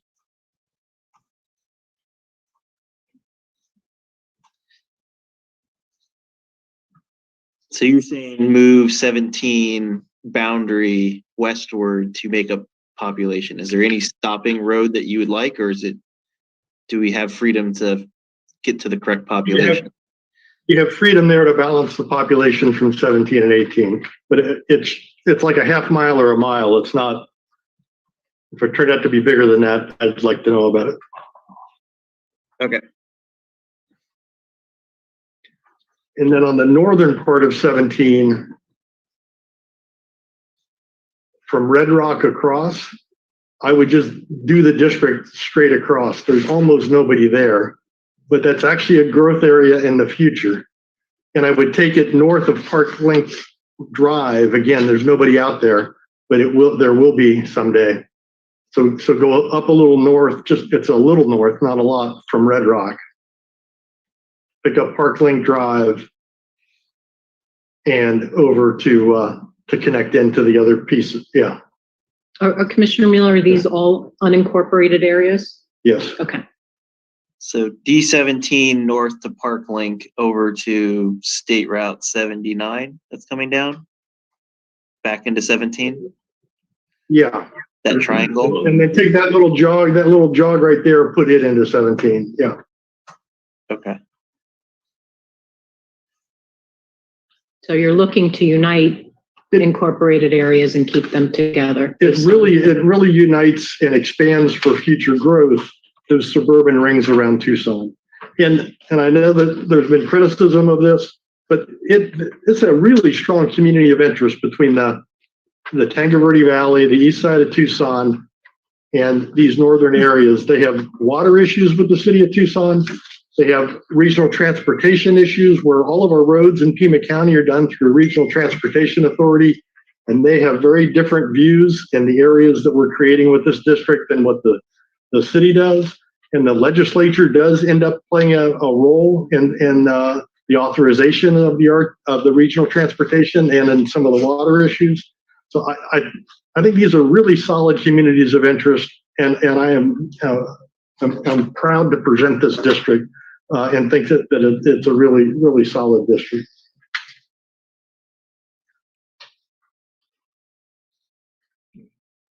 And then let's jump up on the LD maps back up into Maricopa. You want to move 11 or 2 or any of those? You want to wait and see?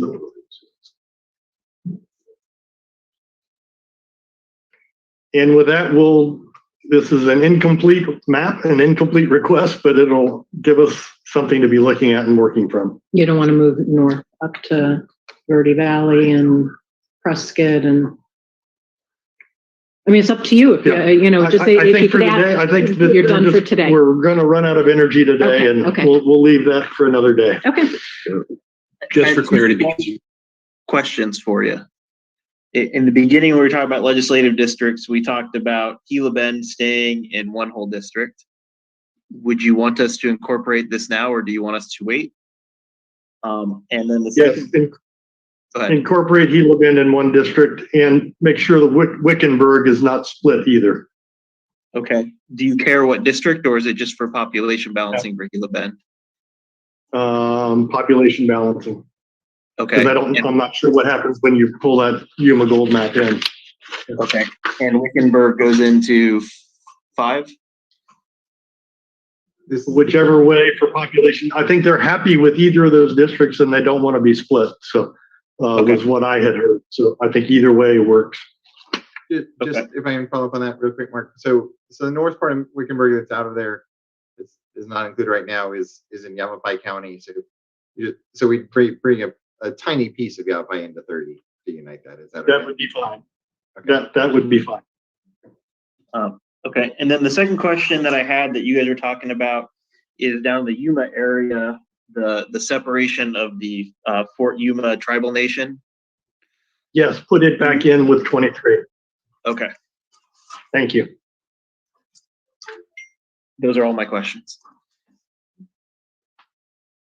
Brett, you had a question. just real quick for clarification purposes, you gave them discretion on this one for equal, for population control. I just want to make sure there's no misunderstanding when they're drafting. So the only discretion I intended to give you on balancing population was between 17 and 18 on that one boundary.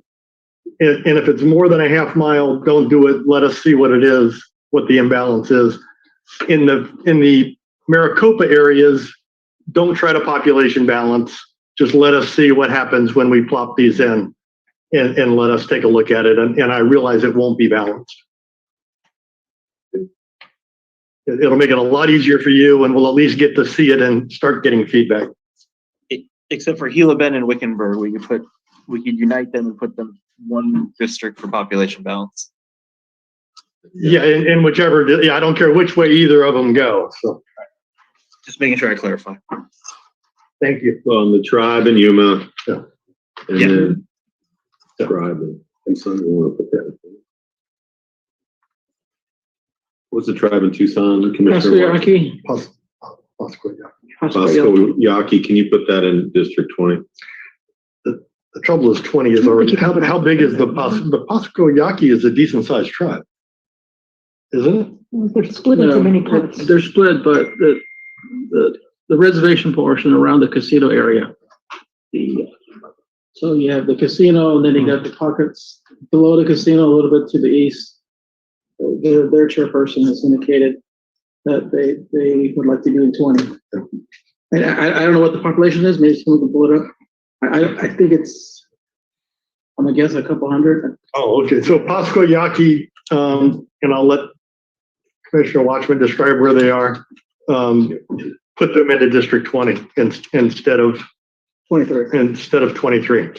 Actually, I think the reservation land is about 3,500 people. Right.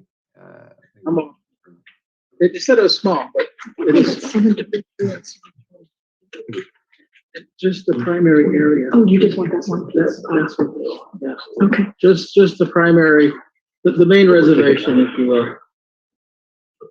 Yeah, there you go. That's what you have highlighted. So move that into 20. 20. So yeah, and that's 3,759 people. And then to connect it, we'll need to grab another piece there into 20.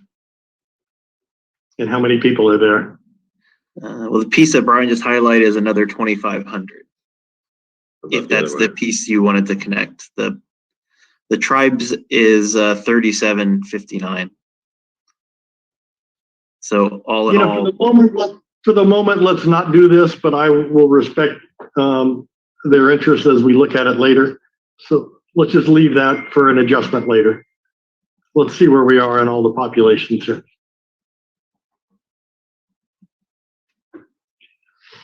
Yeah. All right, gonna give this a shot.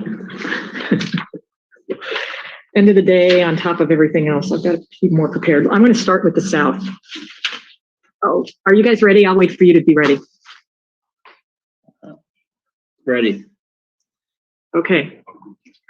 So in the South part, I'm actually going to, again, kind of try to do some work with a little bit of what the mayor said.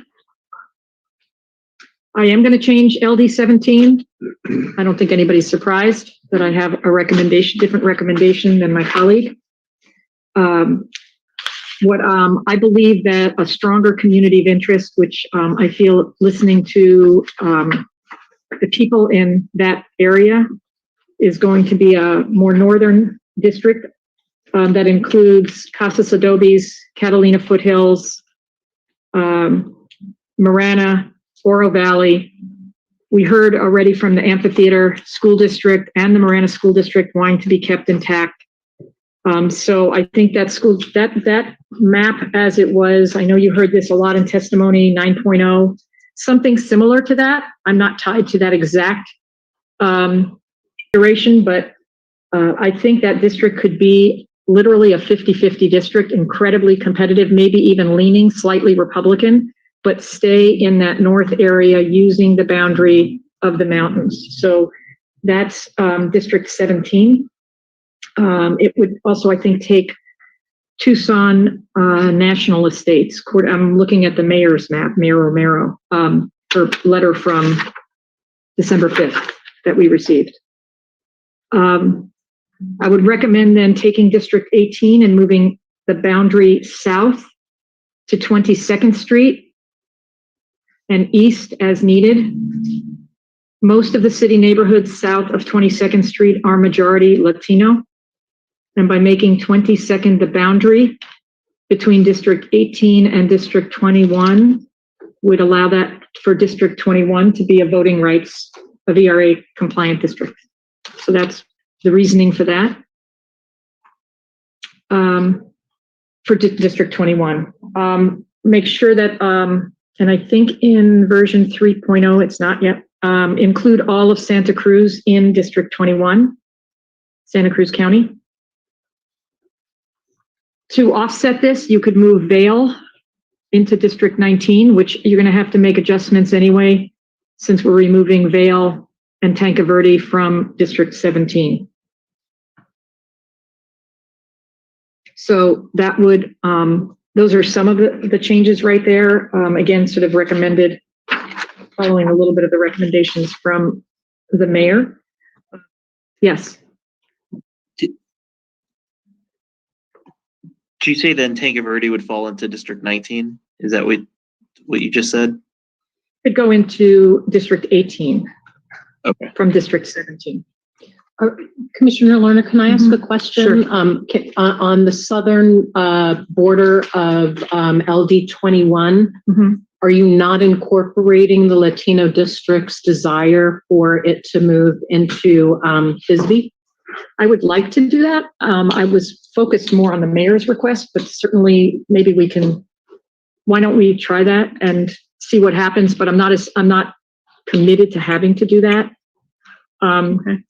So maybe I just wanted to say, I mean, I understand that it affects compactness and contiguity, but there were some good arguments, and I just wanted to be clear that I haven't made a decision, but I'm open to it. And if it's something you had been advocating for the Latino Coalition maps, so I just wanted to signal that that's a change that I'm open to considering. Okay, I appreciate that very much, Chair. So actually that goes with then one of my thoughts in terms of how to make this go a little faster with the changes. So I would recommend that we take a look at the Latino Coalition 3.0 map. And so what the chairwoman was referring to was what would happen to LD 21, and I would ask that that change be incorporated.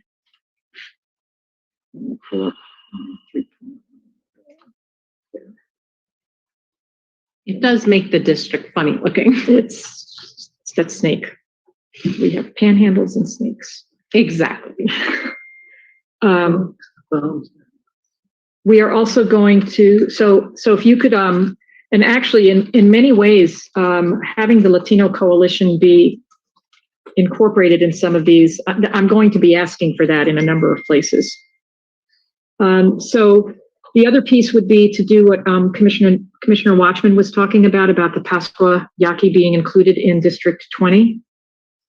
So if we could do that as well. So District 21 comes from the Latino Coalition. The Pascua Yaqui are added into District 20. And I will be very honest, I have not done anything about balancing population here. So apologies now. The District 17 that's in the Latino Coalition is a possibility, but my focus has been really at we could do the Pima County piece. It does go into Pinal, their District 17. But it's, and it does include Saddlebrook, which we have talked about including in that. So we could incorporate that District 17, but it's basically the same group: Catalina, Foothills, Marana, Casas Adobes, Oro Valley, Saddlebrook, into that area. I think it goes, the coalition ones goes up to Red Rock.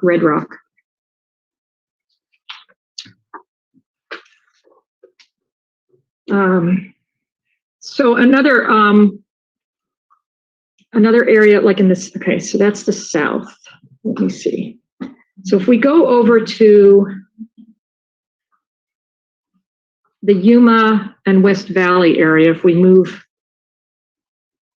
northwest, I really like the District 25 that the coalition created in the West Valley. I think it meets the requests of the Glendale, even though they put this in beforehand, of Glendale and what the mayor was requesting about not being connected to Yuma. I think we should say the District 25 as in the, I'd like you to put in the Latino Coalition District 25 and basically generally follow that West Valley interface that they created that goes into Yuma and addresses Yuma Gold. And if we have to make some adjustments in Yuma to accommodate the mayor, I'm open to that. We will want to swing around and get the tribes as we've talked about, but we might be able to make some adjustments to make the population work with that. Okay, so that's 28. And then just I know we Commissioner, can, if you could, before you sure. move on from the 25 issue. So Yes, the Latino Coalition 27 and 29 are very different than what 11.3 has for 27 and 28 up in that area. Are you okay if we just balance 27 and 28 after we take 28 to Yuma, or did you want us to take 27 and 29 of the coalition as well? no, I think you can balance those. That would be fine. Thank you. That would be fine. Thank you for asking. Okay.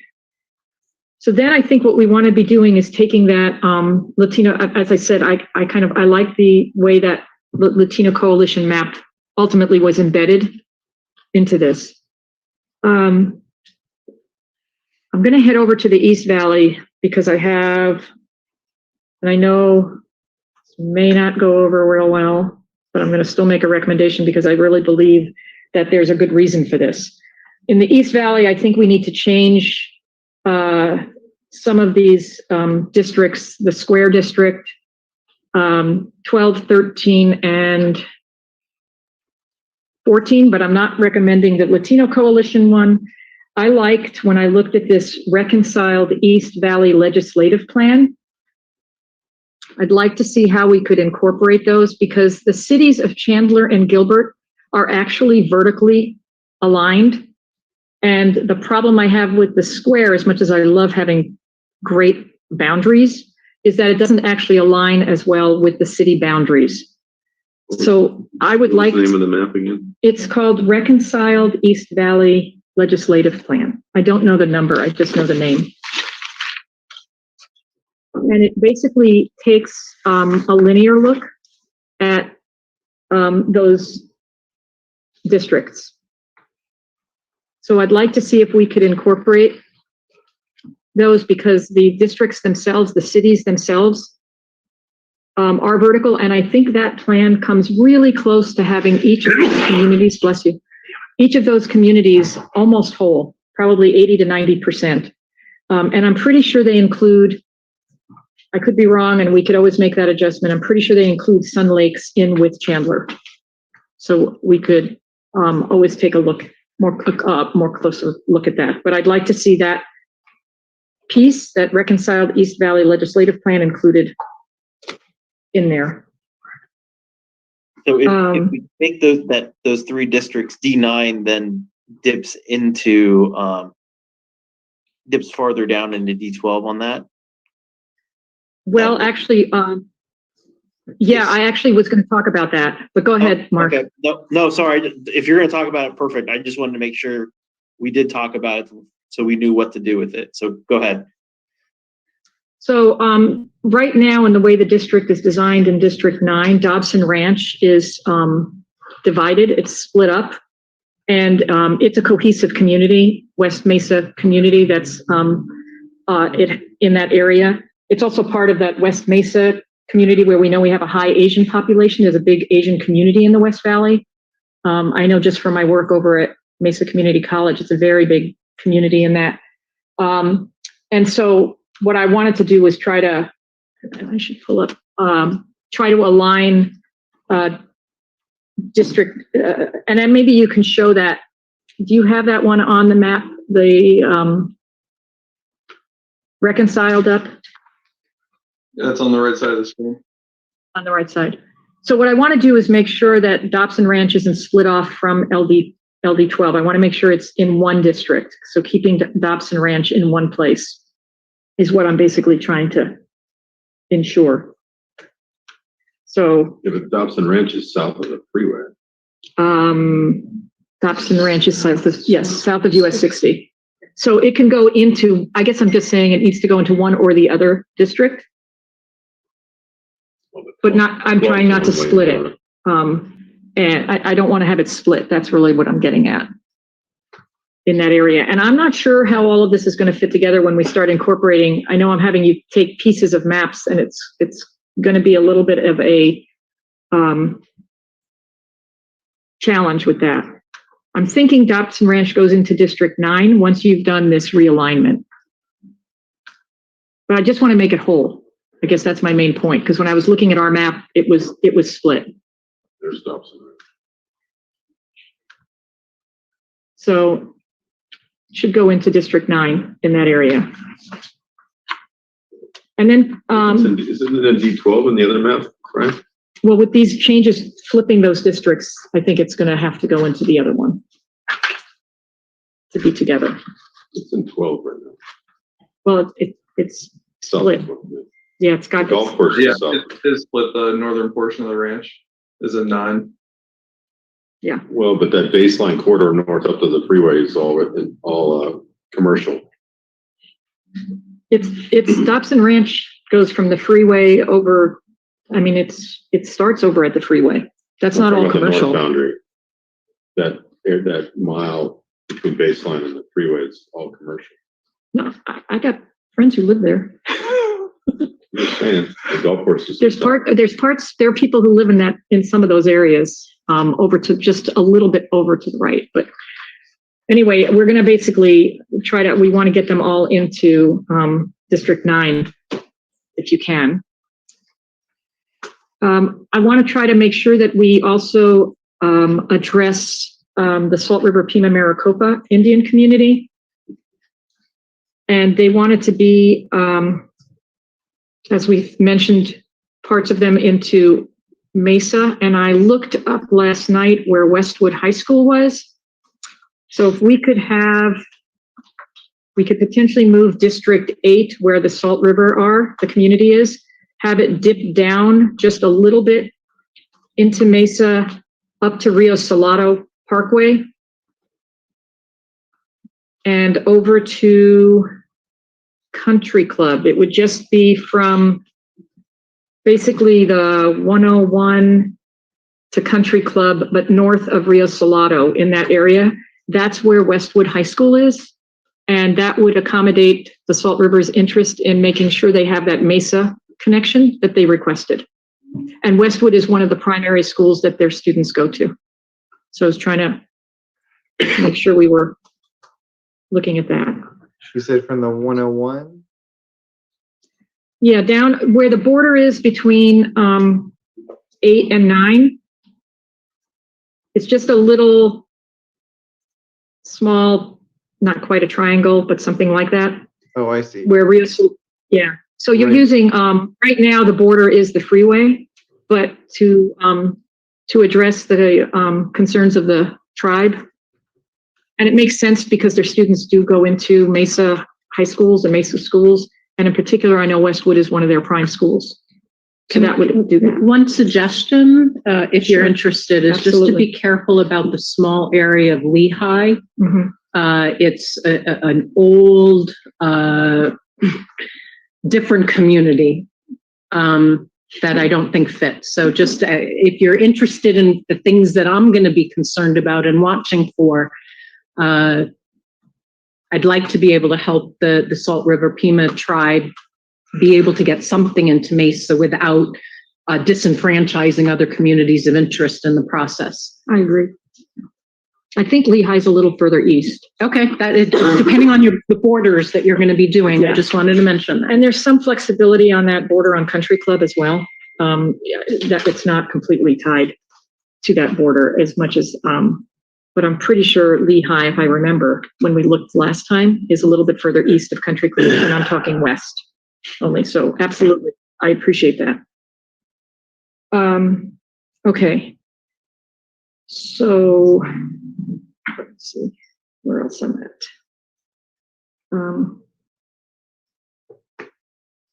Okay. Keeping, all right, and so we're keeping the Latino Coalition districts as they were done for their 3.0 and embedding them into this map, but I think they already were, weren't they, in 11.3? Yeah. Right, so we're keeping those. We know that we'll make the MRA district, right? well, I'm actually VRA, I'm sure. the VRA. Long day. Right, we're keeping the VRA districts, but however, those districts that surround those excuse me, VRA districts, I actually like the way they're laid out. So with the exception of the other districts that I have asked for changes, I would use the Latino Coalition version to the extent possible for the Maricopa County districts. Okay, I am going to go north because I do want to address LD 7, 5, 6, and 7 because we've heard a lot about that. And so for LD 6, Shereen, I'm confused. I'm pretty sure Timmons is confused. So you started out with the Latino Coalition districts. Then you went into the East Valley with the East Valley Coalition. With the East Valley, no, it's not called the coalition. It's the Reconciled East Valley Legislative. And then you went back to the Latino VRA districts. What I was saying is, and I'm happy to clarify. Well, it's just a lot different than what we approved. How you're kind of, so I want to make sure that Timmons and DC understands what you're trying to accomplish. I appreciate that. Thank you, Doug. I like I told you, I was trying to pull this together while you were talking. No, that's fine. I didn't say anything on ours because I was confused myself, but somebody's going to focus. All right. So what I was getting at was we were incorporating District 25 from the Latino Coalition map. We were taking the 7 districts that they have made in addition to that. What I'm saying is I like the rest of their map. I don't have strong feelings about the way District 15 is or District 10. I mean, honestly, I could go with the 11.3 map. That would be fine to keep that. The changes that I'm focused on were 12, 13, 14, 8, 9, 25, and keeping the Latino Coalition districts together. Well, when you say that, you mean the VRA. Thank you. VRA. Yes, I appreciate you telling me to clarify. Okay, the VRA districts. So those are the ones that I was focused on. But what I was saying is I actually like the way they've drawn some of their other districts. And once you start to change one of those, I was saying it might just feed into the others. That's all I was getting at. But I'm flexible on that.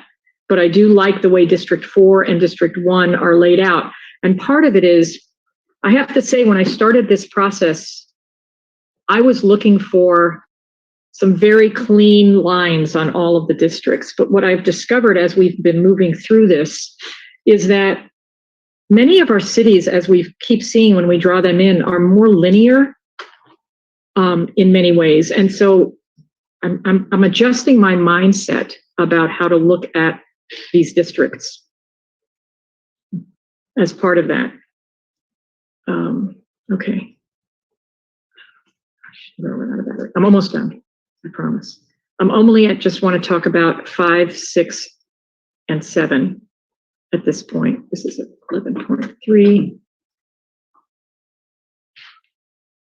And 6 is pretty much the way we have it drawn. The main thing I would do would be to keep Flagstaff, to remove Flagstaff out of 6 in 11.3 and put it into 7.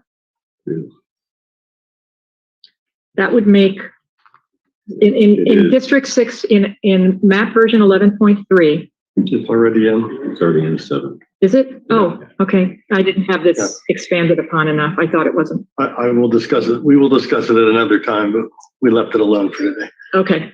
Well, I would like to, okay, so then maybe I don't need to make any changes to 7. The only other thing I was thinking, let me just make sure before I say something that I don't need to, was I would like to see if we could get the Verde Valley into 7. It's a lot of people. I know. We would put Wickenburg, which they've requested, into 5.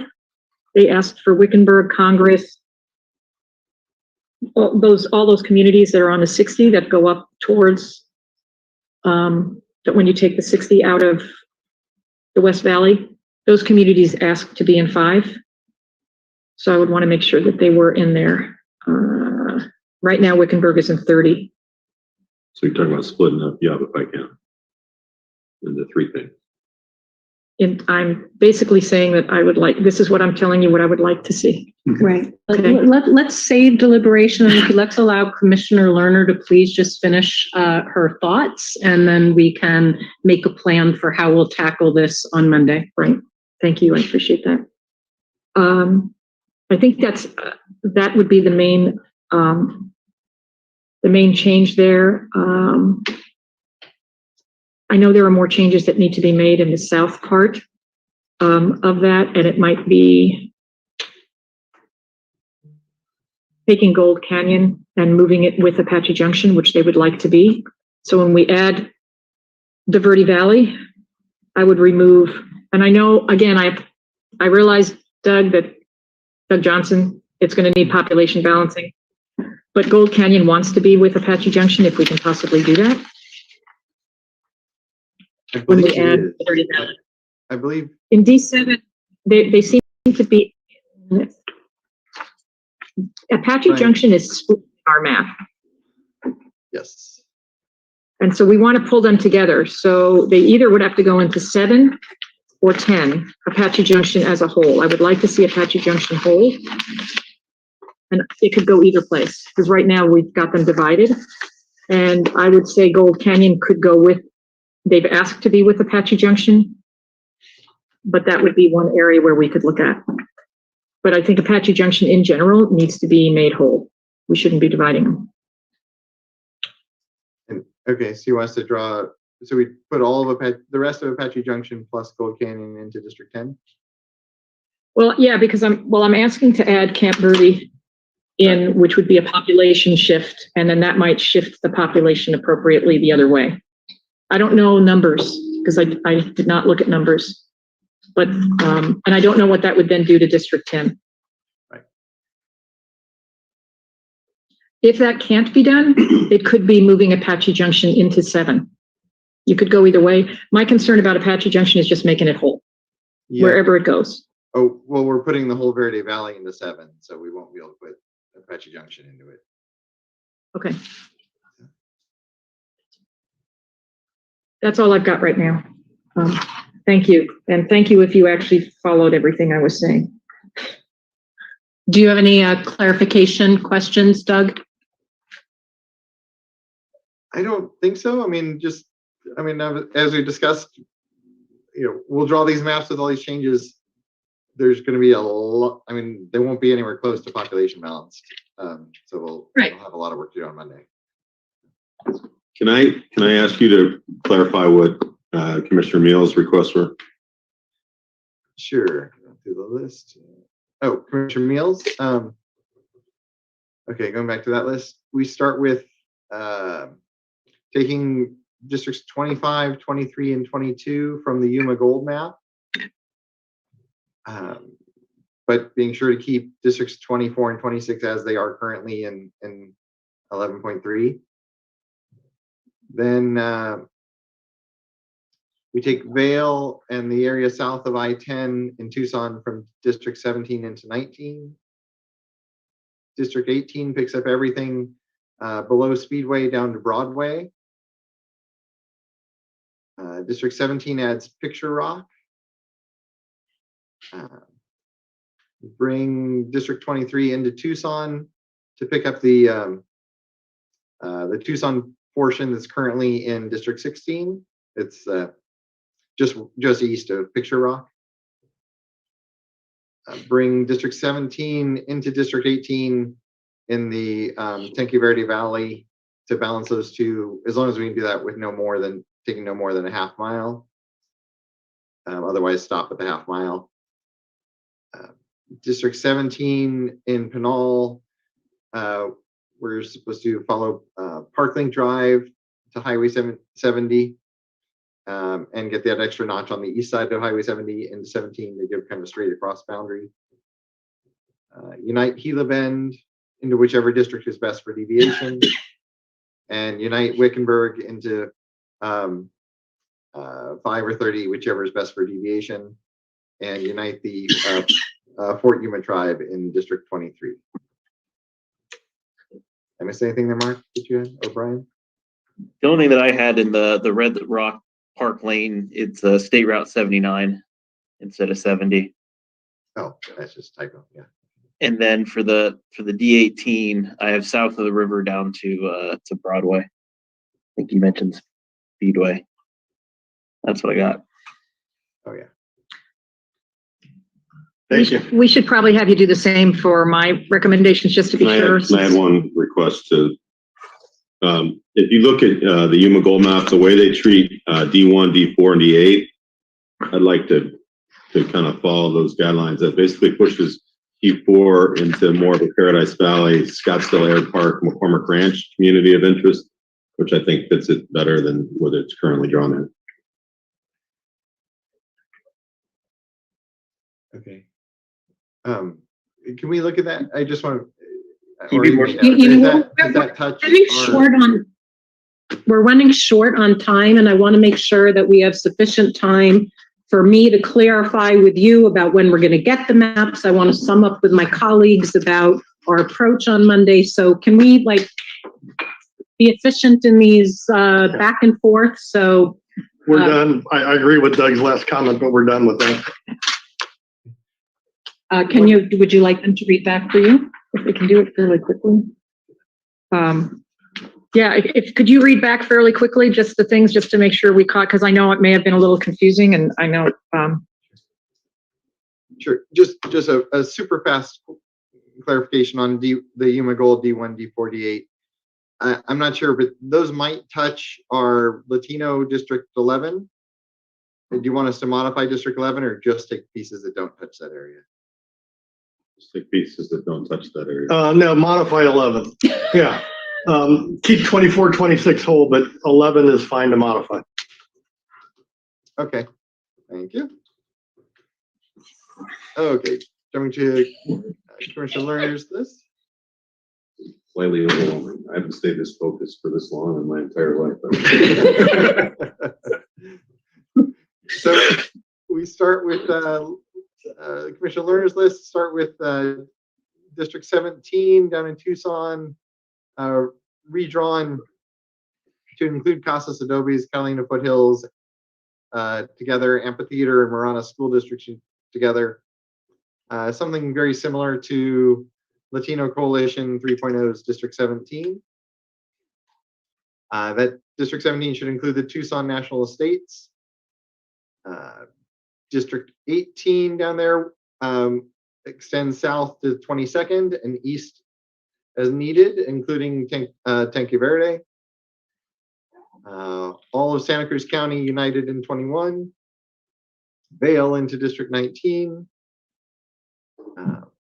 District 21, and follow District 21, the Latino Coalition proposal out into Bisbee and those other areas of Cochise County, and move the Pasco Yaqui and the connecting territory into District 20. In the West Valley, incorporate District 25 from the Latino Coalition and take District 28 out to Yuma instead of District 25. So District 25 would become the kind of like Glendale Center District. And then population balance around 27 and 28 in there. In the East Valley, revised districts 9, 12, 13, and 14 to follow the reconciled East Valley legislative plan, including uniting Dobson Ranch in District 9. And then pick up the triangle in West Mesa above Rio Salado Parkway over to Country Club into the district with the Salt River Tribe, and be sure to preserve the Latino coalitions for Voting Rights Act districts in Maricopa. And then the last 3 steps, Verde Valley into District 7, Wickenburg into District 5, and Gold Canyon with Apache Junction into District 10. Thank you. By George, you've got it. One thing is I'm giving you discretionary authority to deal with some mapping issues if you have like population or some of that, that you have authority to do some of that. Okay. I might decline that authority on the districts, the Verde Valley, Gold Canyon. We'll just leave that wherever it works out, because otherwise that'll be a big change. But otherwise, in the other smaller areas, happy to. Thank you. And we understand that it may not all be population balanced. I think that my colleagues and I want to see conceptually, and then we can understand what fixes need to happen. And, I'm curious, Mark, Doug, when can we expect these maps? It was extremely difficult for us to prepare for today, getting the maps late at night with so much study and comparisons. I do believe the deliberations can be more efficient when we have more study time. So given that we're not asking for perfectly balanced maps, can we get certain maps by the end of tomorrow, the rest of the maps by a certain time on Saturday, or what is realistic? Well, we're going to take the direction that you guys gave us today. The team's actually already completed your changes in the background, Chairwoman, so those are ready to go. With the intent to try to deliver most of them by close of business tomorrow. If not, we can bleed into the legislature into Saturday. That would be wonderful for us to have a rolling, turnout of the maps, because, we can study one at a time and it makes a huge difference. So please don't wait till it's all done. It just is too much information for us to all digest it, at one time. So would you prefer, since there's multiple maps in congressional and legislative, say we finish one, even though the entire congressional series is not done, to just release that one and keep working, or would you want them all as a set? Yes. Release them one at a time. Why not? The only concern I have there is I don't want to be perceived as favoring one side or the other if we release, Commissioner Meals' map before Lerner or vice versa. So you want those rolling like that? We give you official forgiveness on that. We're not going to see it as a bias. But please work on my fellow Democratic commissioners' maps first. Please release those first. Because they will clearly need the most work. No, because, it's getting late. Okay. The other thing that I want to suggest is I have a similar idea as we discussed about congressional districts, that we can reconvene on Monday. We could look at the different versions. You can fine tune and give additional suggestions to hone your map. I will be assertive as I'm reviewing the maps and as I started to do today, but we'll continue to do more of it. I'm going to share with you, the things that are important to me, and the more sides listen and incorporate, boundaries or things that really matter to me, that will be something I'm going to look for when we're then next deciding on the next iteration of the map. So I look forward to studying all the maps and getting progress and trying to bring the maps closer into a synthesis and more consensus. That is my goal. Anything else on the mapping issue? Just if I can have- Fantastic. If I can, one Yes. quick request of you is you, once you get these maps and then prepare for the directions you're gonna give on Monday, would it encourage you to try to get those directions to be to population balance maps that we could develop coming out of that meeting, just because after that we start meeting almost every day and we won't have the kind of big windows of time to do big changes from one meeting to another. So we can try to get the maps pretty close to population balance based on the directions you give us Monday. That would definitely help the process along. Yeah, so And Doug, I would want to remind you then that we have asked you to give us written suggestions. Yep. Even though we're not asking you to balance on Right. things that you see on each of these four maps. So that will really help us. well, and actually for some of mine, I was actually okay because I've liked the way he's done balancing in the past, so I'm okay with some flexibility on it.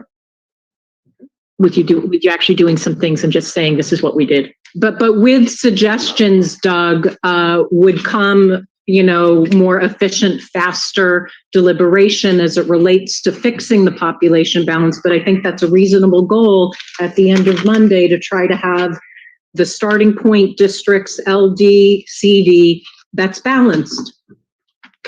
The written recommendations could follow after you've released the maps. You don't have to hold the maps to do a list of recommendations. That is exactly what I was gonna say. Perfect, thank you. Okay, fabulous. With that, we will move to agenda item number 7, next meeting date. We will convene Monday, December 13th, 8:30 to 2:30. I believe we're meeting at the Palomar.